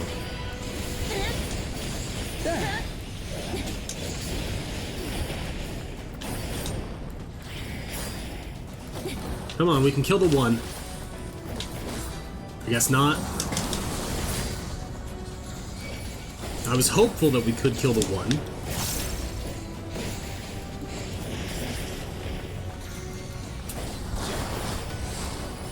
You're in my sights. Alfino, let us lend Alize our ether. Here you are, Alize. Here it comes, Alize. Thanks, you two. We'll give it another try. Bombs! We can't let them get near Alize.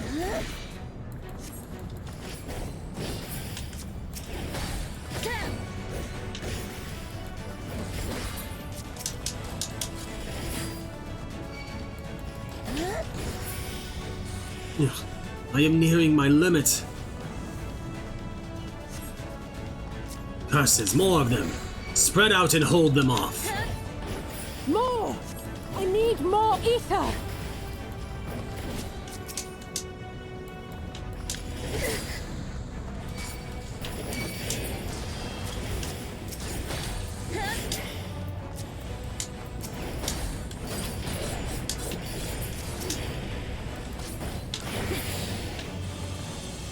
That was sketchy. Oh boy.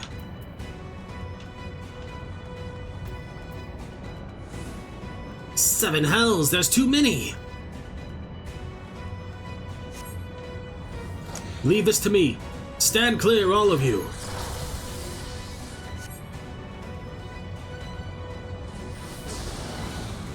Damn. Ugh. Of all the reckless things. Alize, now's your chance. Alright, please. Please let this work.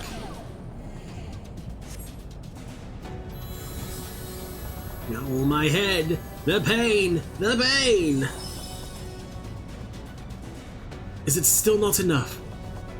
Almost there. Morrighan, please lend me your ether too.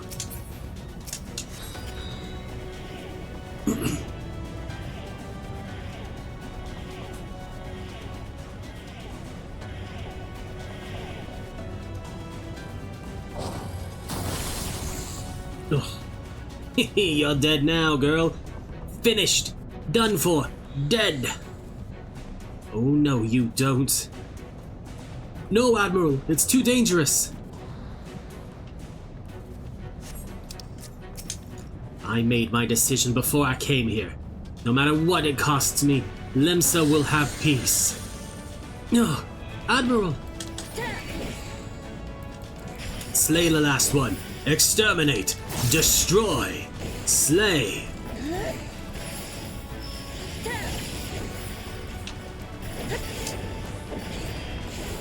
It took my health down a lot.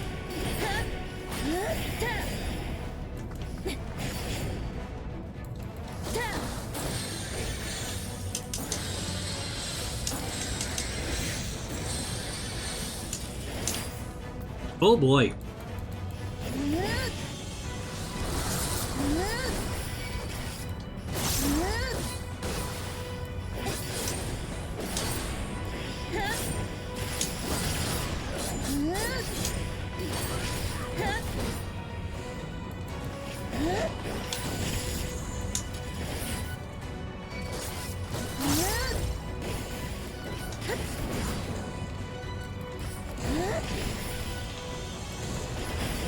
Solid attempt, buddy, but it's not going to be enough.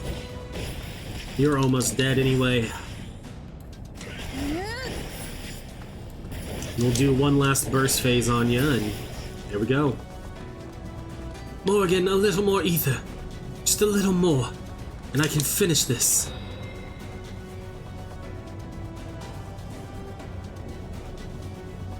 Thank you. It will work this time, I promise. Boom! We cleared it. Yes, this will do. Here I go.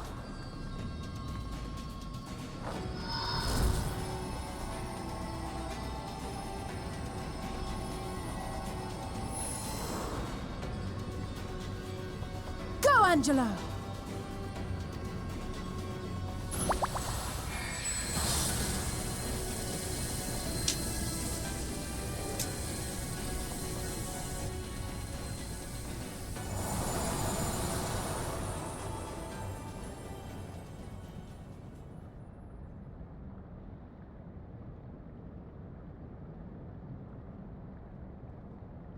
Did it work?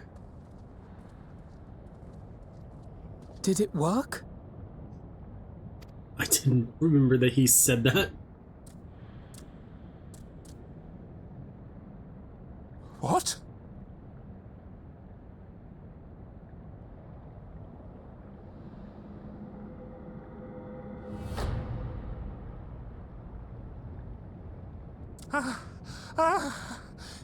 What is the meaning of this?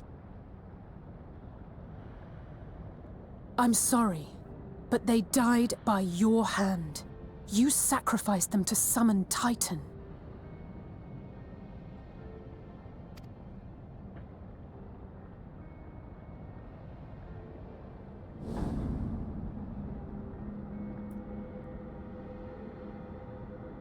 No. No, no, no, no! Why? Why would I do such a thing?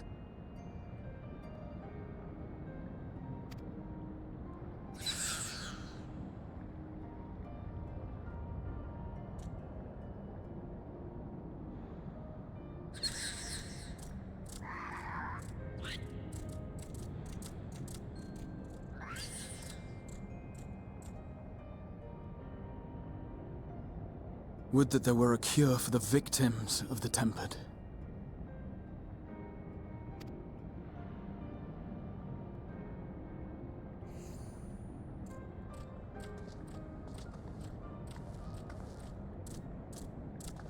Gabu! What are you doing here?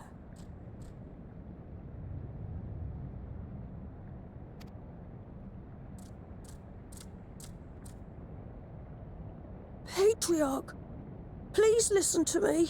Heed, listen.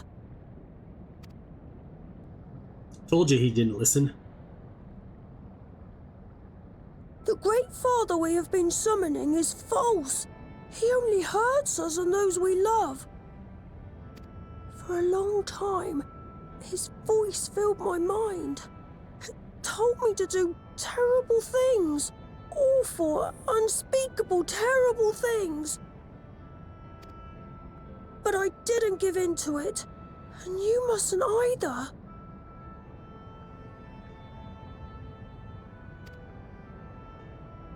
There's been too much pain already, so please, end the suffering.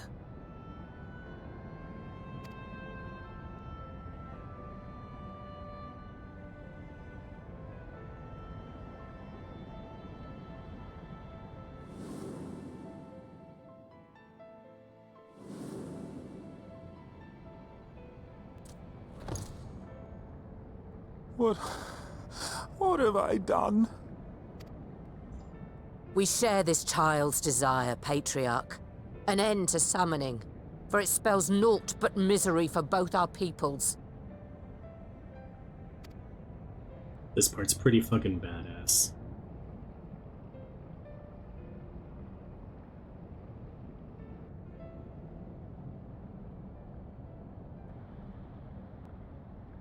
For many long years, man and kobold have feuded over territory, pillaging and perishing for the earth beneath our feet. It may be said that we fought to survive, but what we have sown in blood, we have reaped in suffering, and it cannot go on. I would see us set aside the past and work together for peace.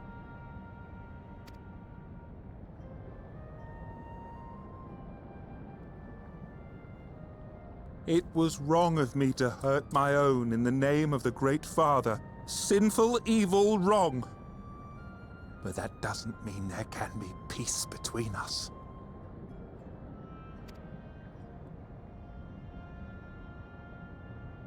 Men cannot be trusted. The bounty of the land was to be ours, and yours the bounty of the sea. But you broke the pact. Violated, breached, broke. All of this is fair. Unready as we were, what choice had we but to call upon the divine to rid ourselves of your tyranny?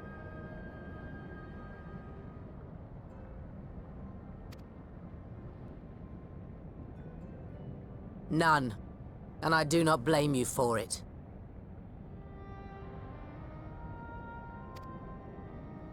In violation of the spirit, if not the letter, of the pact, we took your lands for our own.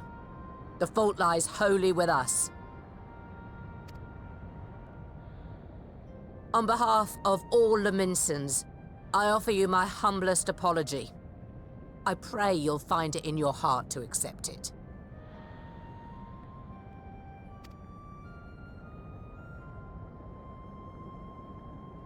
Yet I know an apology alone will not serve to make things right. So, we will revise the pact to leave no room for doubt, and any who violate it shall face justice, swift and certain. No, we won't be fooled. Not again. Please, hear me to the end. Fleeting though it was, there was a time when man and kobold abided together in harmony, in cooperation.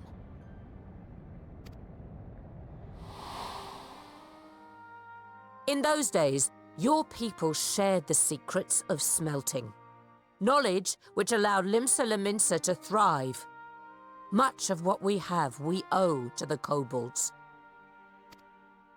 About time they started recognizing it, too. And so, for the good of all who dwell on this isle, I wish to make you an offer. We will bear your people's wares to every corner of the world, and trade them in your stead. In return, we will bring you the bounty, not only of the sea, but lands both near and far. Whatever you desire, the Navigator as my witness, you shall have it. there will be no more man and beastmen. Just the crew of the great ship that is Vilbrand. And to get... Oh shit, my bad. We want to believe you. We truly do. But we believed you before and you betrayed us. Fooled, deceived, betrayed us. I accidentally bumped my controller on that one. There are bad men, it's true. But there are also good ones. And the ones before you are the best of them. They were always kind to me. Caring, nice, kind, and I trust them with my life. Good thing Gabu didn't listen to Ali Zane showed up.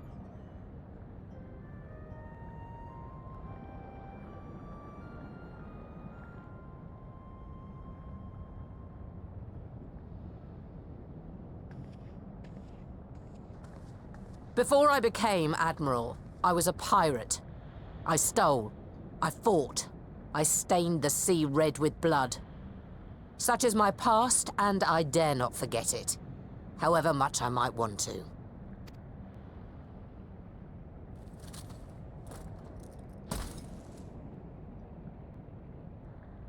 Annihilator.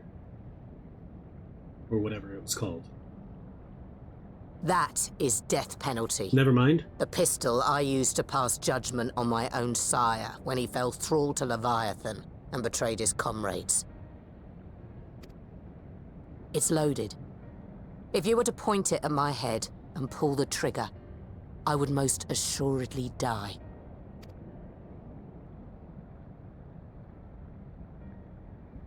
Ballsy. Though it isn't much, my life is the single most valuable thing I possess. If it will suffice to atone for past wrongs, take it. A single bullet to annul the old pact, and my blood to write it anew. What comes after, I entrust to this man, my second in command. I know that he will do his utmost for the happiness of all who call Vilbrand home.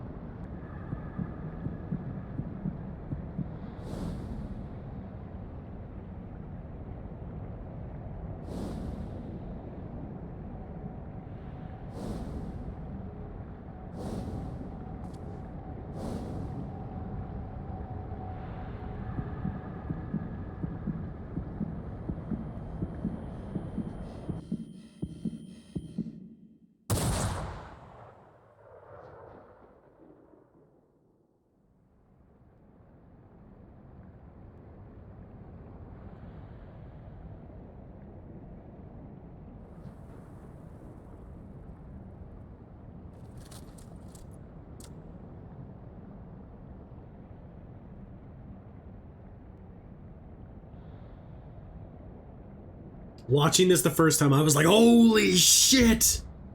I do not trust you. Not yet. But Gabu does. And I will trust him.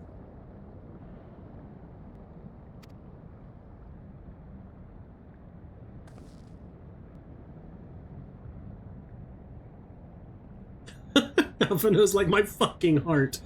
Oh! We want you to know that we respect your faith. There's nothing wrong with giving thanks to the land which sustains you. But summoning is different. Should you hear of anyone who would attempt it, we ask that you appeal to their better judgment, or failing that, seek our aid. We're always ready to help. Many and more of my brethren are yet in thrall to the Great Father, just as I was. If you could free them too, I would be grateful. Appreciative, thankful, grateful.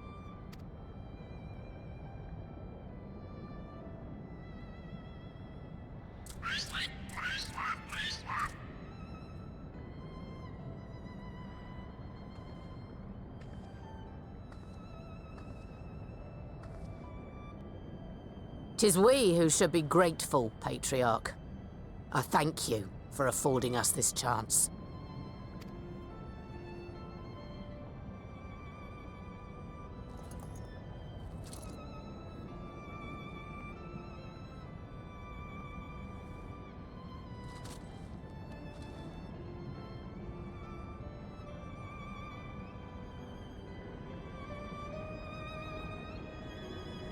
Feels like that's the end of a cutscene. Yep. Alright, we're real quick going to take a quick break, and I will be back in a few minutes.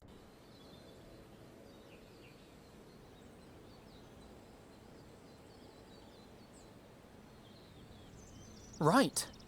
Let's return to the Rising Stones.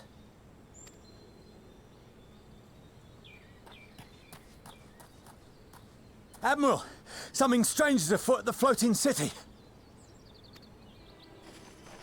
Breathe, man. What is it? I think it's best you see for yourself. Please, come with me.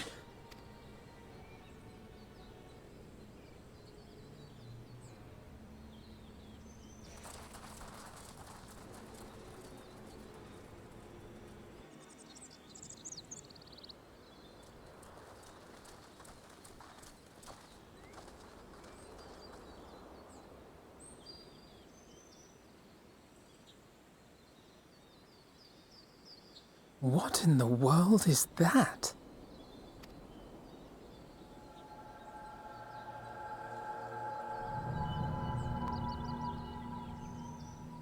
A tower. You can see it too, then? I feared I was losing my wits. One moment I was patrolling as usual, and the next it was just there.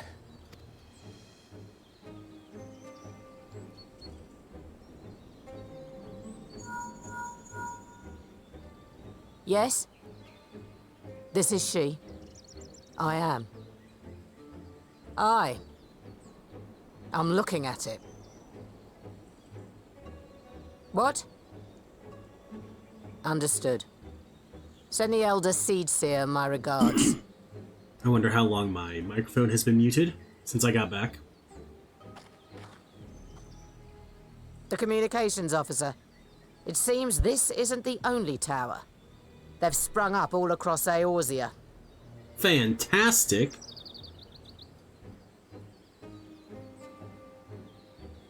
Nothing more is known, only that they appear to be of Garlean construction. Our allies on the Alamegan front are on highest alert. Forgive my directness, but would you join them? They may well need the help. Of course, Admiral. We shall make all haste. My thanks. I will return to Limsa to weigh our response. Look for Commander Hext when you arrive in Alamigo, and may the Navigator speed you on your way.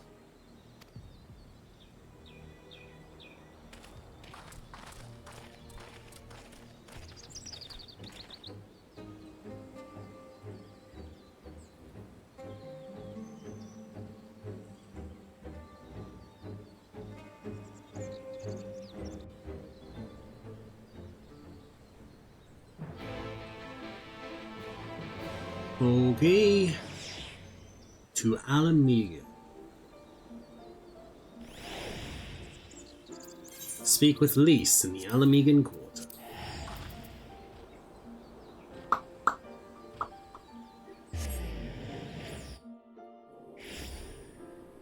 Oh, she's like right here. Okay, at least she's not far.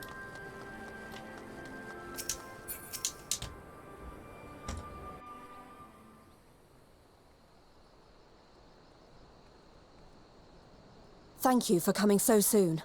I'll send for Commander Aldin at once, and we can decide what to do about these infernal towers. Roca Preserve!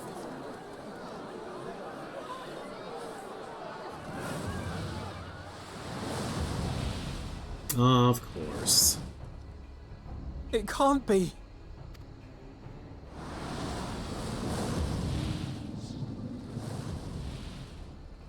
The palace! After them!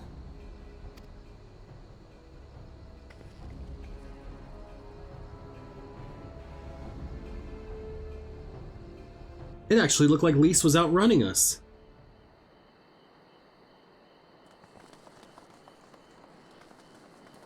You're here, good.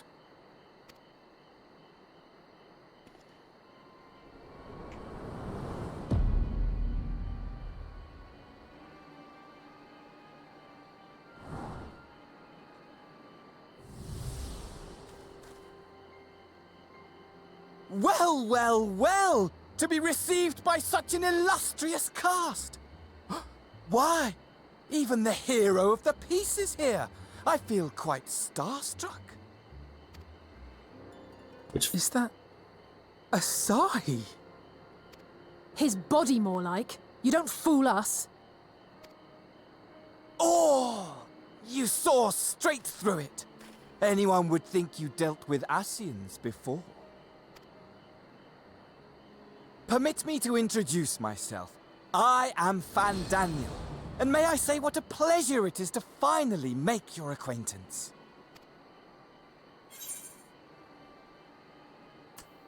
The towers. What are they for? My, straight to business is it? Suit yourself. Yeah, I don't give a shit why you're here. It is my intention to recreate the final days. To which end I have distributed a collection of rather ingenious devices, or towers, which will, in time, give rise to the grandest of spectacles. The final days? But it was the Asians who labored to prevent them. You're quite right, though I would expect no less from one responsible for eliminating my unsundered colleagues.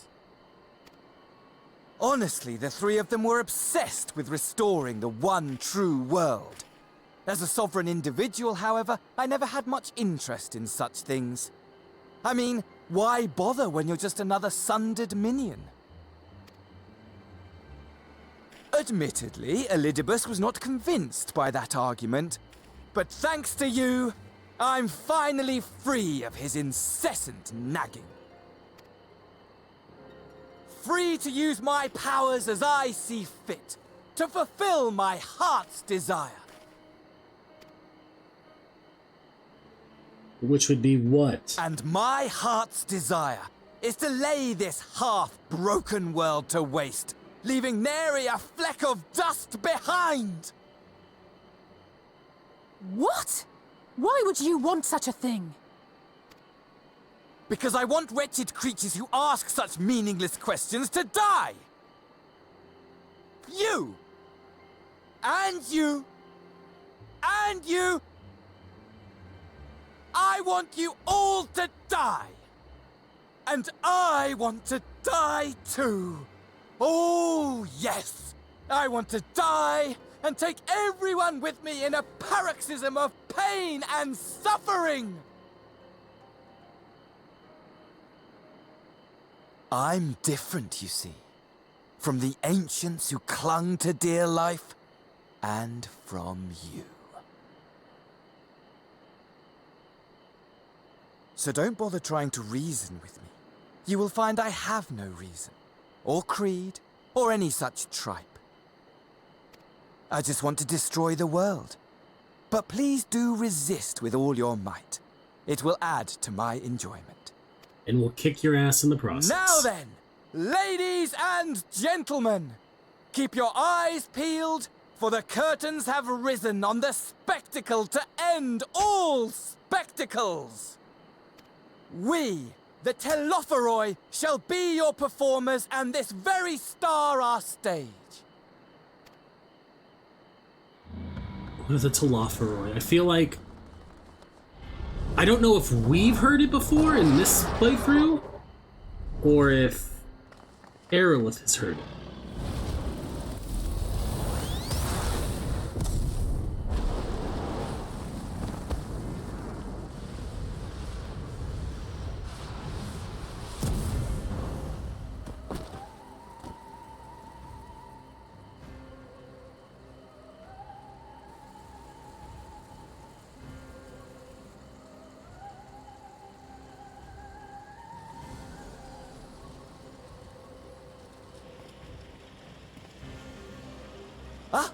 But I nearly forgot.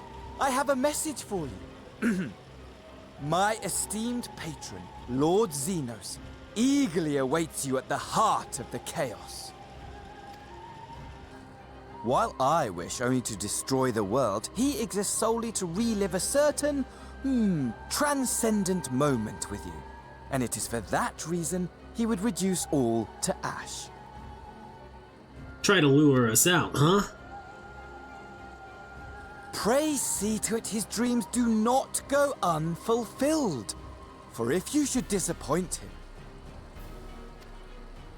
my trusty companion here, whom I've dubbed Lunar Bahamut, will burn your cities and everyone in them.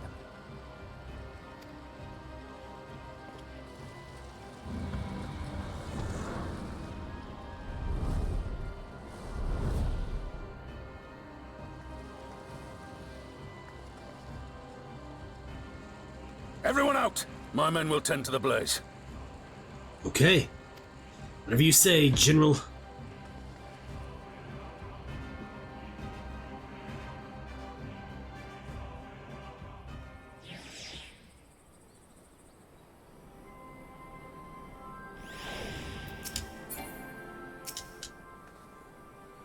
Thank goodness everyone's safe. We've managed to put out the fire, though not quickly enough to save the gun. Rabon, can I leave it to you to send word to the Alliance? Fuck. We'll go with you. No, you won't. You'll rest. From what Merwib tells me, you're due sometime off duty. Should we learn anything about the tower, we'll be sure to share it with you. Until then, I want you to rest. Very well, but if you need our help, don't hesitate. And take care, both of you.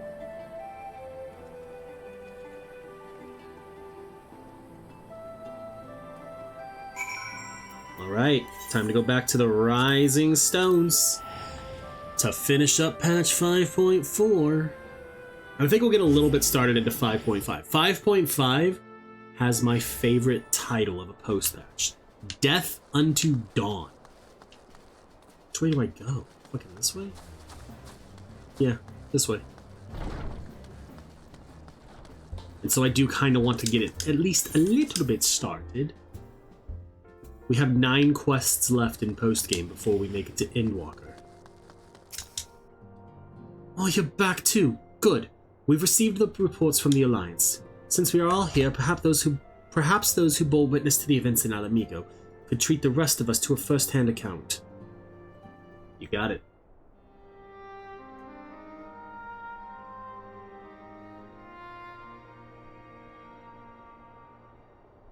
No sooner do we overcome one problem than another appears. It would all seem tediously predictable but for the endless variety of our foes. This Fandaniel sounds even more unhinged than his patron. Unhinged perhaps, but no fool. For his pantomime theatrics, he gave away little about his plot. We know only that he intends to recreate the final days, and that the towers will somehow facilitate this.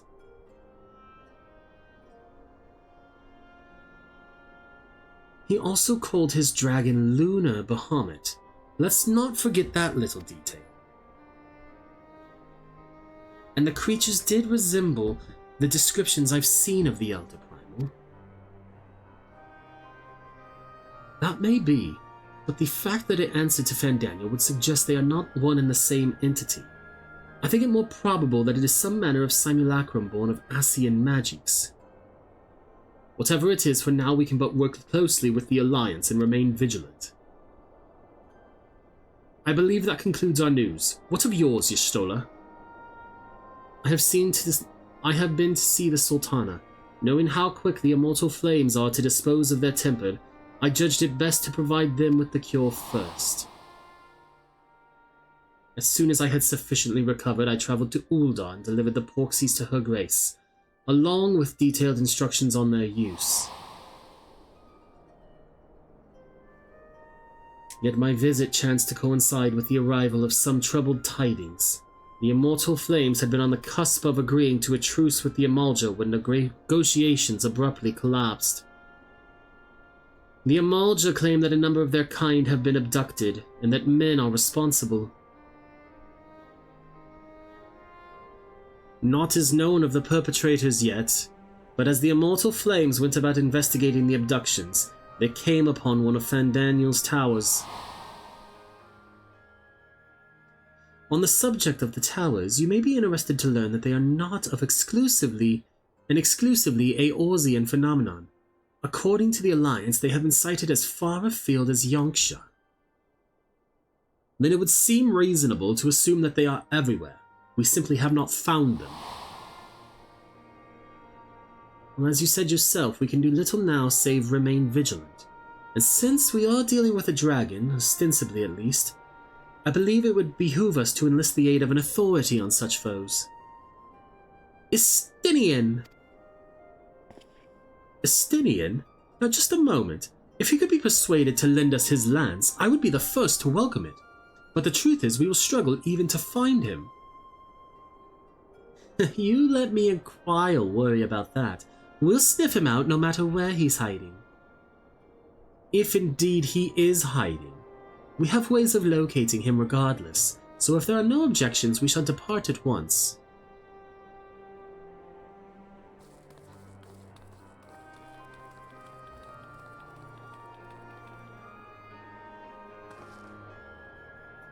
Well, rather than sitting around, I think I might go to each of the city-states and educate them in the use of the porxies. They would doubtless appreciate it, but might you consider taking a moment to rest before leaving?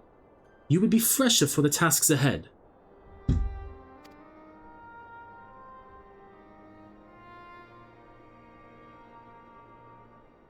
Well, my friend, our moment of triumph did not last long. Was ever the way, the world often needs savings. Oh dear, are you not enjoying our adventure? 'Twas ever the way, the world often needs saving. And save it we shall. I, for one, do not intend to follow a nihilistic madman to take us to the grave with him. Not when the future holds such promise. Nay, I will do all in my power to protect those whom I hold dear, just as you have always done.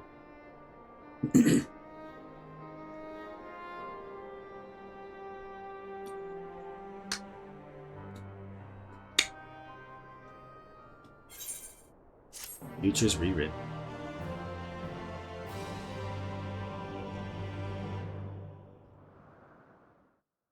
Meanwhile, somewhere in the locks. It's not in a Garlean facility.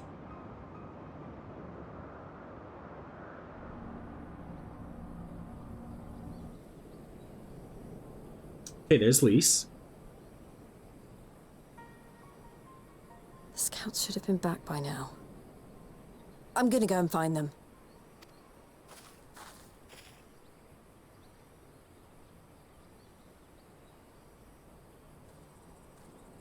Oh, thank goodness for that.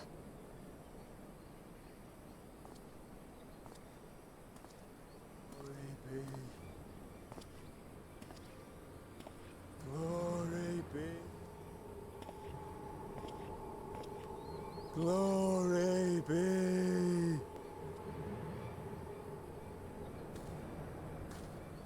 Glory be to Garlemald! Bum bum bum! He's a zombie. Or he looks like one. Meanwhile, in the Imperial Palace.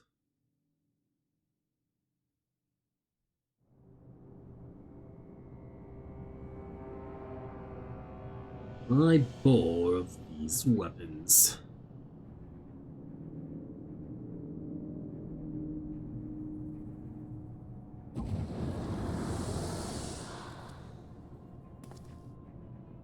The piles have been driven as planned, and the first of the beasts has roared to life. Moreover, I am pleased to report that preparations are well underway for the rest. Ere long, chaos shall reign over all the land, as befits the final days. Call it what you will, so long as my friend returns to me, fangs bared and claws sharpened. I care not. Of course, my lord. By strange coincidence, your dear friend chanced to be present when I made my declaration. I took the liberty of informing her that you await her coming, though I confess, I may have singed her a little in the process. And why do you tell me this? Are you in such a hurry to die? Ah, my apologies. I must guard my tongue lest it be the end of me. Though, there is something to be said for such a glorious death. Better to fall to one who has it all than falter before an inferior. Huh. I shall keep it in mind as a contingency. For now, however, I shall proceed with the plan. My lord. I accidentally clicked my controller again, so... I must find myself a new weapon. One worthy of our long-awaited reunion.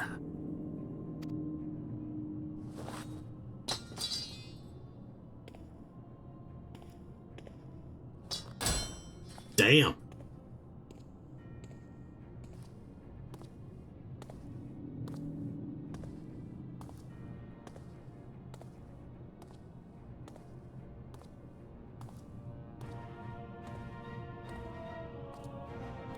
Just stomps on it and breaks it, huh?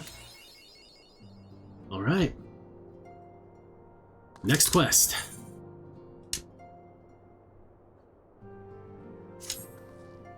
Good news, Morrighan. Thancred and Urianger have finished their tour of Garlemald and are on their way back here even as we speak.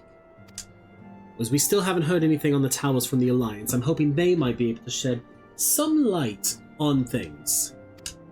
They're due to arrive any moment now, so let's see what they have to say, eh?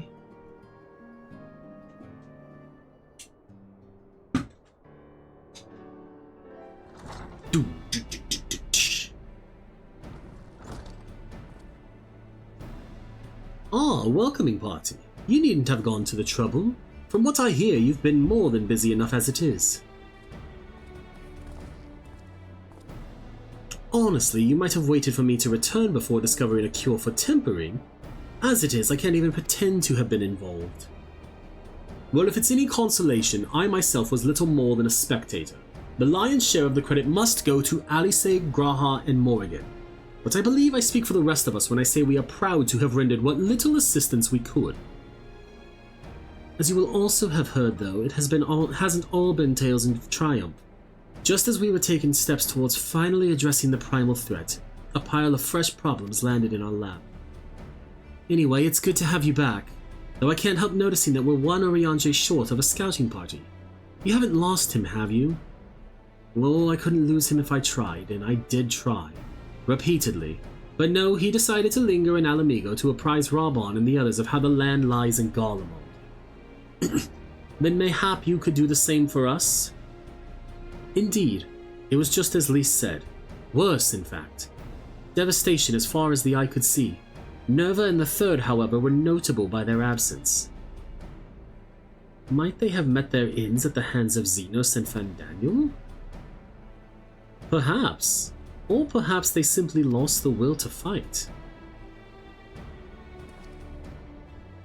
You see, the capital has been plunged into a deathly silence, with one exception, the Imperial Palace.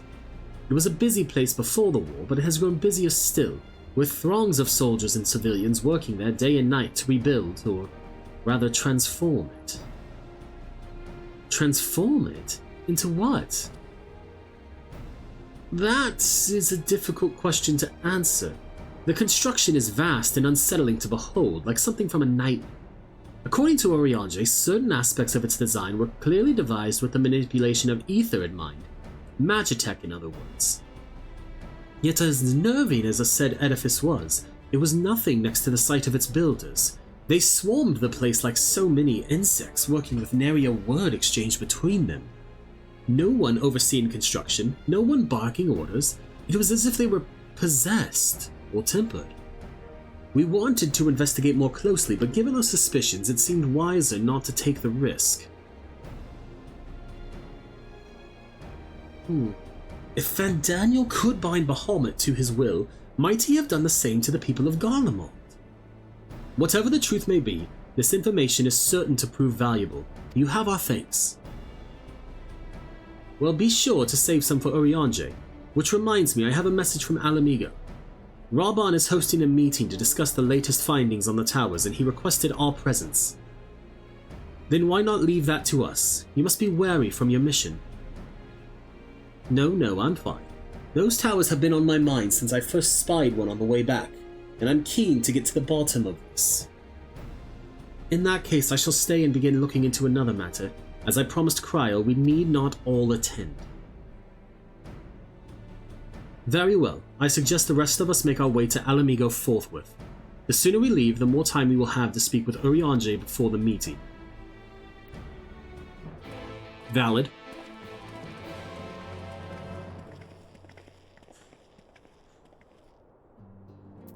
Back to the Alamican Quarter.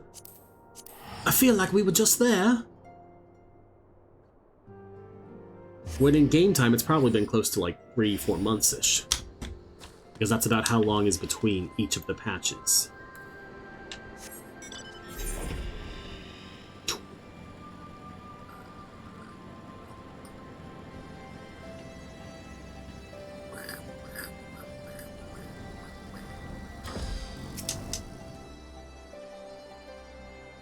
That is the wrong person. Here we go, Urianger.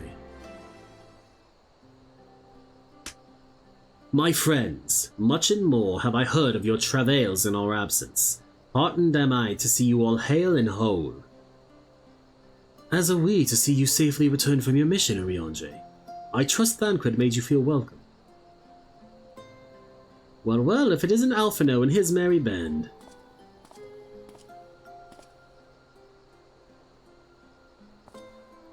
Orenvold, whatever are you doing here? When we spoke via Link Pearl, you told me you'd be away on a mission. And who's to say this isn't part of it? But enough about that. It's good to see you looking so similar. I thought you'd had grown a bit taller after a whole year in another world, but apparently not. Well, I am sorry to disappoint you. While my soul may be a year older, my body has hardly aged, as you are well aware. And may I remind you that my Elizin are known to be late bloomers, especially in terms of our height. Mark my words, the day will come when even a great oryx such as yourself will crane your neck to meet my eye.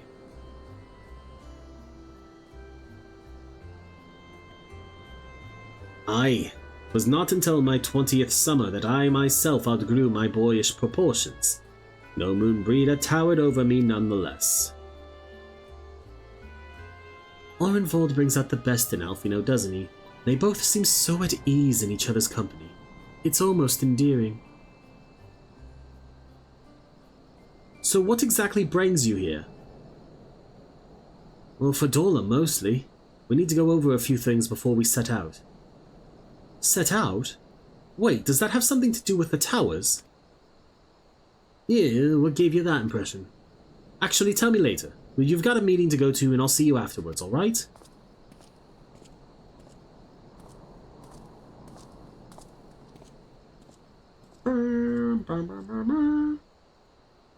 If Fordola is going with him, that must mean... My apologies. As Orenvold rightly pointed out, we have a meeting to attend. Let us be about it.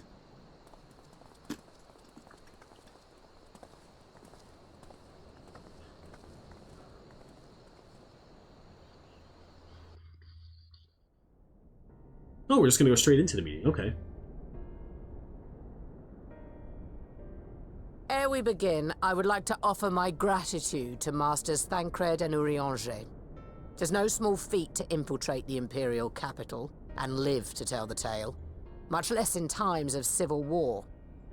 Thanks to them, we may plot our course in full knowledge of how the winds blow in Garlemald. True that. Full glad are we to have been of service. But verily, such dangers as we did encounter pale into insignificance next to those faced by our comrades. An Ascian, armed with the might of Bahamut, bent on bringing about the final days. Theatrix. He sought only to make a show of the power at the Teleforoi's disposal. But since then we have seen no sign of this Daniel or his worm. And while we've done what we can to bolster our defenses, there's no telling where he might strike next. Whenever and wherever it may be, we must use the intervening time to learn more of our enemy. 'Twas with this in mind that we dispatched scouts to investigate the towers.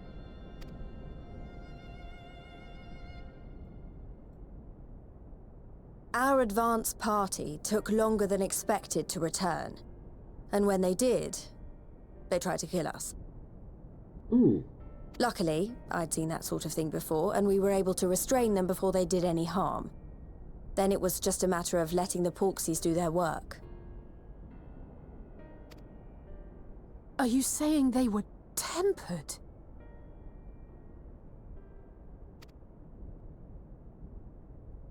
Once they'd come back to their senses, they told us everything they could. It seems that just as they were getting close to the tower, they heard an ear-splitting roar, and that was the last thing they remembered. But what worries me most is what they were saying right before they attacked. Glory be to Garlemald.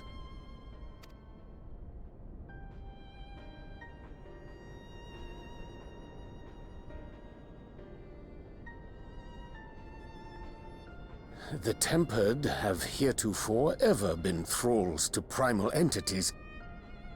Yet these hapless souls were compelled to accept a nation as the object of their devotion. This calleth into question all that we know of the condition. Would that the unsettling news ended there. Alas, there is more. Following the earlier reports of missing Amalja, we have learnt that other beast tribes have suffered similar losses. And we now have reason to believe that the abductions are connected to the appearance of the towers.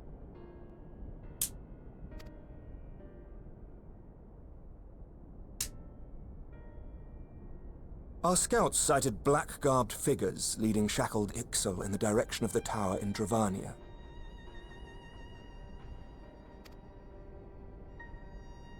The Temple Knights were able to intercept them before they could reach their destination, liberating the Ixal and apprehending their captors, each of whom was found to be equipped with Garlean arms and armor.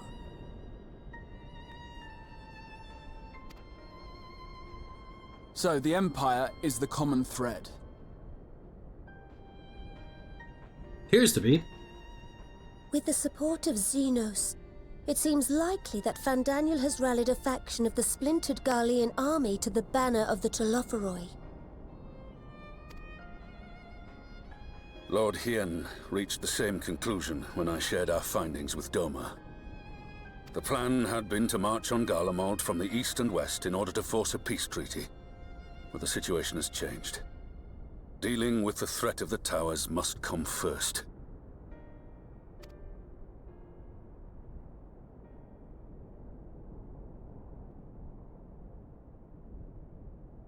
Given the nature of the enemy and the proven risk of tempering, I could think of few suitable candidates to aid in this task. But I am confident in my choice.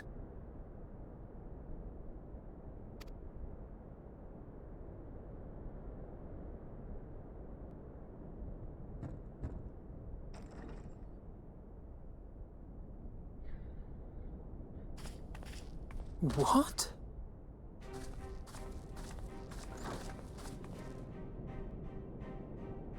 Resistant to primal influence as they are, they can investigate the towers without fear of being turned.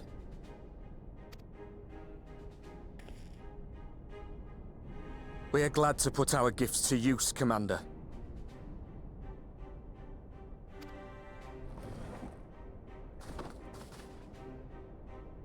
Gifted or not, going behind enemy lines remains a perilous undertaking. But we must know more if we're to strike back at our foe. I'm counting on you. If it would give us the upper hand, I'd do it 100 times over. We won't let you down. That concludes the briefing. You two, Make ready and join your escort.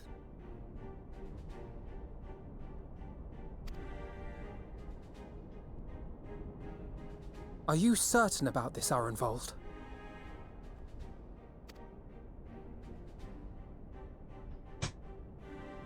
I am. Come on, let's talk outside.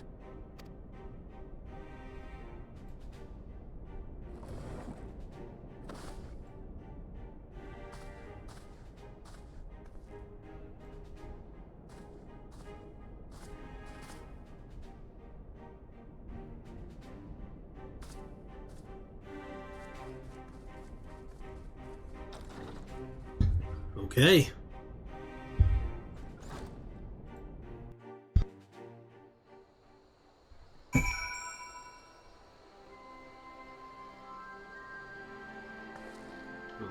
Right. Now that it's out in the open, I don't have to keep it under my proverbial hat anymore.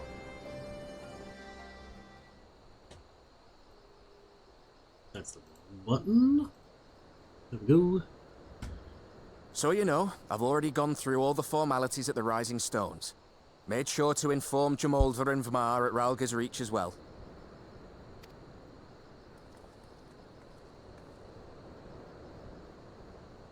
Arenvold, I admire your enthusiasm, but this is far more dangerous than anything you have done before.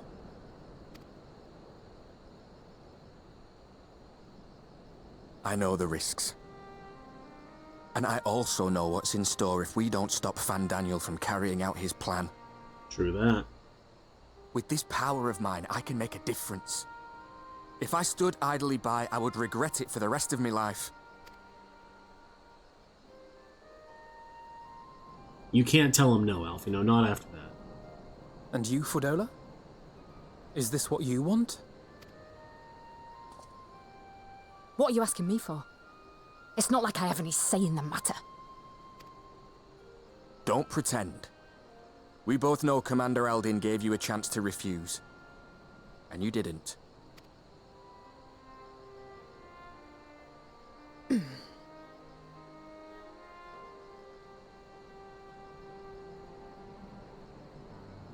So the Empire's finished, is it? But that's what they're all saying. That the great and glorious Garlemald slit its own throat. And now, from out of its twitching carcass crawls the Telophoroi with bloody Xenos at its head! I fought for Garlemald. Killed for Garlemald. What was I part of? I need to know. Whatever it is, I need to know.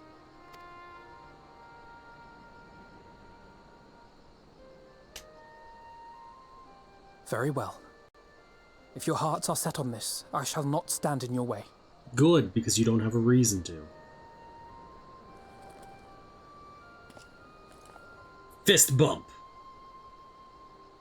Out of respect. Your hand is like a quarter the size of his. If you've finished with your touching display of camaraderie, I have a question. Which tower are you planning to investigate, exactly? Well, the one in Girabani is said to be tightly guarded. It's patrol after patrol out there, apparently. We'd be spotted before we got anywhere near it. Which is why we've set our sights on the one in Pagalthan instead. There shouldn't be anything like as many Imperials to worry about down there. Even so, I doubt the local Amalja will look kindly on it if they catch you sneaking around in their territory. Fordola and I had a chance to learn the lie of the land in our previous forays there. We might still find trouble, but at least we won't lose our way. Fair.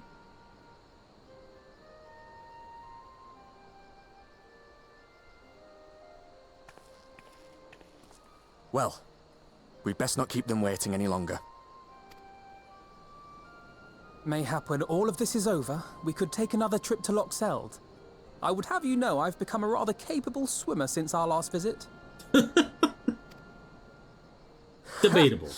I'll believe that when I see it. Though, To be fair, getting into deep water does seem to be a scion's lot in life. Take care, eh?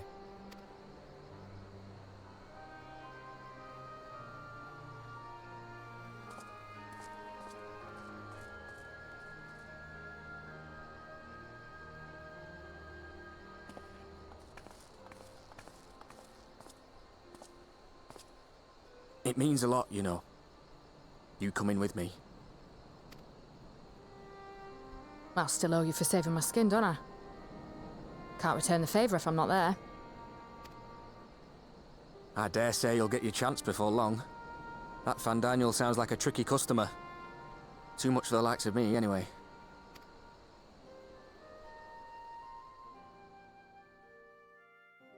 But we both know I'd just be another soldier if it weren't for my gift. And I need to be a damn sight more than that given what's coming. I realise I can't hold a candle to a hero like the Warrior of Light, or Alphino for that matter. He might look like he's 12, but he's seen more action than most people see in a lifetime. Don't be so hard on yourself. The fact is, I'm nothing like them, and maybe I never will be. But I'll be damned if I don't try.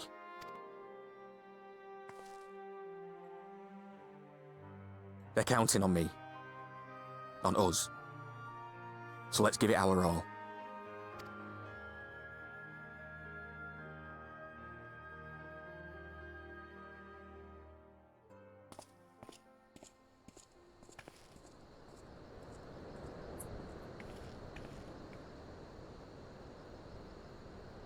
He does not want for conviction, that much is certain. So let us have faith in him. Him and Fordola both. While they see to the towers, I would attend to another task. Chasing down this lunar Bahamut.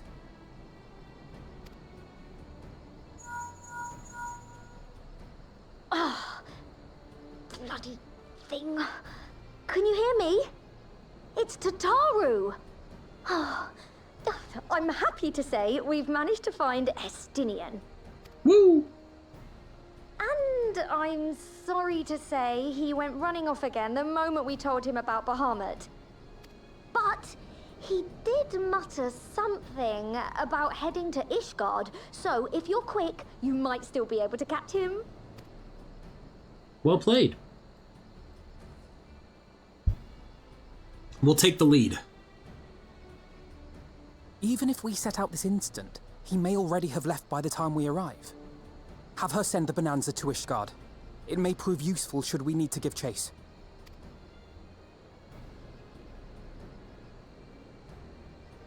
Alphino says send the Bonanza to Ishgard. Gladly. I'll see to it as soon as Kryl and I get back to the Rising Stones. Good luck.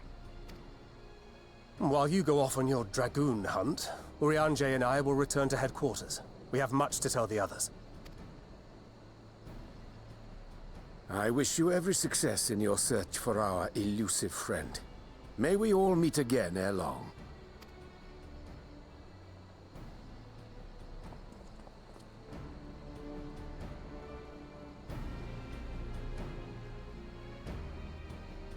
Okay. Onto the breach. Complete.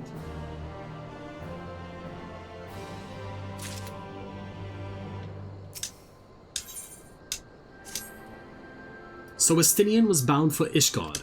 Whatever it is that brings him home, we must hope it will keep him there long enough for us to find him. Come, there is no time to lose. Speak with Alphino in Ishgard. Aha. We're gonna finish up this quest, and then we'll probably end stream. That'll give us a good 7 quests for our stream on Tuesday. All present? Good. Let us split up and search for Estinian.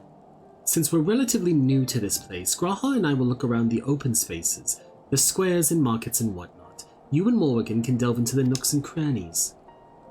Very well. Let us reconvene at the airship landing later, with or without Estinian. Good luck.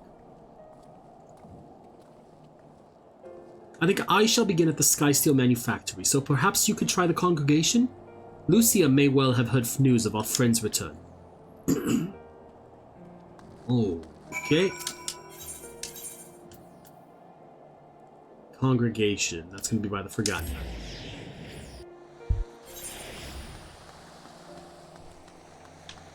I still have a hard time finding my way around this city sometimes. Well, hello, Lucia.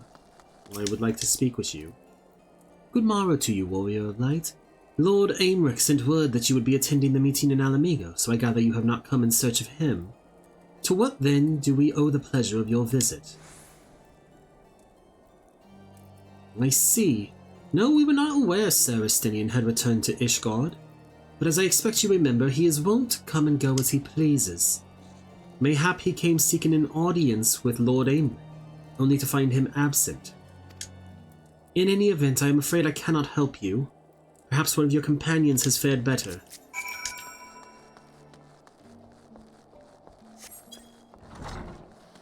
Now we go to the airship landing. This is when we get the scene that I was talking about earlier, which is why we're ending on this quest.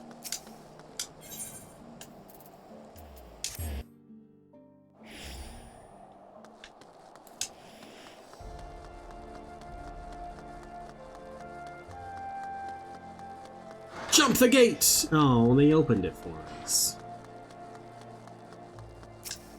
What is your quest? What do you want? Huh. It unlocks a side quest, I know that, like a side dungeon, but I don't remember anything about it.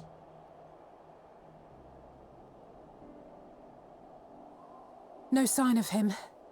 Not that I've ever met him before, but the way Alphino goes on about him, I'm fairly sure I could pick him out in a crowd. Oh yeah? Speaking of which, it does seem awfully quiet. If the erstwhile Azure Dragoon had returned to Ishgard, would it not be a source of general excitement?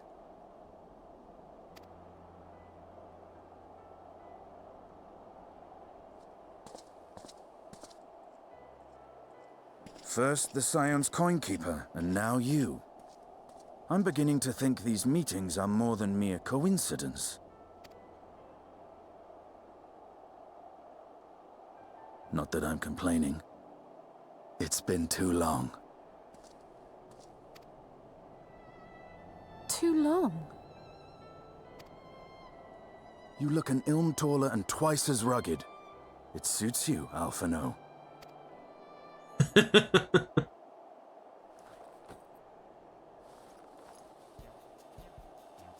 We all realize he's now quieter, though. Have you been giving him lessons on how to be the strong, silent type? This part's so good! I am not Alphino!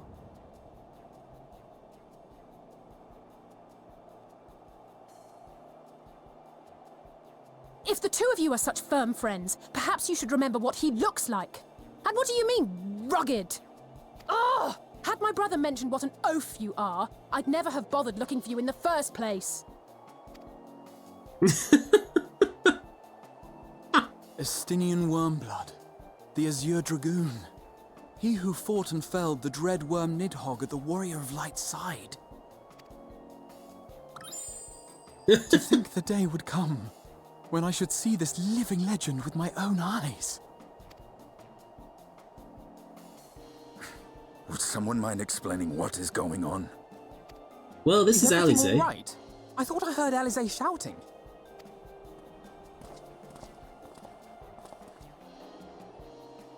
Estinian! It's been too long. I see you've met my sister in Grohotia.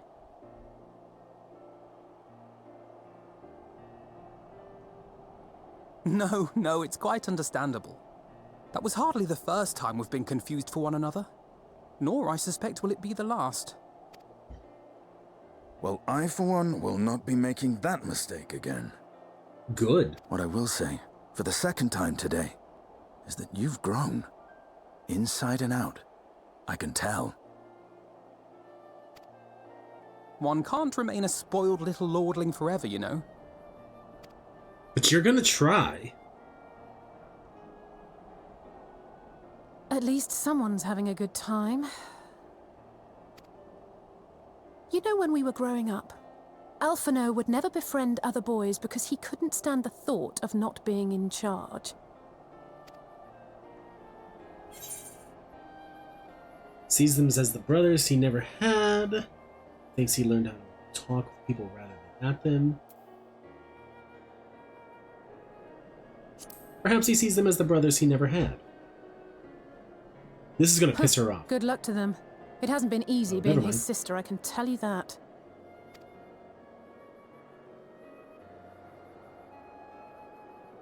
No rest for the righteous, eh? Speaking of which, I was just on my way to borrow an airship to take me to Azis La. Azis La? How could I forget? The dragon with whom Bahamut shared the deepest of bonds. Aye, Tiamat, his mate. Even now she remains imprisoned on Azis La, though her remorse binds her faster than any shackle. I see. As the one who first summoned Bahamut, you believe she may be able to shine some light on his latest incarnation. Might I suggest that we make the journey to Azis La together? I'm not sure if Tataru mentioned this, but we Scions have an airship of our own now. I see no reason why not. Assuming your sister can bear the thought of sharing a deck with me. Be my guest. But confuse me with Alphino again and I'll throw you overboard. And she could.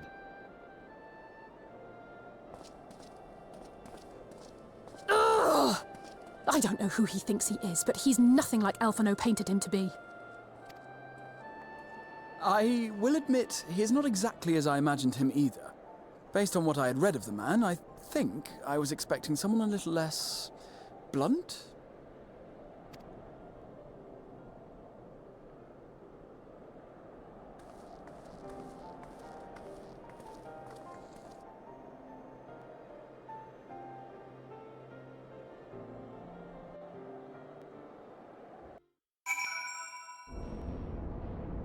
Forward. Takes us straight here, huh? Okay. No, talk to Alphino.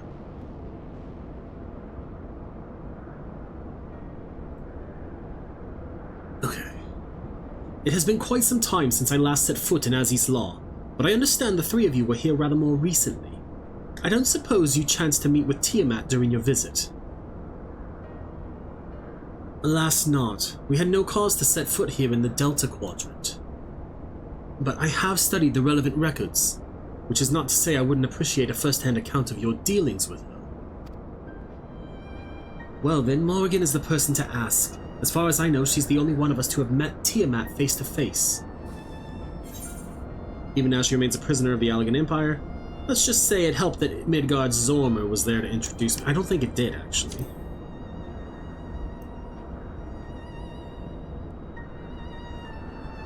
Ever since the end of the war with Mericidia, yes. Oh, to have been held captive for so long. I too have met with Tiamat.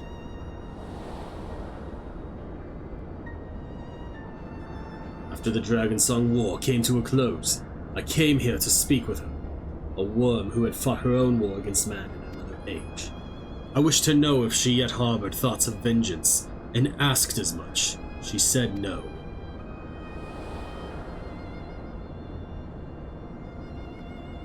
My hatred for your kind has been was extinguished long ago. But the guilt she feels for resurrecting Bahamut burns on undimmed. It torments her even now. I see. Then your original reason for coming here was out of concern that Tiamat had been forced to summon Bahamut. Nidhogg is a part of me. I feel his emotions as my own. And I know that he would not allow his sister to be made a tool of evil. In his absence, it falls to me to watch over her. Okay.